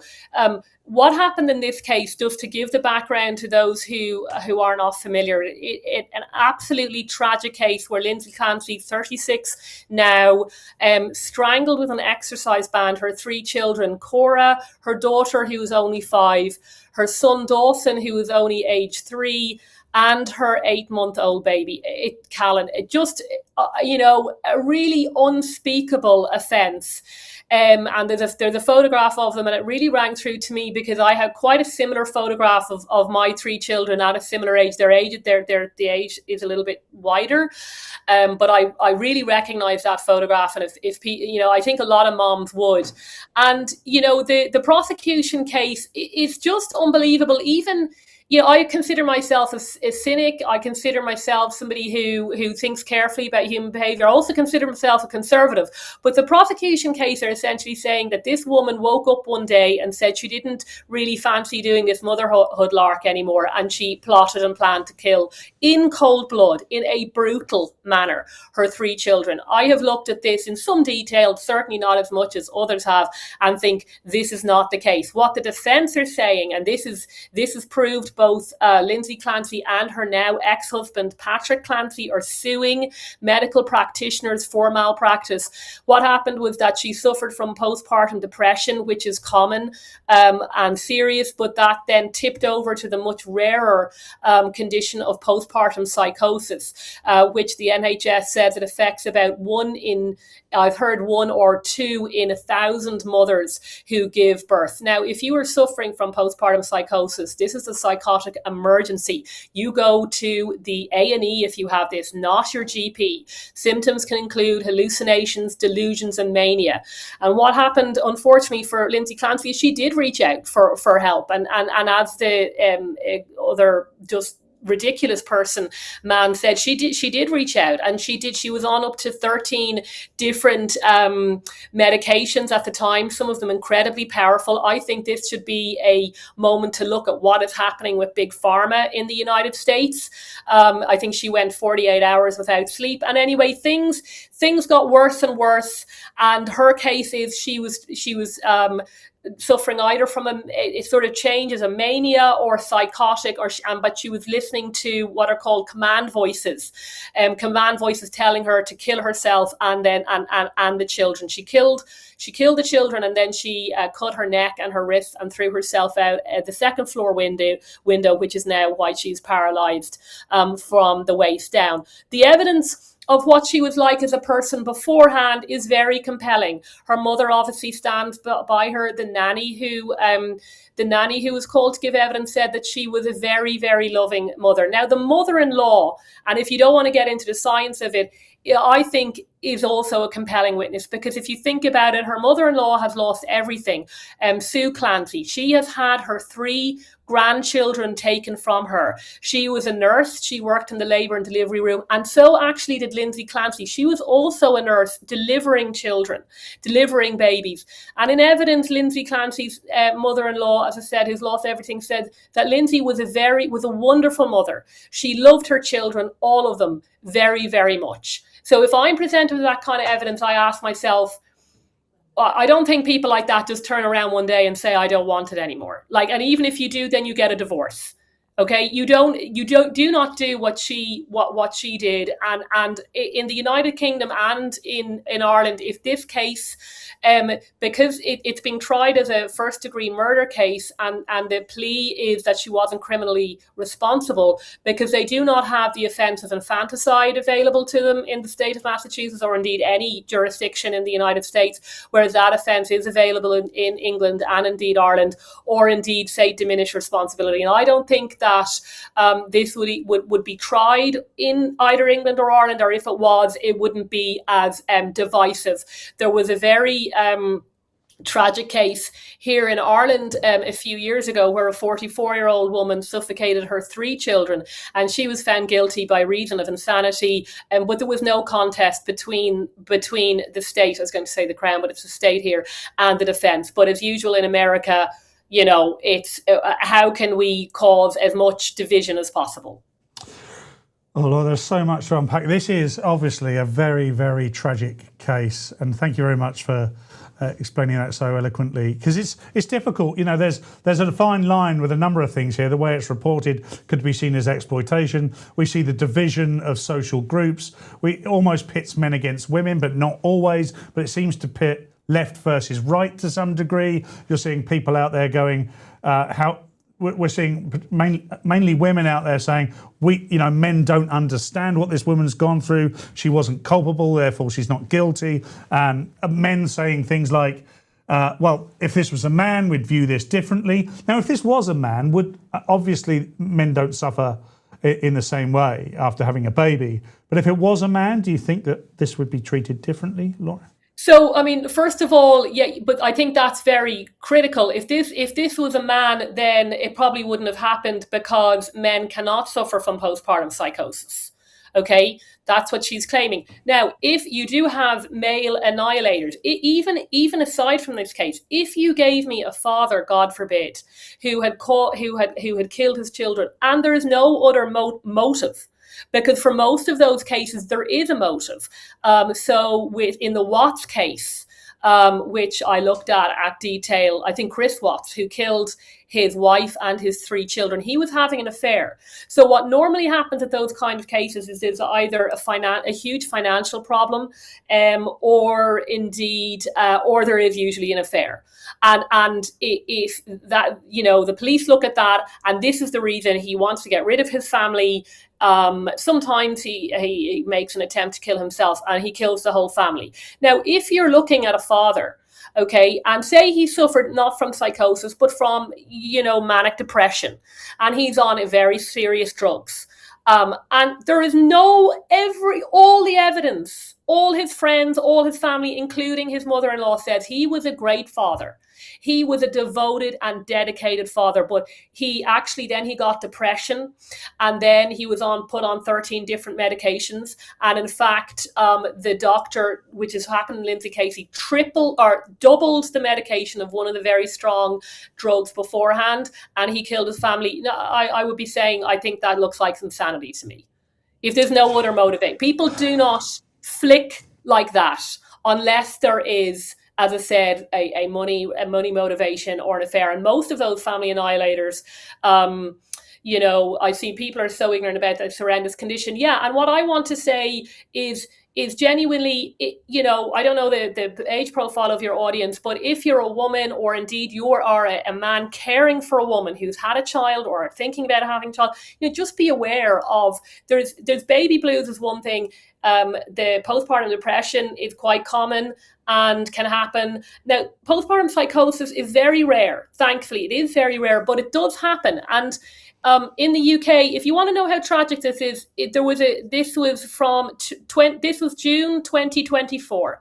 A mother who admitted killing her 5-month-old daughter had been a voluntary inpatient at a mental health unit at the time of the child's death. This was in Leeds on the 20th of December. I think it must have been 2023. Hayley McFarlane, who was 39, she smothered her baby Evelyn while on a walk. Now, she had actually, she entered a guilty plea to infanticide, which was accepted, and she received, I believe, a hospital order. So these cases, these cases happen, and this is how tragic this is. Again, she self-referred herself to the local mental health team in October. This poor woman up in Leeds. She wasn't sort of ignoring it. She knew that there was something wrong. She was discharged 3 days later. She was prescribed antidepressants and sleeping tablets. And then I think she actually, she checked herself back in.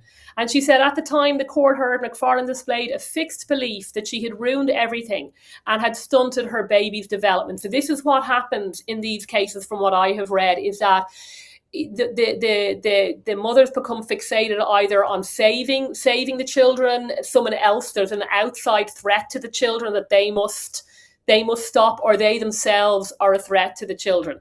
I mean, it's difficult for you and I to understand, but these, because mental illness, especially severe mental illness, is rare, but it's not as, if someone is in a wheelchair, let's face it, we can see the physical disability, but a mental disability is far worse. It's harder to understand, but it is real. It's a chemical imbalance in the in the brain. I'm not talking about people who are anxious, although severe anxiety can spiral. This is a chemical imbalance in the brain, and if it's treated incorrectly, and I think it was in Lindsay Clancy, again, because Big Pharma in America are so keen to dole out these incredibly powerful drugs, you know, the harm can be absolutely devastating. As I said, that was an English case. I mean, can you imagine a 5-month-old baby? That's how serious this is. So yes, people who have serious mental health issues, they shouldn't be dismissed. If anything comes of this trial in UK, anyway, you know, just stay aware of these kind of conditions. It's rare, but it can happen. And it's not that, by the way, this is very important. It's not that you're this isn't like Scooby-Doo. Mothers aren't going around sort of dazed and confused for days. No. They can operate on a day-to-day level. In fact, on the day of the killings, Lindsay Clancy took her daughter to the pediatrician because she had a stomach ache, the poor daughter. Now, again, if you were planning on killing her, you would wonder why you would bother bringing your daughter to the pediatrician. But I don't know. Maybe she is an evil genius. I don't know. And then she came home and played, I think, in the snow with her children. So this was supposedly one of the better days. But then something happened. And I have been researching this on the internet, and I have, like, from people who are qualified doctors, psychiatrists, you know, supposedly these command voices are very authoritarian, and you can try and reason with someone and there's no reasoning with them. I mean, even somebody else said one of the drugs she was on, I think it might have been just an anti-sleeping drug or a sleeping drug, but she said, you know, if you take these things and you don't fall asleep straight away, the carpet starts moving. That's what I've heard. I tell you what, I value my mental health after looking into this case. I actually, sure. It's terrible. So I thank you so much once again. I think it's really important. I did a podcast. I was interviewed on a podcast just yesterday without having, I would say, 90% of the detail that you've provided today. And I think it's very important that we allow our audience to listen to that. My immediate reaction was this was a step too far. She'd gone over the Rubicon, killing 3 children and then trying to harm herself. Seemed much more like a selfish act rather than a selfless act. And I looked at it in a very binary way. I'm not convinced entirely that she is not responsible. She is responsible for the death of her children. You know, she's admitted that herself. But I think it's also very important that we understand this condition better. I mean, you know, just to play devil's advocate, however, and we have to when we're talking about things like this. Again, I don't want to. There doesn't need to be whataboutery here. The only thing I can put up against it is if this was a guy, and I'm not putting myself in this situation. I've never, fortunately, much like yourself, I very much value my mental health. I've had, as everybody else has, you know, you have your problems over the years, but I've never felt this way. So it's very difficult to put myself in the position. But there'll be people in the comments, as there is, saying she still killed the children. The children are still dead, and we're not talking about the children. We're constantly talking about Lindsay Clancy, and Lindsay Clancy seems to have made this all about her. Now, she might well have done that because she's fighting for her freedom. But what do you make? What would you say to people that look at this and go, well, she still murdered 3 children? This is just totally unacceptable. So she killed 3 children. The question is whether or not she is criminally responsible. Now, you know, it's technical, but this is why what a jurisdiction calls murder is important, and it's certainly important to her. And just actually, if I can just jump forward. So if Lindsay Clancy is found guilty of the 3 counts of first-degree murder, she will be imprisoned for life. No parole, no chance of parole. They don't mess around over there in the US. If she is found not guilty, and it's basically she's not criminally responsible, it's not by reason of insanity, she will be detained at a high security mental health facility. People seem to think she's going to be doing the shopping down in Walmart. That's not what happens.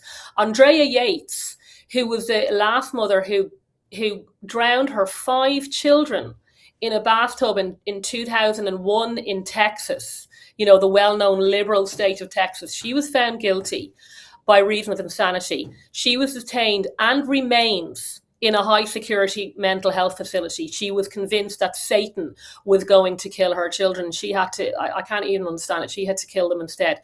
So that is what Lindsay Clancy faces, either life imprisonment or detention at a high security facility. From what I've read from what I've seen, she is obviously a broken person. If she is, the choice is either the ultimate evil. You couldn't get any more evil than a mother killing her 3 children, intentionally killing her children like that. Okay, I accept that completely. Or she wasn't in her right mind. She is not. As I said, you only convict people of murder, even in England. It's a complex offence, even in England and indeed Ireland. If they're criminally responsible, not just that they did the act, but that they had the appropriate mens rea. Okay. Now, she's actually nearly saying she didn't even do the action because she couldn't resist the command voice. It's kind of technical, but it's important. So morally, what you call murder is really, really important. For people who might think, because they've been listening to too much Fox News, that, as I said, she's going to be out there on Oprah Winfrey's couch or shopping in Walmart. No. That's not what happened. They have put her through a 6 to 7 week trial with really gruesome autopsy results. And, this other idea that, people like me who aren't willing to plug my ears and go around and say the earth is flat, that actually I think postpartum psychosis is real, like all the doctors in the NHS do, suddenly don't care about the 3 children. Like, I'm not even going to dignify that with an answer. I have 4 children. My youngest is 5. As I said, when I saw the photograph of those children, it doesn't get any sadder than this case. And this is why, although rare, thankfully rare, we must look at why something like this happened and see if we can stop it happening again. As I said, up in Leeds, that poor mother drowned her 5-month-old baby, and she was actually in an institution. That's how dangerous this is, because you're looking at this person and they say, oh, she's getting better. It looks like she's getting better. Not always. This is, it is rare. I don't want to hype it up, but it's out there and people need to be aware of it. Mothers need to be supported. I've heard commenting, oh, you're celebrating her or she's a mark. No, you have to try and understand what is happened. Like, number one, is she really evil and criminally responsible? Then convict her. That's no problem to me. But if she isn't, and the medical big pharma are out there doling out these drugs to vulnerable mothers, where she can then go over the edge and take the life of her 3 children, then that's not something you want to happen again. I think the civil case against the practitioners is going to be very, very important, if not more important, to see what kind of care, I believe negligent care, but to see what kind of care actually happened in this case. Laura Perrins, that was fantastic. Thank you very much for sharing your view there. I'd like to get you back on very soon and talk about this. This case is going to keep going on for a little while. Yeah, well, thank you for not making it into a culture war issue. I really didn't want to. Cancer. No, I don't want to. I also, in order for me to form an argument personally, yes, I need to understand it better. And I was kind of caught on the hop when I did a podcast yesterday. Not that it's anything I'm ashamed of, but I think being caught on the hop and not understanding everything means that I just came in a very binary way. Well, I'm going to... Go on, sorry, Laura. No, I had a huge argument with a very close friend of mine who did the same thing, and look, sometimes you're under pressure, right, with subjects, so that's exactly. Laura, tell everyone where they can find you until we next see you again. Yeah, well, I am on Substack. I try and write on English and Irish issues, or a big issue like this that has what you call leaked over. It's either Laura Perrins Substack. I call it the West Brit, which is a niche term they call Irish people who are really interested in Britain. So Laura's Substack, the West Brit. I'm on Twitter as well, where people can get angry at me there. Oh, great. Well, I hope they don't get too angry. Laura Perrins, thank you ever so much. Have a good weekend. Take care. No problem. Thank you. Wow. Look, there's plenty of comments coming in. We're going to go to news shortly, and then I've got Opic with me. We're going to talk through this. It's a big story. I'm going to read some of your comments, and I'll give my view after the news. Good morning. It's Edward the News Hughes with your Thursday bulletin. Harry the Herbert and Meghan are back after 6 years. The King and Queen have booked the Caribbean. One couple returns. The other books a holiday. Efficient. Energy bills rise 4% in October. No extra help. The PM just wants wealth creators to stay put.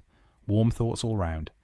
The knob of the North, Andy Burnham, visited a Sainsbury's, promised work experience for the young, and pubs report a bounce. Labour MPs want voting reform in his first 100 days. Ambition. 33 Britons missing in Nepal floods. A child and her aunt died, and a Middlesbrough fire police are treating as murder. More thunderstorms incoming. Classic August. Film legend Tim Curry and pint-sized country icon Dolly Parton have both died. The Palace Guards played 9 to 5. Even the weather couldn't ruin that. That's your lot. Don't look at the bill. Please remember to like and subscribe. Laters, Tigers. Well, thank you, Edward Hughes, for the news. Now, that was a very powerful interview, I thought, with Laura Perrins on a very important subject. Lindsay Clancy is the main focus of this at the moment, and I saw a lot of comments saying that the children aren't being mentioned enough. Well, the only reason I can think that is because it's Laura Clancy that's on trial. But I agree, okay? So my personal view hasn't changed a tremendous amount. There is nuance to this. The psychosis is, something that's real, very much so. I don't know the evidence with regards to the combination of drugs and what that can mean, or if that can induce the psychosis, and therefore she was completely out of control. What I would like to say, though, is as this story develops, my thoughts are always going to be probably, first of all, with those children, all 3 children murdered there with the exercise band, and irrespective of what the husband did or didn't do in his personal life prior to it, he too, and the rest of her family, of course, are now grieving the loss of those 3 children and the loss of Lindsay Clancy too, because whatever happens in this trial, she's already admitted killing those children. Therefore, she's going to end up in an institution for the rest of her life. I do not envisage an outcome where she's not guilty and therefore is to roam free. I think if she was, that would be outrageous. But I'd like to thank Laura for coming on also and giving her view, because there are a lot of women, particularly in the comments, that have said that we just don't understand. And I think when they say we, they do mean the general public, but men also. And talking of men, I have a great one with me right now. Limpet, how are you doing, my friend? Good to see you. Yes, good to see you. Limpet. Shocking story. A shocking story. Yeah, give me your take on this. Don't like judging by television. There's an entire legal system going on and process going on at the moment, and it's quite clear that it's going to conclude quite soon. Overall, it's obvious to me that this woman wanted to kill herself as well. Whether she heard voices or not, this is what's called a murder-suicide attempt. She's paralysed from the waist down. I don't doubt that means that, amongst other things, she's not going to have a complete life now because of her self-harm. The figures, though, so I don't know whether she heard the voices. I wasn't in her head, but the figures are quite shocking. We're all focusing on these 3 people. Do you know how many parents kill their children in America every year? I don't actually. I really don't. Up to 500 children are killed by their parents every year. So that's 10 per state. I suppose so, yeah. And so we're focusing on these 3. But statistically speaking, just under 2 children will die today at the hands of parents. And the younger the child is, the more likely the mother is to kill them. The older the child is, the more likely the father is likely to kill them. And also, the older the child is, the more likely. Yeah. So the reason I say that, Limpet, is because my daughter is in the room. She is 17, and she looks quite worried actually now that as she's getting older, I might get angry. But I won't. I promise not to do that today. But you'll be worried, and she'll be glad to know that the older the child is, there's less likely it is to happen because she can fight back. Yes, she can fight back. I'm pretty sure now that she could fight back, and I would lose. But I'm trying to lighten the mood here, obviously slightly, but it's a huge thing. I'm just going to go into the comments very quickly. And PW said, "Stop finding someone else." This is not you, Limpet, or me. This is just in general. Stop finding someone else to blame. She strangled them. No one else did. Who else in here? So Lone Wolf said, "I have no problem with punishing the ones that make excuses. Also, sick of these people." Ludi63, in response to Alison Kirby, says, "It exists. My sister had it. Luckily, she got help." And that's an important point, actually. I think if we polarise this into political view versus political view, as this has become inevitably, as does in our divided society now, some of the nuance, some of the humanity gets lost of it, because what happens is we start going, oh, well, the left are on her side because she's a woman and we hate men. And the right go, this has got nothing to do with men. This woman's only getting away with it because she's a woman. I think we need to get away from that. Think about the statistics that I said before. Youngest children most likely killed by parents. Older children most likely killed, by women. Older children likely killed by men. So this isn't really a gender thing. You can't simply say, well, she was a woman. And I don't like having gender politics involved in this because this was murder. Whatever her motivation, it was murder. These 3 children did nothing to deserve this. No. And incidentally, there's another even darker statistic. About 1,800, just under 1,800 children die of neglect in America. Just neglect and abuse rather than intentional murder. Put all that together, it's 2,300 kids, probably more. They're the ones we know about. And the question's got to be, has it got worse? Has it got better? Is it more likely to happen now or less likely to happen now? I don't know the statistics, to be honest. But one of the worries I've got is something that you were just talking with your interviewee about. We're focusing on the woman, on Lindsay Clancy. As a parent, and you're a parent, I just can't stop thinking what did those poor children feel at the end. And that's the heartbreaking part of this.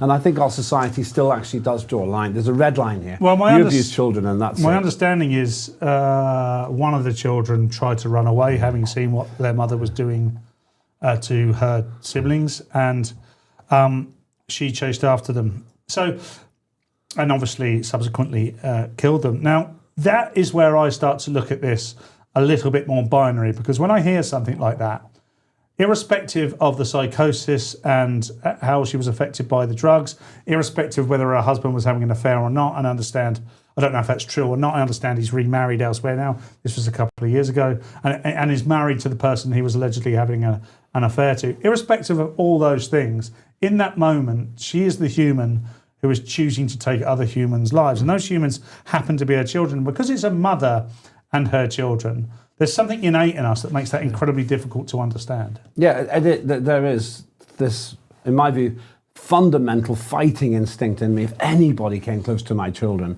I wouldn't use proportionate force. I'd do whatever I had to protect the children. I'd deal with the rest of it in court. The visceral protection of the most important asset in my life, the biggest privilege of my life, being a parent. And she didn't have it.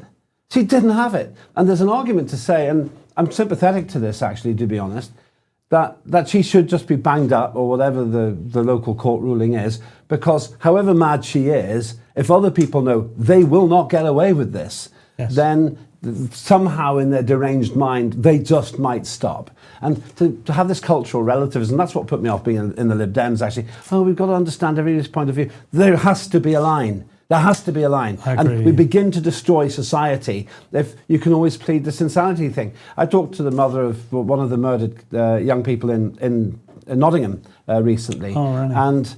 And she is incensed. She said every cell of her body feels this white rage because the guy has been put in a mental institution instead of doing time.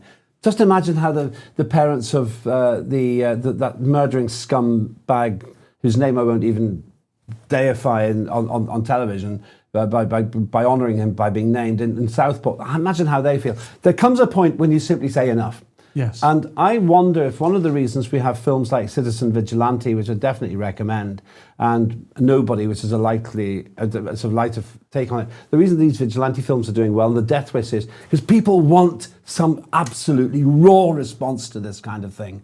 I'm not advocating vigilantism, but I think we're close to it.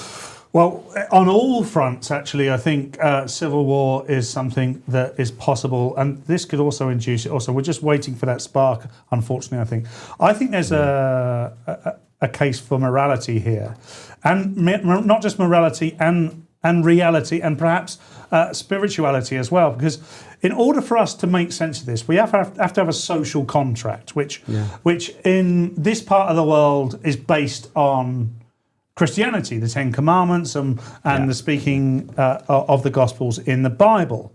Now, we seem to have taken morality to a point where, like you say, we want to justify everything, and we want to be able to protect every victim, and make everybody a victim. Yeah. Now, if you have read the Bible, God is not saying that we should we should look after all victims. We should identify victims through, our moral fabric, our moral teachings, and their punishment is not necessarily to be wicked, but their punishment is so that the rest of society can see that this is wrong, and that's part of the social agreement.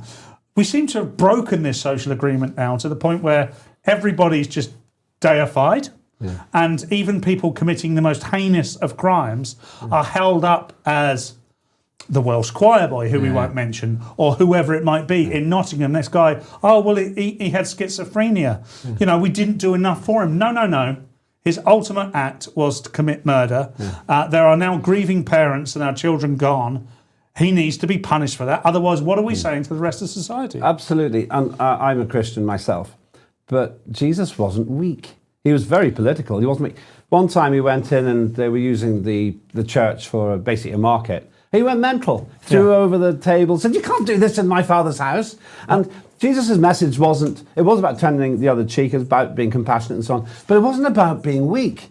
In fact, actually, these days where the main religion is this completely misguided climate scam, but it's got all the elements without you having to go to church.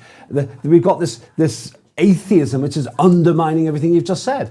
When it comes to religion, when it comes to our society, one of the things I'm worried about is that when you take away the real God and replace it with our fake CO2 devil and all of this, then you actually take away the call for morality. Humanism is nonsense. What does humanism mean? We make up our own rules. Yes. That's all it means. You can't have a moral fibre, you can't have a moral framework if there isn't an external anchor. We could spend the whole day talking about theology, but there's a fundamental point. If we make up the rules, they're not real. With humanism, what you get is the Welsh choir boy, what you get is the Nottingham killer, and what you get is Lindsay Clancy. And as uncomfortable as that is for people to accept, it's the truth. One of the reasons that we defer to God is because it's not human making the decision. I talk about this term, capitulating our autonomy. We sacrifice our autonomy to greater things. Now, when we sacrifice it to God and the teachings of God, what we're saying there is someone greater than us and we're asking for help. When you make it the climate alarmists and when you make it the state, and it's politically divided, whose best interest have they got in mind? Now, people will say, well, God doesn't exist and he's got no one's interest in mind. Well, the one thing about God's teachings, whether you believe in it or not, God isn't saying, I'm going to look after you and everything you do is fine, it's me who made you do it. Saying, no, you've got autonomy. You can choose to believe in me or not. If you do believe in me, I will look after you. You can become part of my flock. And therefore, I will help guide you. But it's ultimately up to you. You have autonomy to make decisions for yourself. When you remove that reality or spirituality, you end up with people acting amoral. This ties in directly into what you've been saying, what I'm about to say, my view. My view is just quite simple. God has to give us free will, otherwise we're just a machine. For some reason, which I don't fully understand, God needs entities that make decisions, and that's got to be bad decisions too. I totally lost faith in Stephen Fry when he said there can't be a God because there's evil. If there's no evil, there's no good. If there's no valley, there's no mountain. There has to be a choice. And people like Stephen Fry just demean themselves by saying, oh, well, God let bad things happen, therefore there can't be a God. Tying right back into this point, because we spend our time with this moral relativism, everyone can give an excuse. We have diluted the idea that there is good and evil. I think that the West particularly is locked in this terrible battle of good and evil. The whole Epstein thing, whatever happened to those revelations? How come not one single prominent person who visited the island has never been tried? All of that buried somewhere in there. And some humanism buries that. Well, because we're not meant to judge people and so forth. You have pictures of Bill Clinton with what looked like quite young ladies in the pool, but nothing's been proved. Only Epstein, who somehow strangely killed himself in the most odd circumstances, in and the cameras were off, and all the cameras are, people like that to disappear. And in the meantime, we're all hectored to say, don't make that judgment. On the other hand, of course, we're all meant to hate the Russians because Ukraine is good, one of the most corrupt states in the whole of Europe, by the way. So we're being told what good and bad is by humans. one of the pathetic things about Keir Starmer, and there were many, was his atheism. He's proud of it. In other words, he believed in nothing. He had no moral framework, and it jolly well showed. Absolutely. This Clancy thing, what worries me about it is, again, once you demote God to be behind humanism and the climate emergency and understanding mental health, which is important, I absolutely get it. You said a very good point. All of us suffer at some point, some kind of a problem. Once you demote, though, the higher power, the higher purpose to something else, then this sort of thing happens. Now, as I say, I'm not prejudging the outcome, but I think an awful lot of people will be very disappointed if people like her and that horrible man who killed Barnaby Webber was the son of Emma Webber, who I spoke to last week. When you demote them to just being sick, it feels to me that we're not sending the right messages, because then you can always say, well, I can kind of get away with it. Incidentally, the same thing's happened with paedophilia, the same thing's happened with sexual abuse, because they're grooming gangs. Yes. And they didn't know that it was illegal to rape underage children. So we give leaflets to people who illegally come here and say, please don't rape our children, it's not allowed. I tell you who did know, absolutely everybody else. And the problem with the grooming gang saga, apart from all the abhorrent crimes, is that we've attempted in any way to justify it.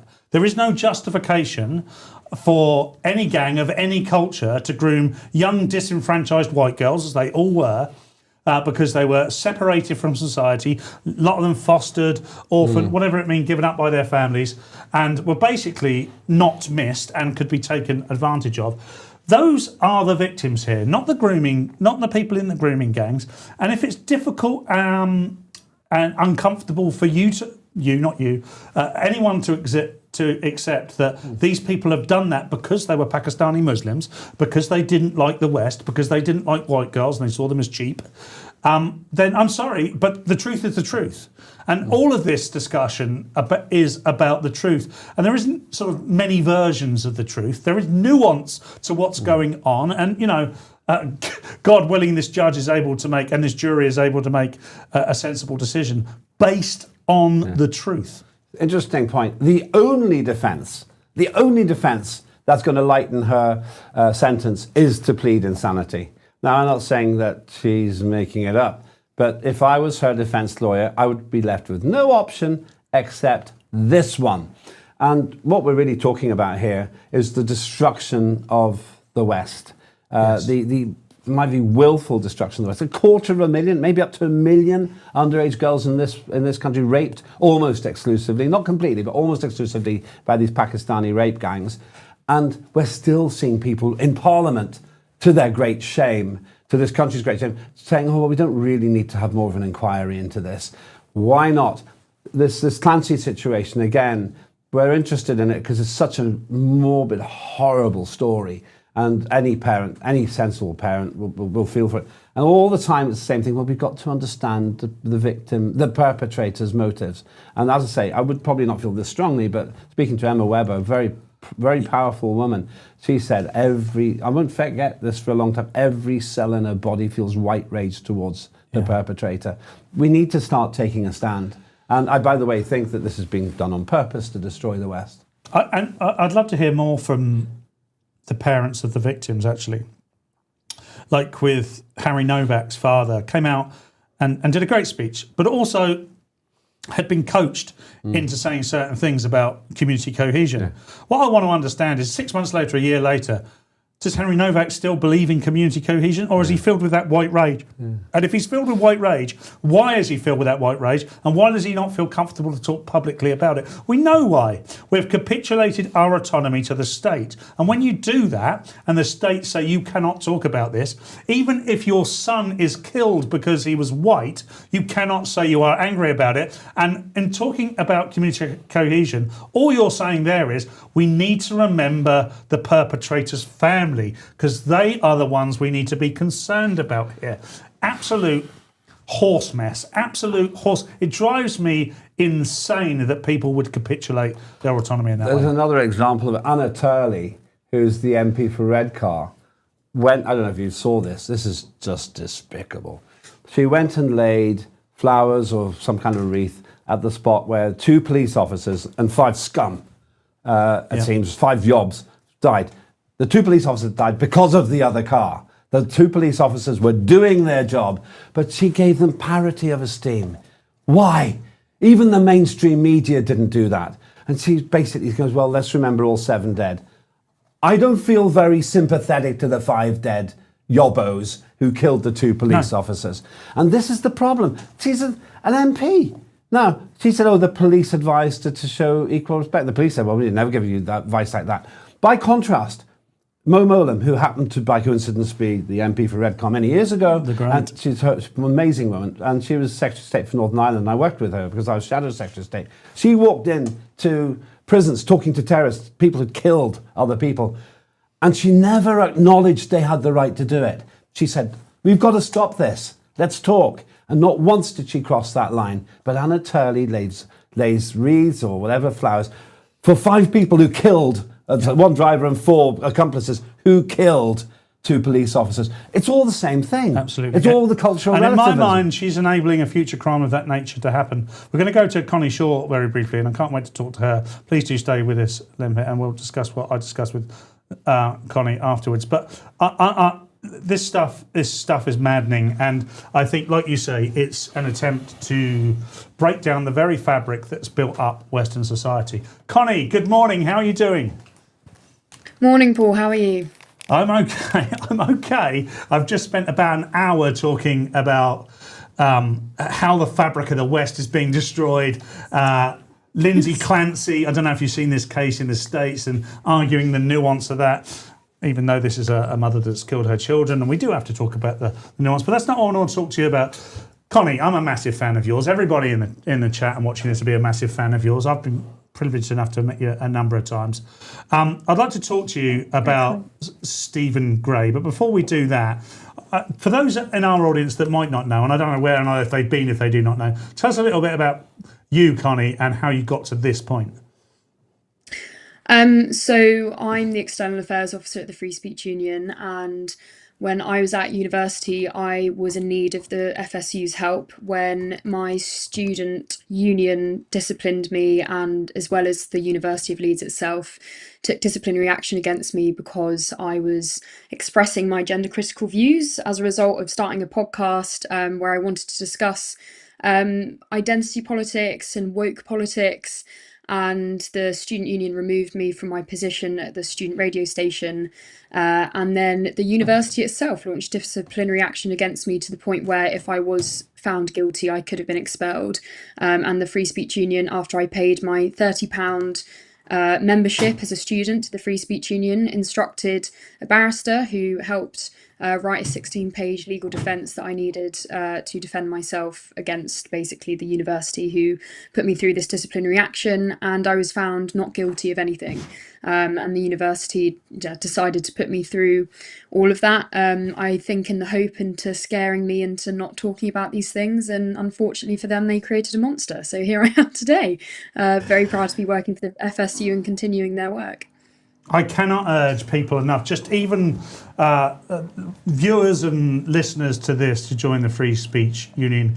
Of course, I'm a member. I feel I need to be. I've never had to lean into the FSU, but I almost guarantee that one day I'll be in your DMs or Toby's DMs going, I've said this, and they're after me. And I'll be very, very grateful that I've joined the FSU.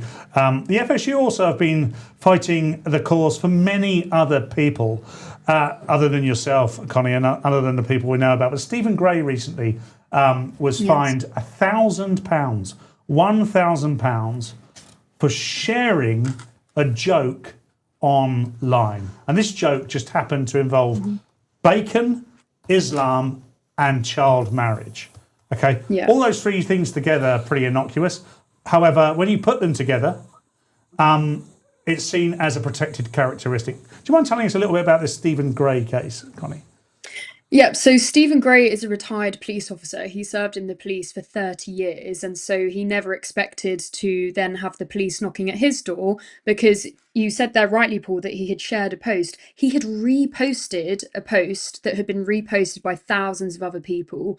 And as you say there, the joke that he reposted, which he was convicted for, it was under Section 127 of the Communications Act. The judge deemed that it was grossly offensive. So it wasn't necessarily on the basis of a protected characteristic. It was just that it was deemed grossly offensive. the joke said that people who eat bacon are less likely to marry 9-year-olds. And clearly that was a reference to the marriage between the Prophet Muhammad and Aisha when she was just 6 years old, and the consummation of that marriage when she was 9. And because we know across much of the Muslim world that child marriage is a very sort of normal practice, far more prevalent there than it is in the West. And it's very clear where that necessarily cultural or religious inspiration for that practice comes from. So that was what Stephen Gray was found guilty of, and as you say, he was fined £1,000. And we are now, I mean, we were defending him in his original court trial. And we're now helping him appeal that decision, and he'll have his appeal in November, and his crowdfunder is on our website. He was one of those members where he had joined a while ago, never expecting to ever actually need our help. He had a few friends who'd joined it, and they recommended that he joined, and then, you know, there he was needing our help. He never thought he'd need it. That's a lot the experience of many of our members, where they join thinking, just in case, I probably won't ever need their help, but I'd like to support the FSU because there are other people who do need their help, and then they find themselves needing our help. And Stephen said himself that he's donated to many causes that the FSU has supported in the past, and so he really hopes that people will do the same for him. Yeah, that is an absolutely shocking case. It's one of the most shocking that we've ever had, really.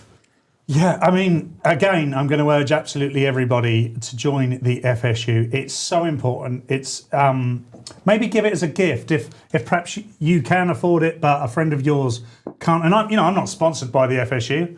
I really like Connie. I really like Lord Young, or Tobes, as I like to call him. But he has done some fantastic work here, and it could really help, particularly in these very dangerous times. I'm in two minds whether to read the joke out. I'm not Ofcom here, but I don't want to prejudice him. I don't want to get Stephen Gray in any more trouble than he's in, but that just proves one thing. I should be able at any point just to say what that joke was, and I can do, and the producers here would give me carte blanche to share it on here. But I think we're in two groups now. One is us and the other is them. And I want to protect someone like Stephen Gray, and I don't want to do anything to harm him, because I hope he gets his £1,000 back, and I hope he's exonerated.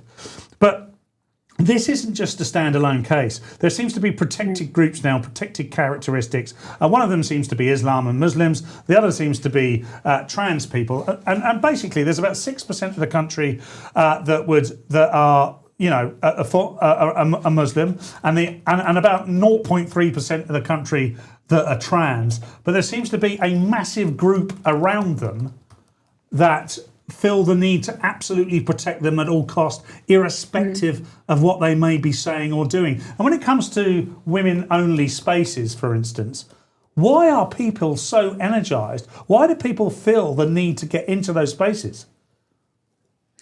Why do some men feel the need to get into women's spaces? Yes, I mean that. I mean men, Connie, yeah. Why do they feel that, Connie? Well, I would recommend that people do some research into autogynephilia. It is very well known that it's a pretty common fetish for heterosexual men to have. It's estimated in some of the best research that's been done that about 3% of all men have a fetish where they are aroused by the idea of themselves being a woman. Now, many of those men will keep, like many people who have fetishes, in the privacy of their own home, which everyone should be free to do. However, trans ideology has basically opened the door to the men who have this fetish and want to then perform it in public. And so when people talk about third spaces, gender neutral toilets, having a third category in the Olympics, we know that those things don't work because these men don't want to go into the third space. They want to go into the women's space. It's a direct violation of women's rights, and they know that, and I think they enjoy the fact that they know that they are not meant to be in there, and that's part of the thrill.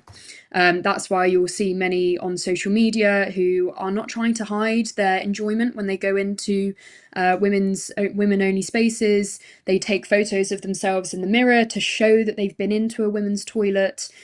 Specifically for that reason, you'll hear people saying, yes, but women take photos in the mirror with their friends in the women's toilets. Yes, because you're with your friends. It's not to make a point about the fact you were in the women's toilets. When you look at these men taking it, it's very clear that they are almost using it as a trophy to display to the world, look at me, I walked straight into a women's toilet and here I am enjoying myself here. I think there's a very large naivety, widespread naivety when it comes to autogynephilia. If you just hear what these men say themselves, it's very obvious that this, for many of them, is a fetish. For other young men in particular, sadly, there are some gay men who think that life will be a lot easier if they pretend to be a straight woman. And obviously those men I have much more sympathy for, but it doesn't mean that they have any more right to go into a women's toilet.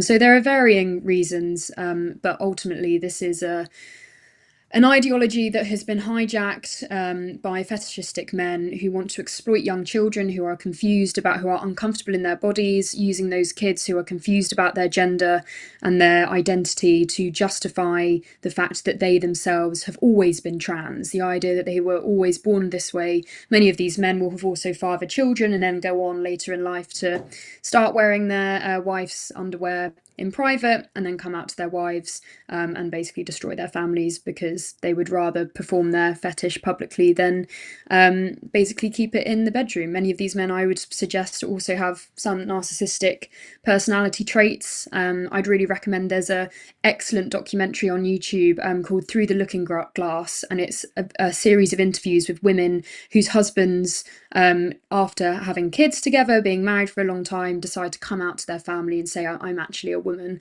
and the way that has destroyed the family's lives. So it is quite a complex issue, but ultimately, yes, these men who are desperate to get into women's spaces, it's not because they are vulnerable, it's not because they just want to fit in and that they feel much more comfortable with women. I think it's because they get a thrill out of the fact that they are pretending to be a woman and that they like violating women's boundaries.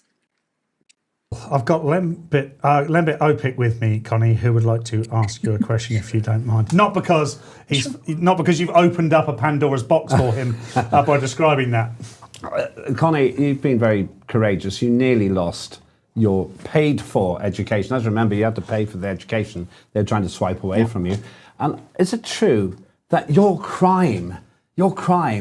offence was using the phrase trans-identified male? Was that it? That was one of my alleged crimes. So the university accused me of harassing a member of staff because I had written an article for Graham Linehan's Substack in my final year of university about how trans ideology was everywhere. And one of the things that I included was the fact that one of the lecturers who was going to be teaching me feminist philosophy that year was a man who identifies as a woman. And I didn't name this person. I simply made the point that when you're already in a very hostile environment for gender critical students, regardless of who is teaching you, just from the pressure from other students, if the person teaching you not only believes in the ideology but embodies it himself, then that's going to result in students self-censoring even more. And I was accused, for writing that, I was accused of harassing this member of staff, that I had opened up an environment of hostility towards him. And the 5 allegations were that I had referred to him as a trans-identified male, that I had apparently outed him, even though I'm sorry to say, we did all have eyes. Most women are very quick to be able to tell who is a man or a woman, men as well, but particularly as a woman, because of the way that we have evolved, we know when there is a man in our midst. Also the fact that he spoke very openly about the fact that he was trans, not least in his book, and also online. So yes, I was accused of using a slur, which was apparently trans-identified male. They had no evidence for that. I was accused of misgendering him, i.e. calling a man. I was accused of slurring, because I had said to Graham Linehan, when I'd interviewed him, that it was an honour to interview him, and therefore I hadn't distanced myself from his views. So there was a number of allegations which they basically didn't have much evidence for. I was originally told that my lecturer didn't have any issue with gender critical views, and I later discovered that he had signed the letter condemning Kathleen Stock when she was hounded from Sussex University. So I'm not sure whether that's entirely true. But yeah, so I eventually was found guilty of nothing with the help of the Free Speech Union. One of the interesting stats is that 1 in 8 1 in 8 Labour MPs identifies as not straight. 1 in 8. That's nothing, total out of total all proportion to the British population.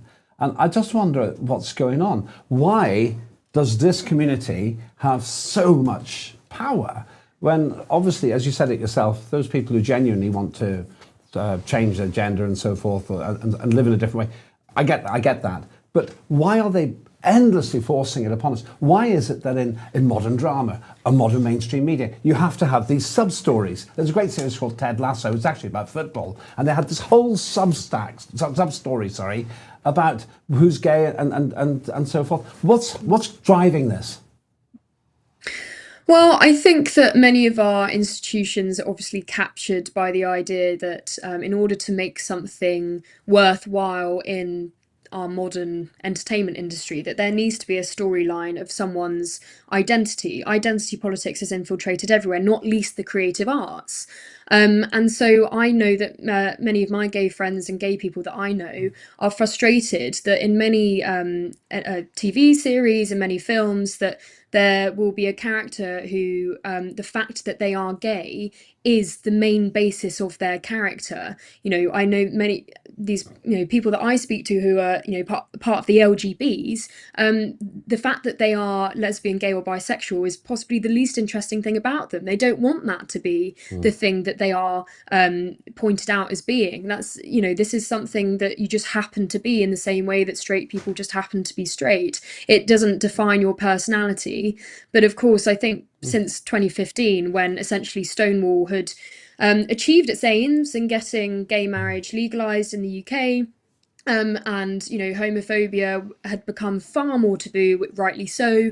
They then needed a new sort of cause, and they added T to the end of LGB, and it has become an ideology within itself. And I think it is important to recognise that many LGBs are absolutely fed up with the fact that the T, the Q, the plus, and all the other hundreds of letters that have been added to the end of it have basically hijacked a movement that was originally based on genuine need for human rights, to be treated equally under the law, to not be attacked in the street, or not being able to get a job, all of these normal things that anyone should be awarded. But now it seems that, it's very clear that because of the fact that it has become such an identitarian movement, actually quite militant in some ways as well, I would say because of the fact that the T and the Q has been hijacked onto the end, it's become something entirely different. And I know that there are many LGBT people who absolutely cannot stand it. Connie Shaw, I salute your courage. What a brave guest. Yeah, well, Connie is the very best. I mean, we've been trying to get her for weeks, but she's a big time star now, and she's high in demand. Connie, can you just tell everybody very quickly where they can sign up for the FSU? We'll put it on. Yes. We'll put it in the comments later. But if you could just tell them, that'd be great. Yeah, so the Free Speech Union's website is just freespeechunion.org. I'd very highly recommend you join. We now have over 48,000 members. When Labour came into power, we had 14,000. Wow. In the last 2 years, we are now up to 48,000. We have at least 300 cases open on our books at any one time. We get about 40 to 70 requests a week. 15 members of staff in the case team who are dealing with your requests for help. You can email us at help@Free Speech Union. The cases that we've been seeing, like Stephen Gray's we were talking about it earlier, they are not isolated incidents. We've had a 10-fold increase in cases regarding immigration since the general election, and a 4-fold increase in cases regarding people who are penalised for talking about or criticising Islam.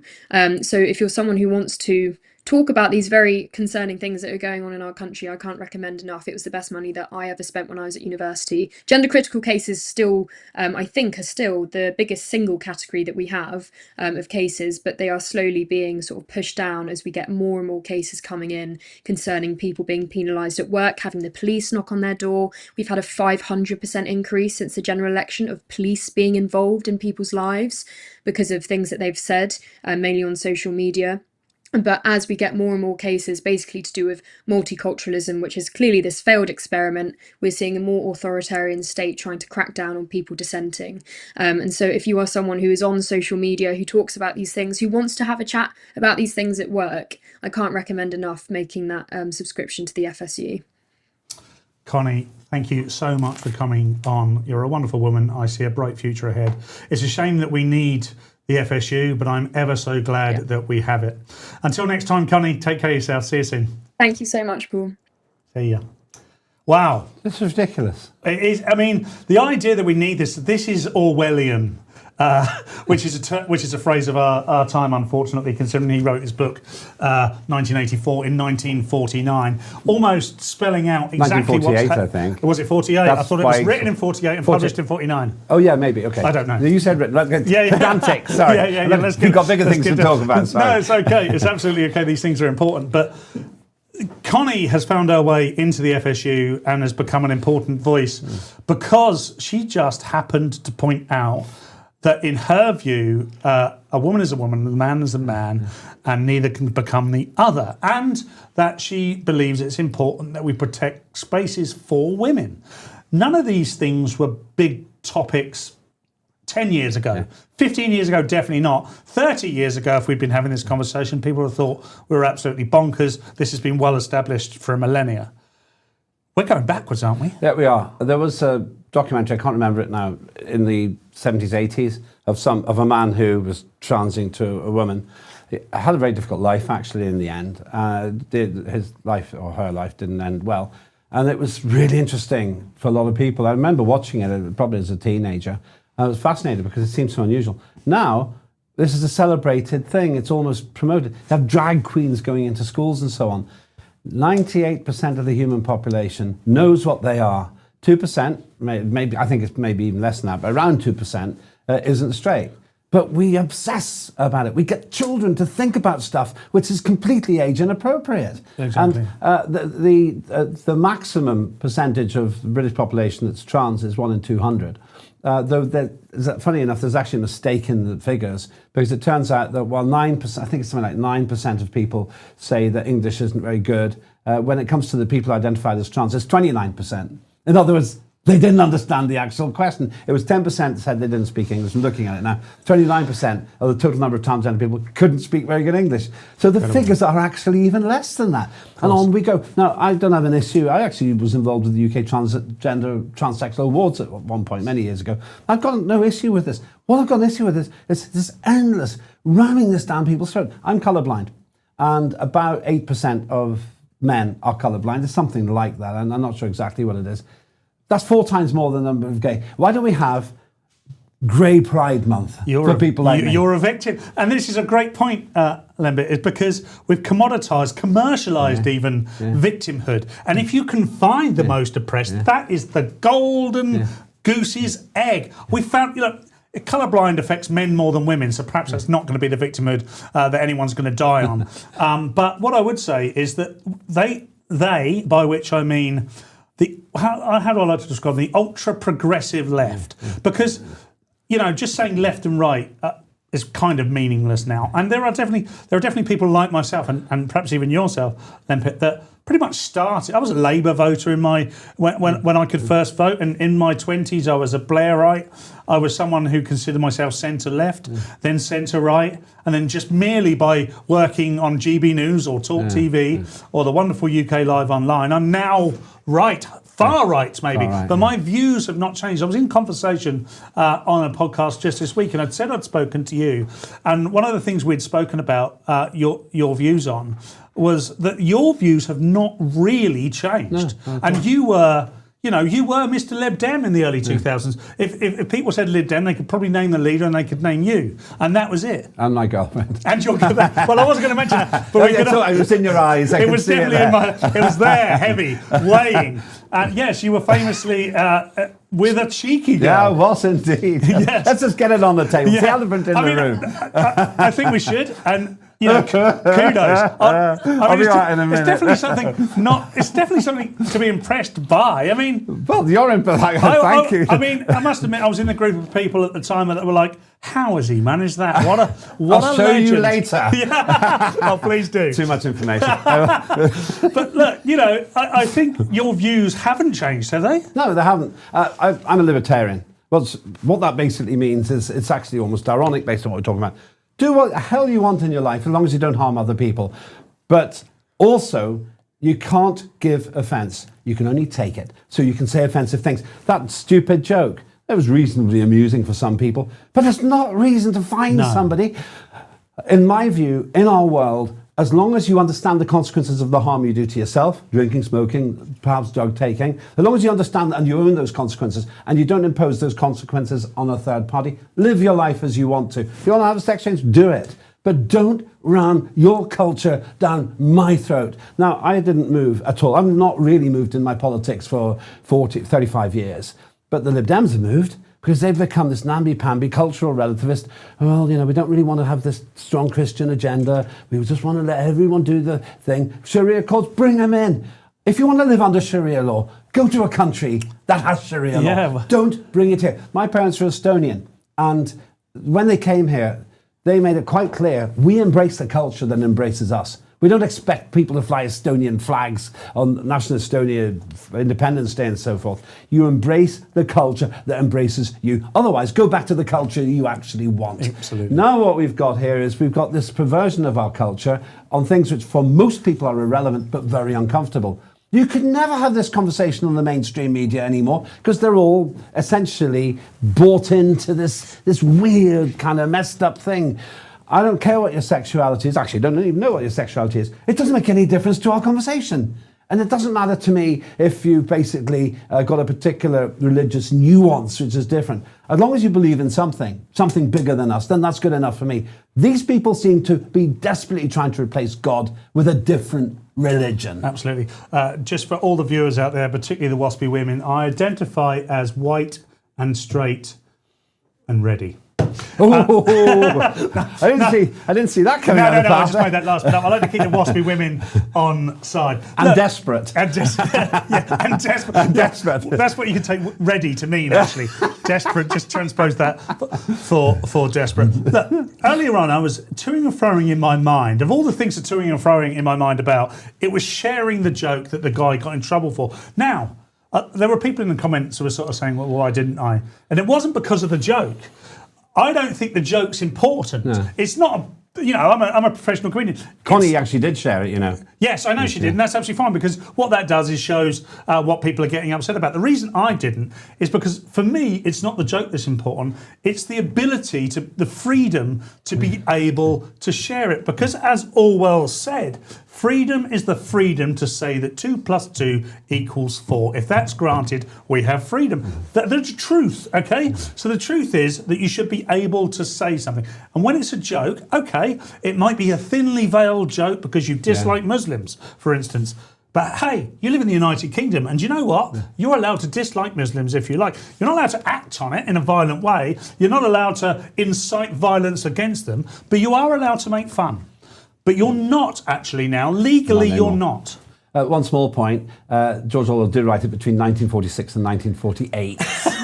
Small point. What a pedant. You win. Why isn't it pedant? It's one D. Yeah, that's a good point. Yeah, that's a good point. Think about it. Why should you never tell a pun to a kleptomaniac? Why? Because they take everything literally. Back to the point. Just a tsunami of humour coming your way. Yes, of a highbrow nature. The whole point you've made is right. I can choose to be offended by the joke, but you still got the right to make it. Yeah. I could be offended by your shirt. You've got the right to wear it. I could be offended by the music you like. You've got the right to play it. Exactly. But now we have this new thing where the risk of causing offence means that Christian preachers in southern England towns have been arrested because they might offend people who don't agree with it. Yes. I don't think many Muslim preachers are being arrested. Oh, there are none. There are none. And this is the problem. The whole thing, that cultural relativism, is wrecking the society that has actually been instrumental in some of the greatest achievements of the Enlightenment, the last, say, 4 centuries of human history.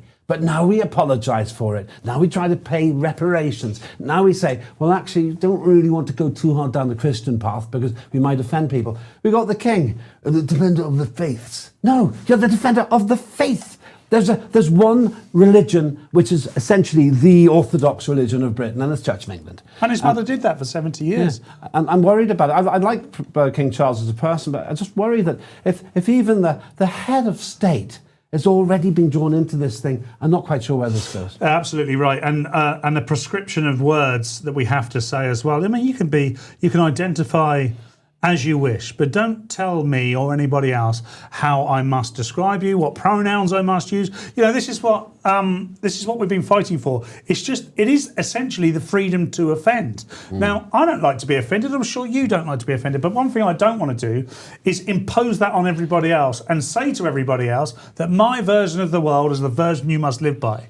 I really don't. However, we're going to... Can I just say one quick thing? Yeah, of course you can. One of the ironies is I actually don't mind being offended, because if I spend all my time talking to people who I agree with, I don't learn anything.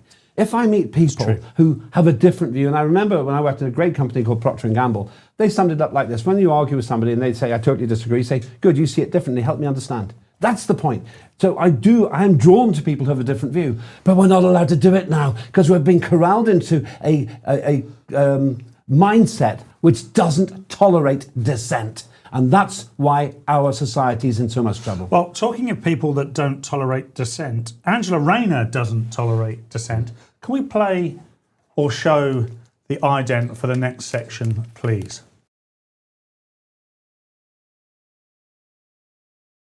I believe that I've got Angela Rayner down the line. Are you there, Ange? I defo am, yeah. Ready to go. Oh my God! Look, thank you for taking time out of your, vaping, dinghy riding, helping the people of the UK with us Labours. I really do appreciate your time. Right, I've not been doing no dinghy riding, so you can just wind that one back. Thank you very much. I'm here and I'm ready to help people. I think that's all you should have said, frankly. Well, I'm so sorry, Ange. Please do accept my apologies. I do have some questions for you from our listeners, actually. Are you okay for me just to... she's ready. She's absolutely ready. This one we've called the bin lid crisis. Dear Ange, my husband never fully closes the wheelie bin lid. He just sort of rests it on the top. Every time I see it, I feel a small part of me die. He says nobody cares. I care, Ange. I care deeply. And that's from Janet in Bromley, who is emotionally exhausted. What do you say, Ange? Janet, I understand completely. And do you know something, Janet? I care about you deeply. Us Labours care about women and girls deeply, and we've demonstrated that a lot over the years. And what I would suggest is there's a lot of underground misogyny going on within your marriage. The signs are there. Perhaps you ought to have a little discussion with your husband and say, which way you're planning on voting in the locals and that? Because I just get the feeling, Janet, that you might be married to a far right adjacent, and we are trying to stop that right now. And sage advice. I don't know why I'm laughing. This is very, very serious. Really? I've got. It is serious. Sorry, misogyny is very serious. I've got another one here from a listener. Who says, and this is what we've called the butter war. Dear Ange, my wife keeps scraping toast crumbs back into the butter. I now have what can only be described as breadcrumb. Oh dear! Ecosystem. Oh, dear. No breadcrumb here. Breadcrumb ecosystem living in the tub. Is divorce excessive? And this is from Martin in Worcester, who is spreading resentment. Right, that's a lot to unpack. Apparently, Martin did unpack it. I've got to say, this is just another example of on the down low misogyny happening. I think it's absolutely disgusting when people do that. There's an hygiene thing as well. There's a real issues with hygiene. There's nothing worse, frankly, than somebody being so ignorant is to spread butter on the toast and then just dunk it back in like they've got no thought for anyone else in the household. And again, I think you need to have a little chat with the rest of the house to find out their voting intentions, because I'm getting a really strong far right adjacent edge with this family. This does feel very far right. Now, look, we did have a couple of celebrities write in, actually. I'm going to try and hide their identity. Maybe some people are guessed, but the first one here says, Dear Ange, I finally got the top job after years of telling everyone my father was a toolmaker. Now people keep replaying old clips, debating every change of position. And worst of all, the toolmaker line no longer seems to get me out of awkward moments. Should I find a new anecdote or claim Dad also made bus stops? And this is from Kay in Westminster. Right. Well, I would say you're probably a little bit irrelevant now, to be honest. I think the world's probably moved on, and I can't work out who it is, to be honest, because it sounds like a pretty forgettable character, if you ask me. I don't think he's that important anymore. What I would say is, maybe if the toolmaker thing isn't getting the reaction you want, just move on to something. Just be a bit more honest and say, you know, I was dead into communism and that when I was growing up, and you know, I'm a massive atheist. So just as an example, I don't know who this person is, but I would say that they were probably quite irrelevant now, to be honest. So just move on. Definitely irrelevant. One other famous person here. Dear Ange, my husband and I spoke very publicly about why life in Britain became difficult for us. Yet there is always speculation about whether we might spend more time there again. If I do come back, how long do I have to wait before everyone stops saying, I thought you hated it here? And that is from M, somewhere very private with excellent lighting. Can I just say, M sounds absolutely lovely, and I am really feeling she sounds very, I'm going to say it, very oppressed, and yes, obviously she's been through so much. So I said she, I should have said they, because we don't know. You don't know. You don't want to assume things. You don't want to assume things. I think they've probably been through a lot of trauma. And I would hope that they would get the help that they needed. And I hope that they asked for the help when they were going through said traumas. And I hope that they got it. But if you want to dip your toe in and return to a place that you didn't feel welcome, and I dare say might be a little bit far right adjacent. I don't know who you are or where you're going or what you're talking about, really. But I'm just saying, just watch your back. Whoever you are, watch your back, because there's a lot of very dodgy people who aren't as nice as they make out to be. So I don't know who you are. Obviously, I don't know who you are, but I would say just keep your loved ones close and protected. And if you feel as though you need to be protected financially, I would lobby the right people of where you are moving to. I don't know where you are, where you're going to, but I would find out who your local MP is and maybe put the pressure on for your security to be fully paid for, 5 million a year. That's just a suggestion. I don't know who you are. Dare I say, Ange, it's almost like you and M could have an affinity. Very similar women, I mean thems. Look, we're going to go back to normal people now, by which I mean listeners and viewers of UK Live Online, particularly the Little and Cock Show. Dear Ange, my boyfriend puts 3 ice cubes in every drink, including squash. I use 2. He says 3 is normal. I say 3 is showing off. Please settle this. This is Emma from Croydon, keeping things chilled. Emma, look, I think there's a very serious point to be made here, and that is we are in a water crisis right now. We're in heat waves. We've got endless back-to-back heat waves, and the last thing that you should be doing is dunking extra ice cubes in your drink. That took water, because I remember that from school. It took water to make ice, and then you have to put it somewhere cold to make the water become ice. I was listening in school, and because of that, you've got to really ration. I think we need to do an ice cube. I'm going to put this to our Randy. We need to do an ice cube ration, and I would say ditch him out, because he's not taking the water crisis seriously enough. Well said. Well said. Net zero, net ice cubes is what I say. We're calling this one Fridge Rage, Ange. Dear Ange, my son puts empty milk cartons back in the fridge. He is 29. What age am I legally allowed to change the locks? And this is Janice in Norwich.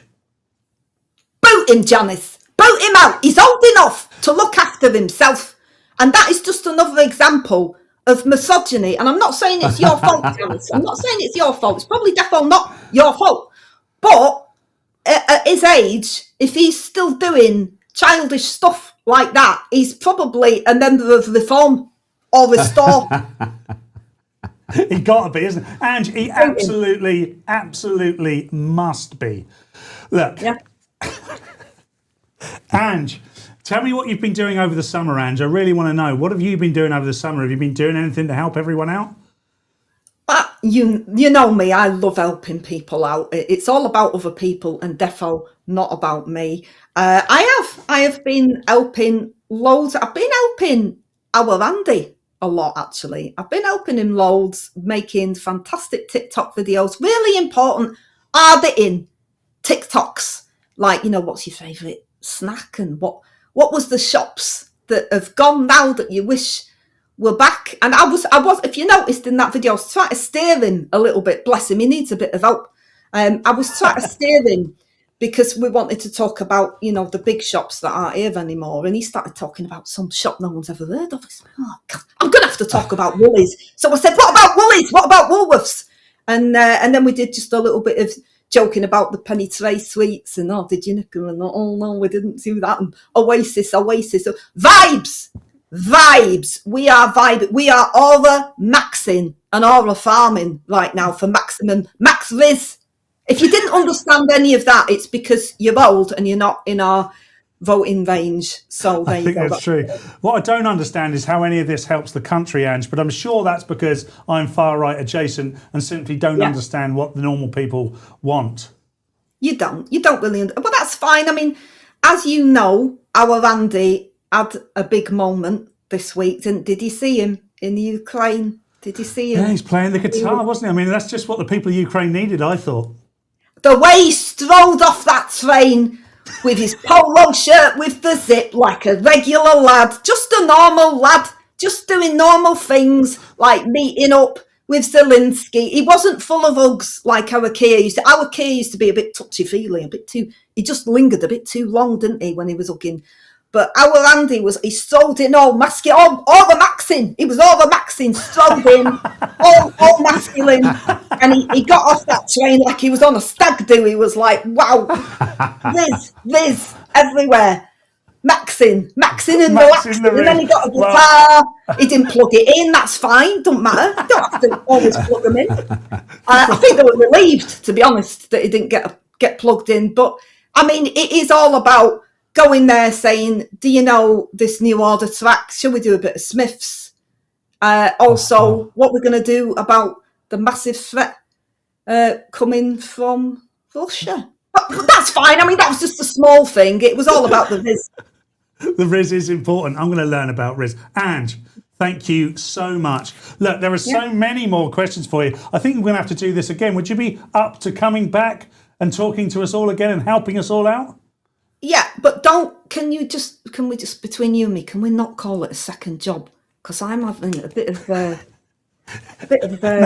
no, we won't mention it. Yeah. I'm doing it out of the goodness of my heart because, frankly, you lot need to be set straight on a thing or two because I don't like where this channel is going. So I want to steer you back into solid ground of as far left as we can get you. So yeah, bring me back and I will set your audience straight on a thing or two. Thanks, Ange. See you later. Look after yourself. Keep vaping. Nice one. See ya.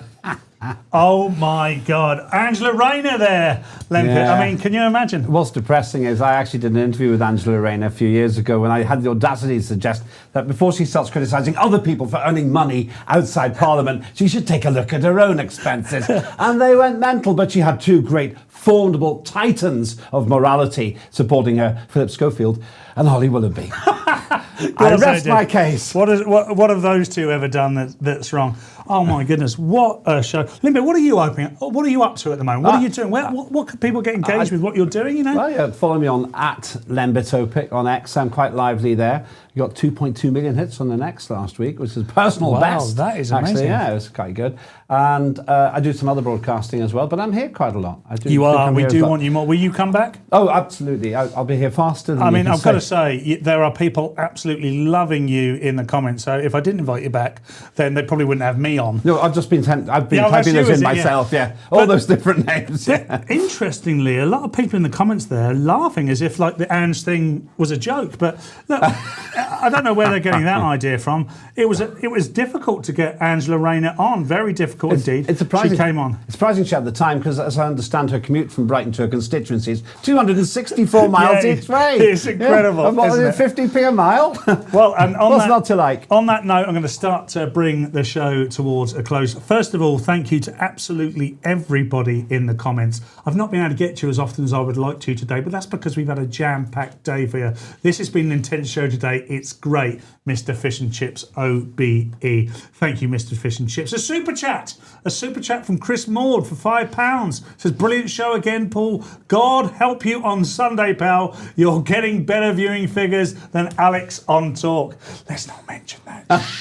Don't tell Alex that. She was actually messaging me while I was on air. I don't know what she said. Hope it's got nothing to do with that. Jill Johnson said, great discussion, Paul and Lempic. Just on my wavelength. Look, I'm glad we're on your wavelength. That probably says more about your mental health than ours, I would say. But we're glad that you've tuned into us. And who's this? Over the Rainbow said this show today was on fire. Clapping emojis, fire emojis, and great guys. Thank you very much. It's midday, so we got to go. But before I go, I want to thank the Duke, the Princess, the Little One, Charlotte, and the Russian. I could not do any of this without any of them. And a huge thank you, of course, to the man you just saw on your screen there, Lembit Obit. Go and follow Lembit. He'll be back. Undoubtedly, there's no way that he won't be back on UK Live Online. And talking of coming back, I will be back tomorrow, which is Friday at 10 a.m. for Littlewood and Cox. Once again, we have another amazing show for you. But do tune in to the Mike Graham Show at 7 a.m. till tomorrow morning. Until then, ladies and gentlemen, keep it real.